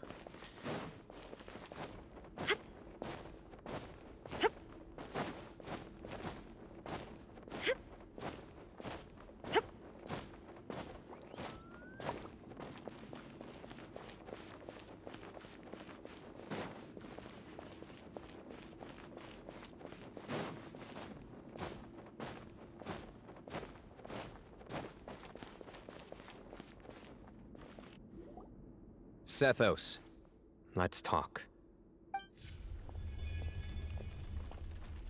Have you made up your mind? We'll get to that, but first, I have some degree of medical training, so I was wondering if you might let me take a look at your grandfather? I have no objections, although we do have our own doctors here. I doubt you'll be able to tell us anything we don't already know. Only one way to find out. Follow me. Keep your voices down. We don't want to disturb him.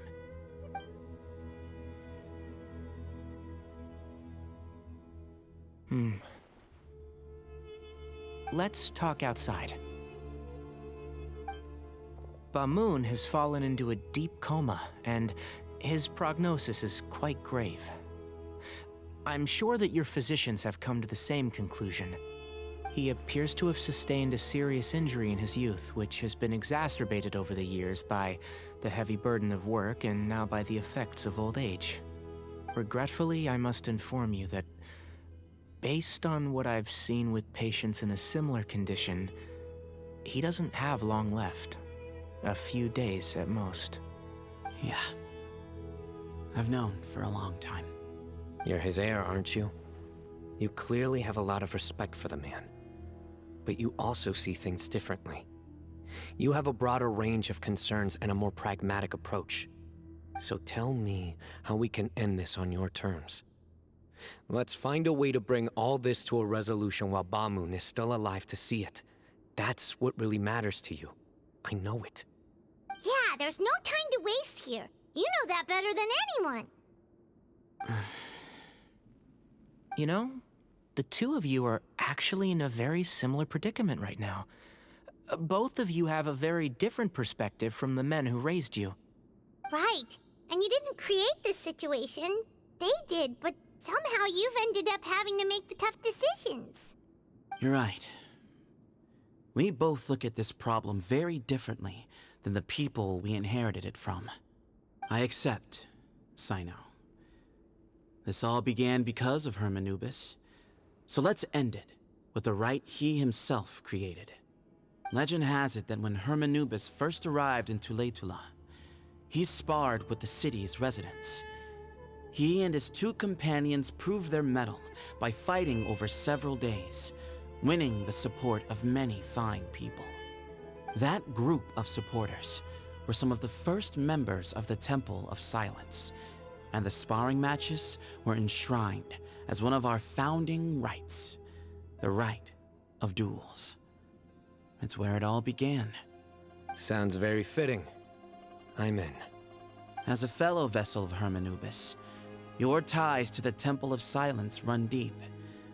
So I will permit you to participate in this rite, along with your chosen companions. 3 against 3. Sounds good. However, I have some additional terms. As the challengers, you must win all 3 of your fights to win. And Cyno, both of us must put our Ba fragment on the line. The winner takes them both. Letting Cyrus leave with one of the Ba fragments was a mistake, made by my grandfather out of pity. It is a long-standing issue that must be addressed for the Temple of Silence to move forward. I can make no concessions on that front. None needed. We're on the same page. If I win, the Temple of Silence must release Cyrus, and consider this past dispute resolved. If you win, I'll return my power to you. It's a deal. Then let's meet at the ceremonial hall tomorrow evening, 8 o'clock. Another time skip. Oh, I get to talk to Cyno. Cyno!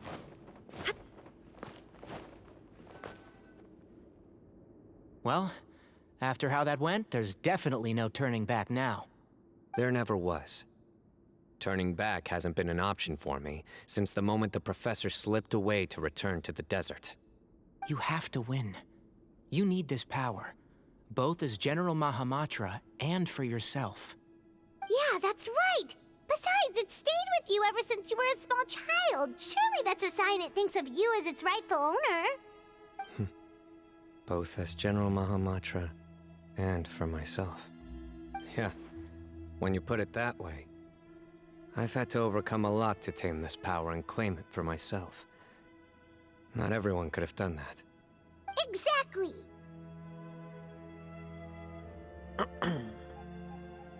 The Traveler and I will never lose. Probably. And neither shall I. The desert was home to an ancient and great civilization that, for a variety of reasons, fell out with the civilization of the rainforest. It's just as Dia said. Prejudice has pushed people apart. But there must be personal factors at work here too. I can't shake the feeling that Ba-Moon cares for many more things than he lets on. And I don't think that Zethos is any kind of villain. He's just doing what he thinks is best.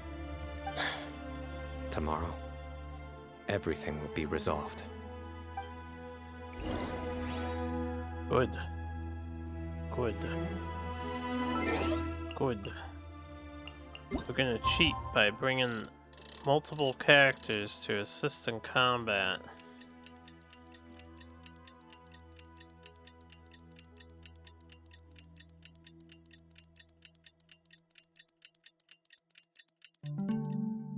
The world remains constant over the centuries, but human life is like the dew at dawn, or a bubble rising through water.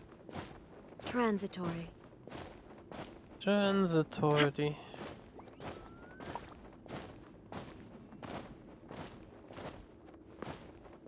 Maintain. Oh, I dropped it. I was gonna say maintain speed. There's actually so many directions inside of this place, but I don't think there's any hidden goodies anywhere.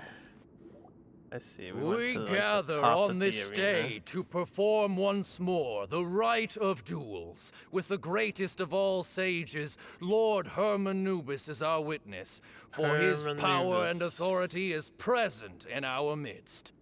This is our most sacred of ceremonies, and no disruption from the audience shall be tolerated. It is incumbent upon all to observe the duel with the utmost respect and reverence throughout the proceedings. Representing the Temple of Silence, the Defenders.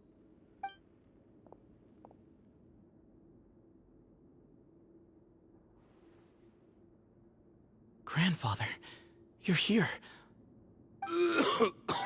A rite of duels after all these years. I am surprised by your decision, Zethos. I know what I'm doing, Grandfather. Just leave it to me. So it's just gonna be representing the Academia, the Challengers. Ready. We will fight to have our voices heard. Warriors, take your positions and decide on the order of battle. We come not to debate what brings our challengers here, nor what will become of the defeated duelists. Duelists, The might of Hermanubis himself is at stake here. Now, fight. Fight until the rightful victor is proclaimed.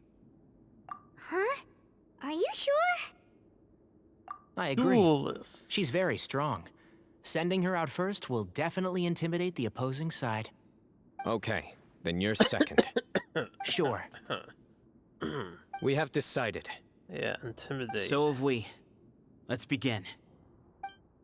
Intimidate the other side. Duelists of the first bout, please step forward. Oh, am I forced as solo?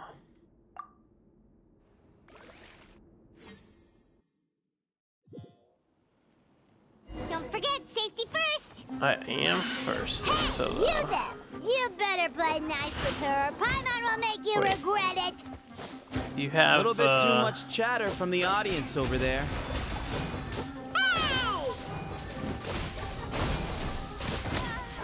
They also changed my thing. So this is preset. Because I was a water user, not... A swift end to the first bout. I now invite the duelists of the second bout to please step forward. When you're both ready, you may begin. Let's begin. I don't know about epic. These fights are never Watch out. epic. They have to keep it simple for the casuals. He drank plenty of water before the bout, so he should be fine. I'll uproot you! It takes a while for his flower thing to charge.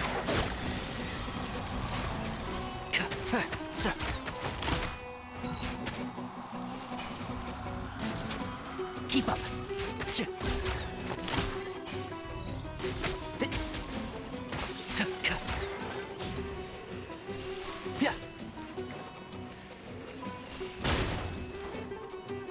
One with the forest.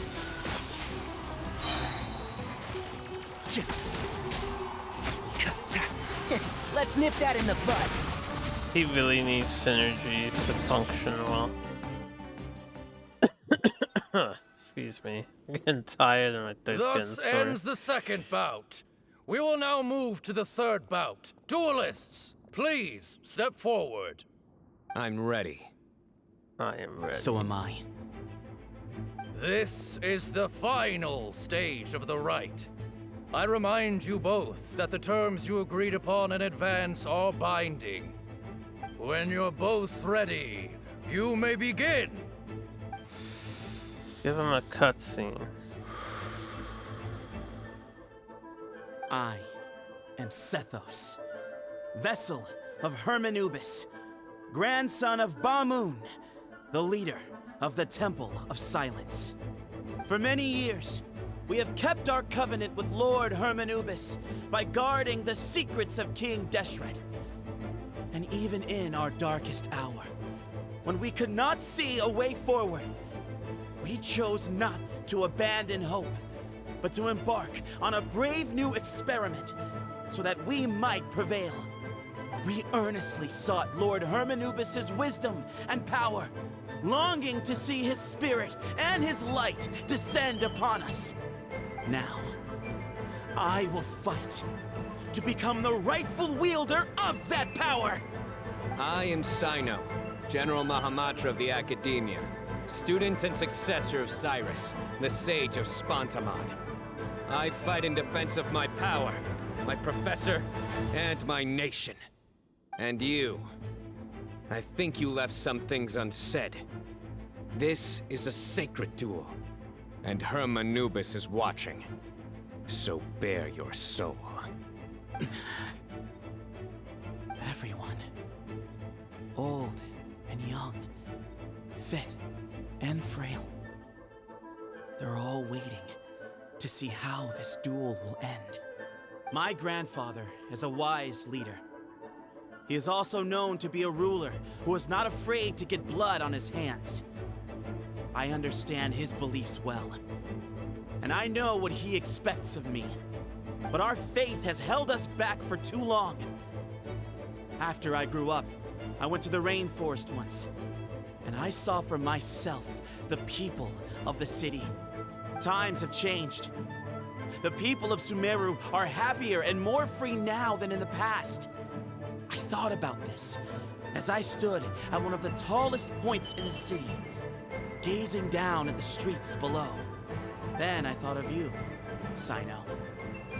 You and I both wield the same power, but the lives we lead could not be more different. Each Ba fragment of Hermanubis stands for something different. Might, glory, one of many other secrets that have yet to be revealed.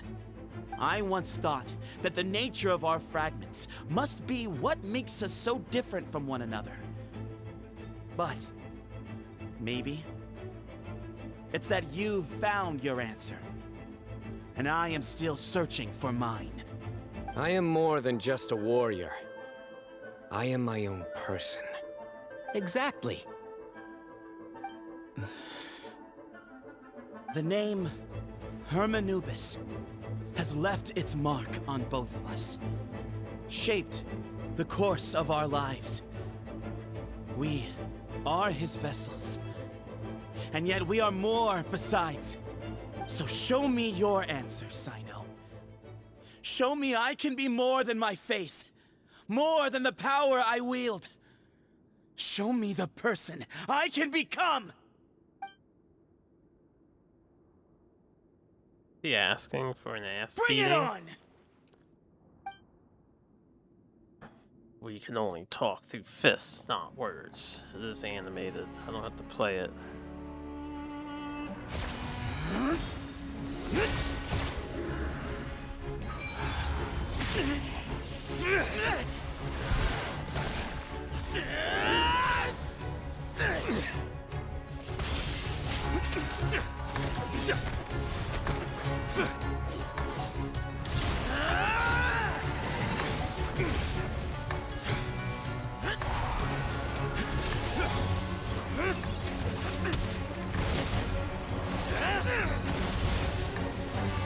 That's all you've got? What happened to searching for your answer?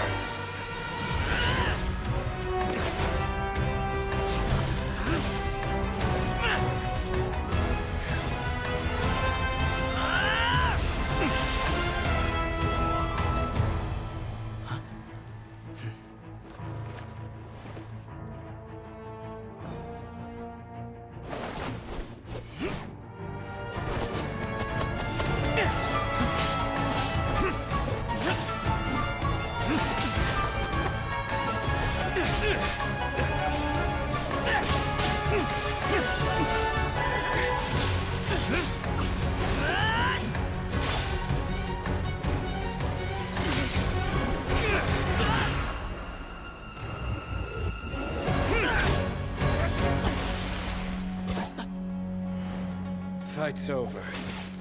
Do you yield? You won. Well then, looks like you found your answer.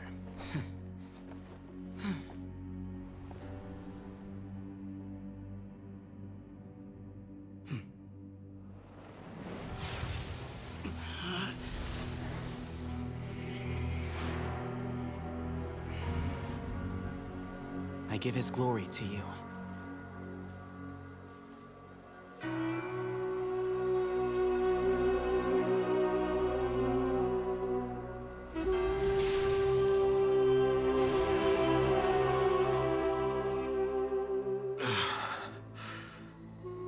I've seen that light. That is the light of our Lord, the great Hermanubis, priest over all other priests.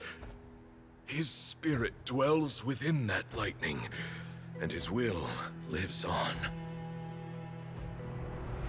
Once a warrior of Tynar, he emerged from the barren desert sands to serve the god king Al-Ahmar. After the death of the god king, Hermanubis gathered his followers and the Tynarian priests and led them to the city of Tule-Tula. There, they founded the Temple of Silence, And from that day forth, we became stewards of all knowledge that survived from King Deshret's civilization. Barely a century passed before war ravaged the desert. One by one, Eremite leaders took up arms against each other in battles that would devour what little remained of their civilization. Only the wise city of Tule-Tula was spared under the guiding hand of the Tainarians. But peace did not last. Coveting the knowledge of King Deshret, the beasts set their eyes on Tule-Tula.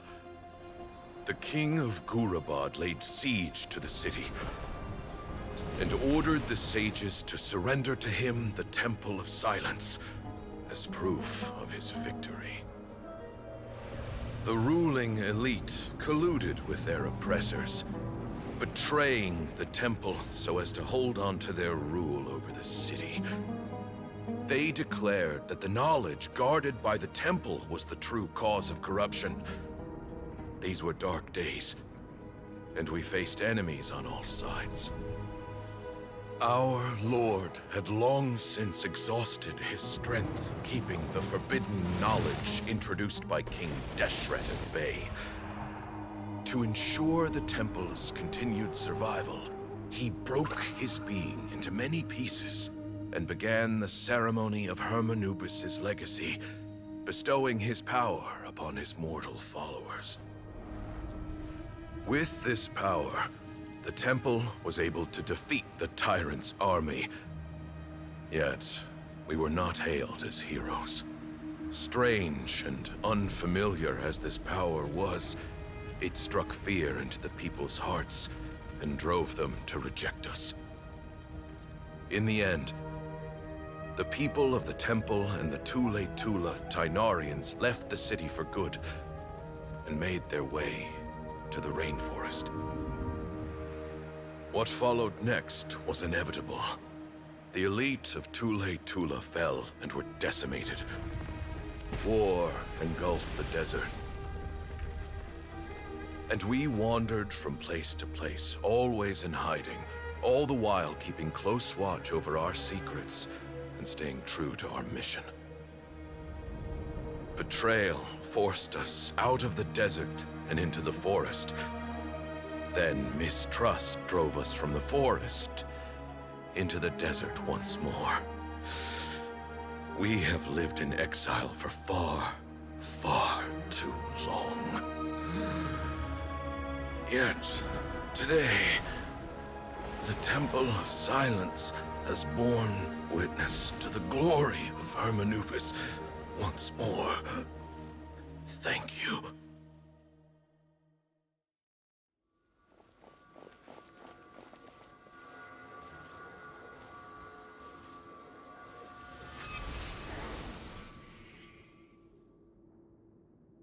Gotta love the animated cutscenes. How is it? Do you feel okay? Nice choreography.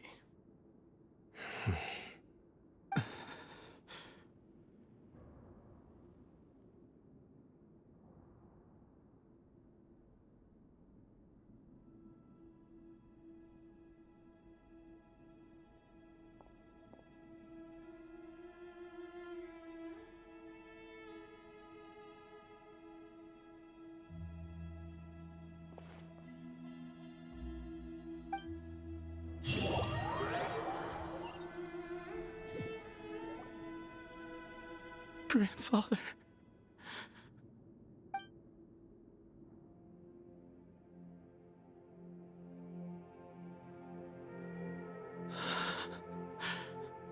Hey, Cephos. You'll get through this. I know. I'll miss him. I guess you were prepared for this.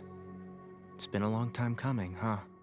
Yeah, he's been on death's door for a very long time now. I think it was only through sheer willpower that he managed to hold on to this point. At least, he was able to see this chapter come to a close before he passed. What's next for you? Per my grandfather's last wishes, the Temple of Silence should submit to whoever possesses the largest number of Hermanupis fragments. That entitles you to be our new leader, Cyno. But that's never going to work, as I'm sure you realize. I'm the General Mahamatra. I am needed back at the Academia. I did foresee this possibility, and I gave it some thought. The fact is, I know next to nothing about the staff, records, and environment here. As such, I am ill-suited to be your leader. Sethos, I believe the honor should go to you. Were it not for this duel, or indeed if you had other intentions, the Ba fragments would most likely be in your hands by now. I'm sure Bamoon never meant for anyone but you to be his successor. You really think so? I do. Still, I didn't think Bamoon looked very surprised by the final result. Perhaps he had an inkling that this would be the way things end. Well, in any case, since the Ba fragments are with me now, I guess I can call the shots. Sethos, I would like you to succeed Bamoon as the new leader of the Temple of Silence. You are more suited to the role than I, and I have complete faith that you will be an excellent leader. Just think of it as doing me a favor. But doesn't that render everything that we've been through up to now meaningless? No, it doesn't. This experience has allowed us to become friends, which means that the Academia and the Temple of Silence will become partners once more. That's a much bigger deal than you might think, Sethos. You said yourself, times have changed. You have to believe that things can change for the better here at the temple too. I will try. To be honest, I couldn't have asked for a better outcome. Actually, part of me wonders whether Bamoon's intentions from the very beginning was just to create enough pressure to force us towards a duel. That way, no matter who won, one of us would have to surrender our Ba fragment, and the power of Hermanubis would be concentrated in one single person. Had you won, the Temple of Silence would have doubled its strength. And were I to win, he correctly anticipated that I wouldn't suddenly drop everything to become the leader of the temple, much less integrate the temple into the Academia by force. He knew that the temple's future would depend not just on the guidance of Hermanubis, but the support of the Academia too. So he made it his responsibility to ensure his successor would be free from the burdens of the past. His plan meant that whoever ended up succeeding him, they would have an easier time interacting with the Academia. With one single letter, he lured out the professor. No matter what happened after that, it would result in a net benefit to the temple. And here I thought the General Mahamatra wouldn't care for all these trivial details. You're absolutely right. Grandfather and I considered this from every angle. We had to find a way to mend our relationship with the Academia. In that sense, the right of duels was just a means to an end. How can Thank you he for say everything, that now? Cyno. As a gesture of our gratitude, After he just said it was to all those that you and Lesser Lord Kusanali then deem it worthy, implies he didn't I will realize grant the honor of this. access to the Temple of Silence for their pursuit of knowledge. The Temple of Silence has a wealth of information on King Deshret's civilization, more than any other organization in existence today. You can't confirm In that, times when you by the need information that only we can provide, we will be here to support you. But you must be exceedingly careful with your selection of candidates, lest you lead humanity to repeat the same mistakes. By the way, Tainari, my grandfather was so happy to see you. You are a descendant of the Veluca Shuna, and we are the heirs to the will of Hermanubis. The story goes that King Deshret chose the sage Hermanubis from among the Tainarians and appointed him as his familiar. He went on to fight many valiant battles with his Tainarian companions. They always stood by each other, from the founding of the Temple of Silence to the fall of Tuletula. The Tainarians who left Tuletula joined their human counterparts in the rainforest. A few centuries later, when some of the group returned to the desert, many of the Tainarians chose to stay and put down roots in the rainforest. In all likelihood, those were your ancestors. How fascinating. My father once mentioned that I was named after the Tainarians, but I never knew that my forebears had such a history with the Temple of Silence. I like this story. By the way, has anyone seen Cyrus? Yes. Cyrus. You'll probably find him in my grandfather's room. He wouldn't show it in front of me, but I think he still has many fond memories of my grandfather. If it's true that you and your grandfather really planned for everything to turn out this way, then I guess he didn't really resent Cyrus as much as he appeared to. Who knows? Perhaps all of us. You, me, and Cyrus. We're all just pawns in my grandfather's plan to set things straight. He was awful like that. Someone's got to make the decisions when history is at a crossroads. I will make a detailed report on all of this to Lesser Lord Kusanali, and arrange for an official delegation from the Academia to come and meet you in the desert. I'm sure you'll have lots to attend to in the days ahead. But once things return to normal, please come and visit the rainforest again. You should stay for a few days this time, and start to build some relationships. If we're going to work together, both sides have to get to know one another better. I will. All right, well, bye for now, everyone. I'll be seeing you. See you soon. Come hang out with us anytime. Surprised they call her Lesser Lord Kusanali, considering they don't have any memories of Greater Lord Devada to begin with. Grandfather, we did it. We achieved what we set out to do. From this day on, the Temple of Silence has the chance to work with the Academia once more. Real change, real opportunities. They are now within our grasp. Said the other guy was in his grandfather's chamber, but I don't know where that is. It's up here.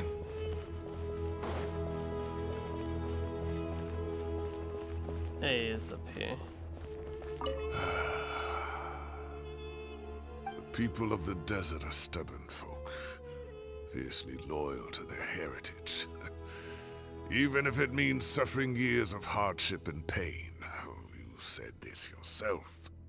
But why did you feel the need to go this far? You never were the fearsome leader you made yourself out to be, Bamoon. Being stubborn and unyielding is bound to send you to an early grave.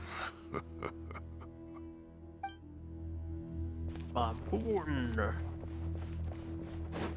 I'm not sure if the other gentlemen would have stuck around. I doubt it. You might be able to always come back to this place now. This actually might be a permanent fixture on the map. I'm not sure. Now how do I get in here?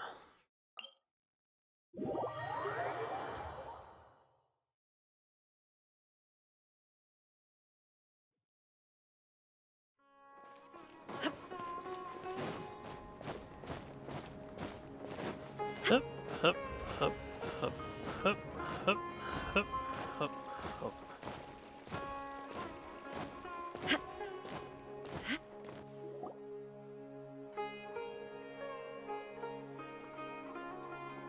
What were you thinking gallivanting off into the desert alone at your age? What if you take the bucket, You told not a soul what you were up to, designated nobody to handle your affairs, and left everyone scrambling frantically to try and figure out how on earth to clean up the colossal mess you'd made. Oh, please, will you stop your yelling? What other choice did I have? What do you mean, what other choice? Do you mean to tell me that after all your years of learning, and sagehood no less, the only idea you could conjure up in that white-haired walnut of yours was to shoot off into the unknown like some hot-headed 20-year-old adventurer? A one-man suicide mission, That's the best idea that one of the finest minds of a generation could come up with, is it? It astounds me that you survived the journey, and you're lucky that Bamoon didn't finish you off when you arrived. All right, all right. Honestly, the way you're going off on me, it's like you wish you'd been there to lend him a hand. Does it mean nothing to you that I'm your colleague and former classmate? Excuse me. I've got nothing more to say. What's the point of berating an old bag of bones? What do you mean, bag of bones? I'm a flesh and blood hero who, despite his old age, saved our General Mahamatra from being stripped of his powers. Okay, look. Fine, I admit it, I was in the wrong. How can I make it up to you? What about, a month's work at the Academia?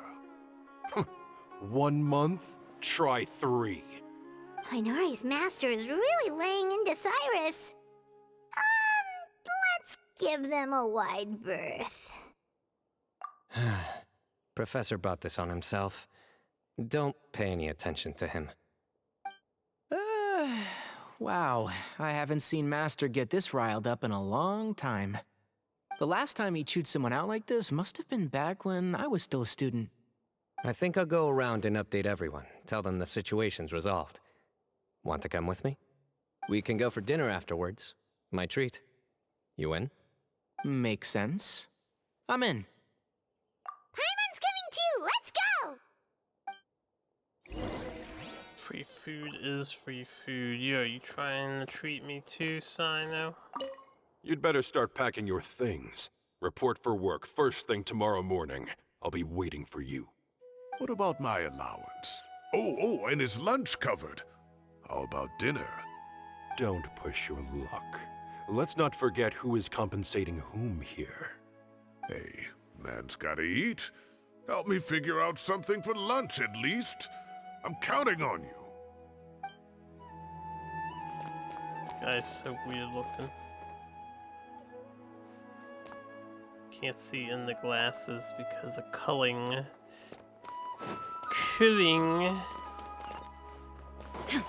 Oh, Farzan gets a guest appearance.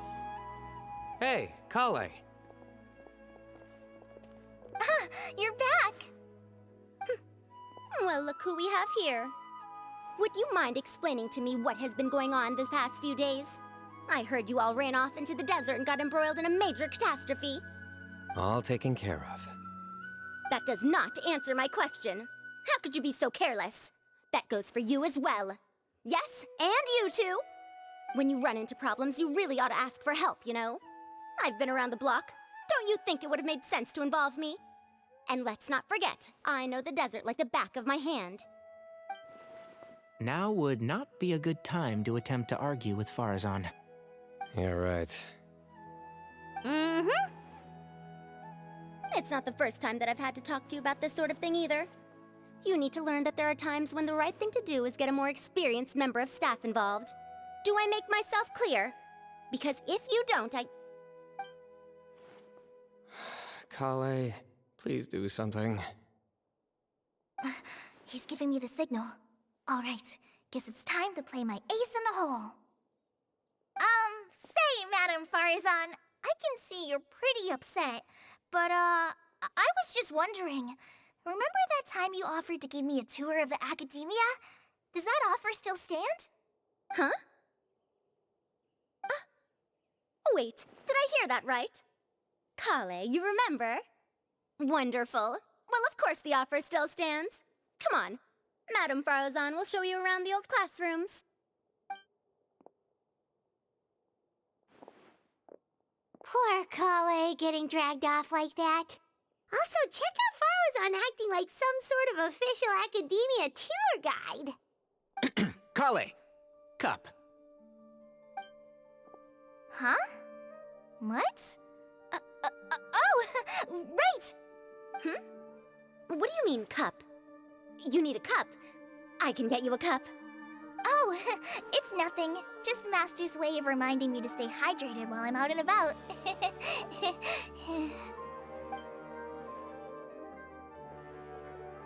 It's code for let's reconvene at the cafe.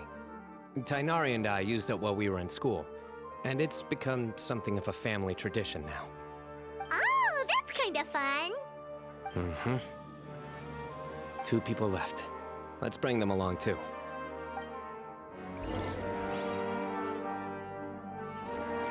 Kave and I'll hate them.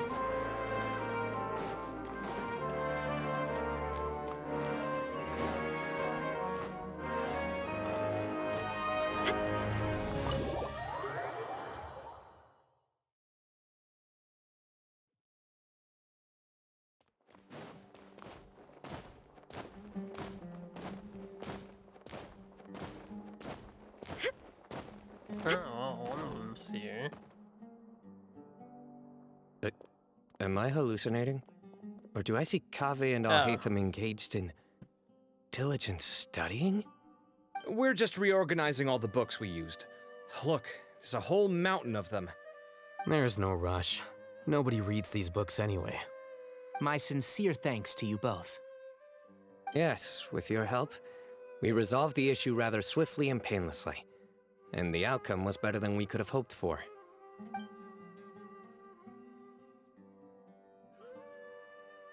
I see. The Temple of Silence resorted to rather unique means of self-preservation. It explains how they managed to remain hidden for so many years.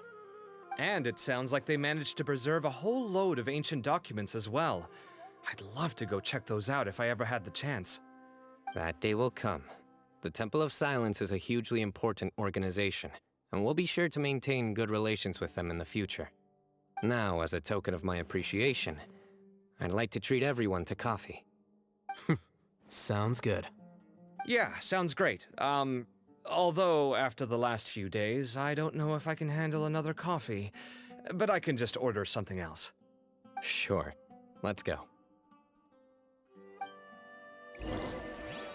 It must be coffee. We're going to the other cafe.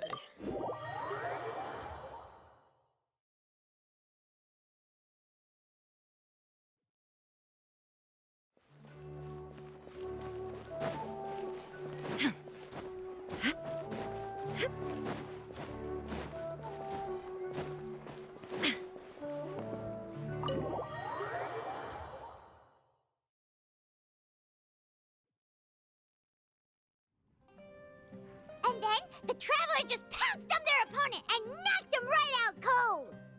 Then there was Tainari. He put up an amazing fight, too! We ended up winning all 3 bouts! Whoa! Part of me wishes I'd been there to see it, but I'd have been biting my nails off worrying about you guys. A truly edifying account of the events. Bereft of detail, but it has livened up the room all the same. Hey, Paimon included all the juicy details. The Traveler just pounced and then waved their sword like this, then spun around and blocked. Despite winning 3 bouts in a row, you still ceded the position of leader to him. That's very dignified of you, Cyno. Of course. Being dignified comes with being a true champion. I got to be a champion too for once. I've not sparred much with desert folk before. It was a pretty unique experience. Yeah! Huge place! It felt like something right out of an epic poem! Imagine this. It was like there was... Maybe save that one for later, Paimon. Dessert's here.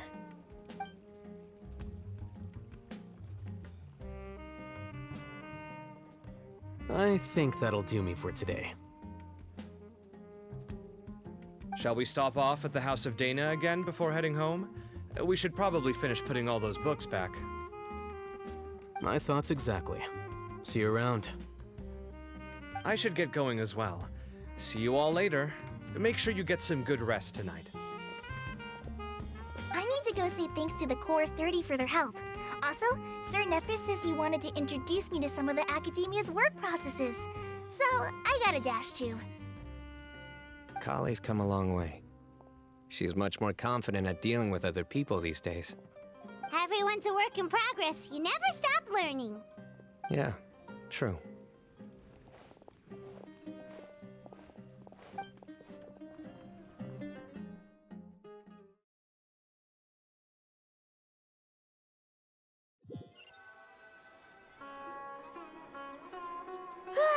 That was good. It feels like everything's finally wrapped up now. Life is all about these moments when you can finally relax and hang out with good friends after a job well done. And also, those desserts Cyno got, they were really good. Paimon definitely needs more of those in the future. Do you three have anything planned for the rest of the day? If not, would you come somewhere with me? That's a secret for now. Wouldn't want to spoil the surprise. Okay, I think I can guess what you're talking about. It'll definitely be a nice surprise. Well, now Paimon's curious! Come on, let's go! Go in the duel, Paimon.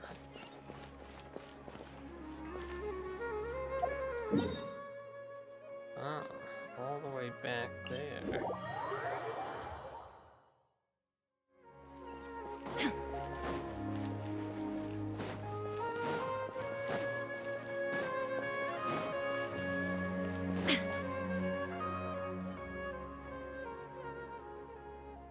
Been a while since I last made my way up here. Wow, look at this place! We're so high up! Need any help?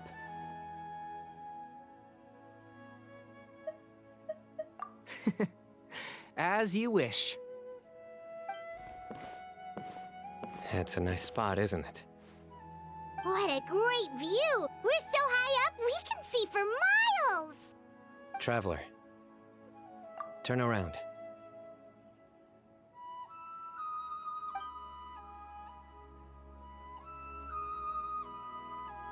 I mean, we've seen this site before. This is my secret base. Somewhere I only bring my best friends. When I was a student, I used to slip away and climb up here all the time, just to clear my head. I was quite young then, and hadn't made too many friends yet. Back then, I had a lot of the same questions that Sethos was asking. Who am I? Why do I have this power? And what should I be fighting for? Our gifts help us to find our rightful place in the world. That was my experience. And I'm sure Sethos will figure things out in his own time, too.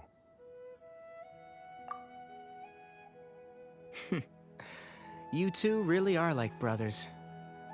I feel the same way. Of course. I see no need to be humble when it comes to the facts. I still remember one time when we came up here to chat and do our homework. Cyno accidentally dropped a fruit. Luckily, he has fast reflexes, so he caught it just in time. That was the one and only time. Nothing will ever slip through my fingers again. Those were good times. I kinda miss the student life. You know, Paimon really shouldn't be able to imagine Cyno doing something like that, but for some strange reason, the mental image is coming through clear as day. Then make it stop. There's somebody there. It's Professor Cyrus. You guys carry on without me. I'll be right back. Okay. Huh? Hey, you're not supposed to jump down! Be careful! That's what he says to everyone? What, that's his secret base for his best friends? I don't know what part you're referring to. They made us play as him just to walk up to Cyrus. Days. I can't believe how stupid I look in this one. Professor, what are you muttering to yourself about? Cyno, just the man I'm looking for. Guess what I found in some old notebooks? Some old photos? Can you believe it? This notebook was just sitting in a pile of odds and ends in the Sage's office. I must have forgotten to take it with me, and no one's touched it since. It was still right there. This is another bullshit inconsistency because the camera device was not invented yet. I was at the Academia earlier to discuss my picture. workload with Nephis. I swung by the old office to have a look around and just happened to cross it. Well, time flies. Look how tiny you are in this picture. Still a kid. You look quite young yourself in that one. Ah, it's this one. I remember that. Lisa took it, didn't she? Yep. Looks like her work, all right. Who else could have found just the right angle to make me look so unbelievably hideous? And this one. Looks like we're both dozing off. Oh, cheeky girl. Taking secret photos of us without our knowledge. Is there something you'd like to say to me, Professor? Like what? Like, these are good photos, aren't they? Hey, at moments like this, I hardly know where to begin. I can't pretend I'm a good person. Bamoon had every reason to despise me. It was a more recent so do invention. you, There was a if you plot feel the point same about way. it, and then we got one. So Don't we be can take ridiculous, you old pictures. codger. Is that not what you wanted me to say? Oh, I've dreamt of that place many times after leaving the desert. Sometimes I've dreamed that I was doing research with them again. And other times, I dream of the day they saved my life. Oh, it was one of the happiest times of my life. We all learned so much from one another. You've matured so much over the years, Cyno.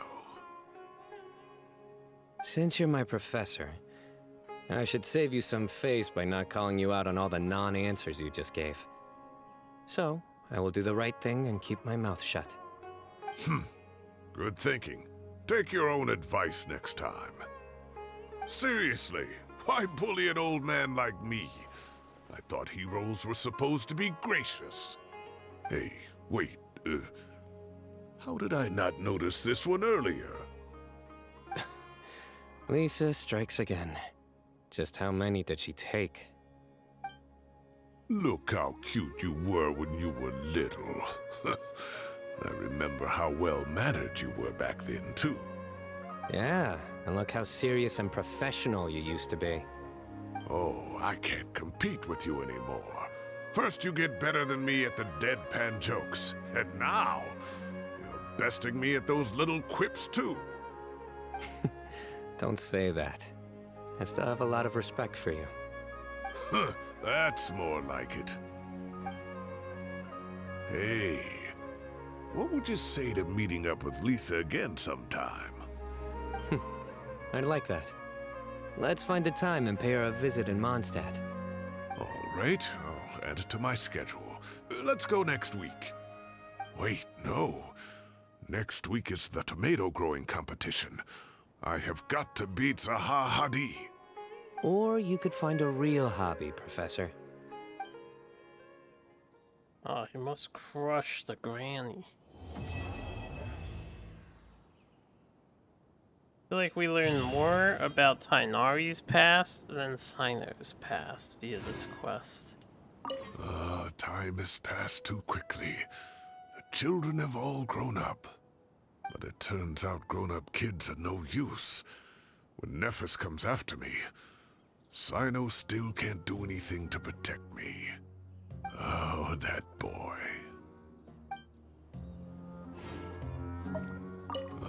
Time has passed too, but it turns out grown-up kids... Okay. Oh, that boy. Did we ditch Tighnari up here? I'm just gonna check. See if he's there, because once I port, they're gone for hours.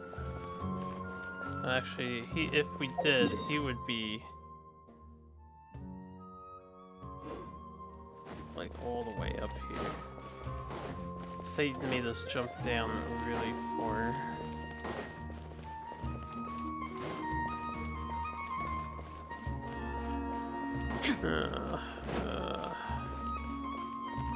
It's not that tree branch, right?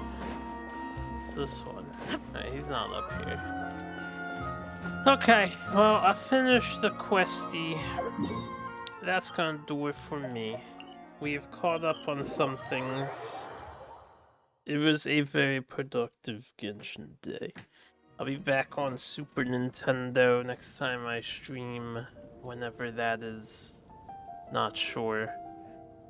Thanks for watching, hanging out. Hope you guys enjoyed story time. Have a good one. Yeah, I'm gonna get some food and go to bed.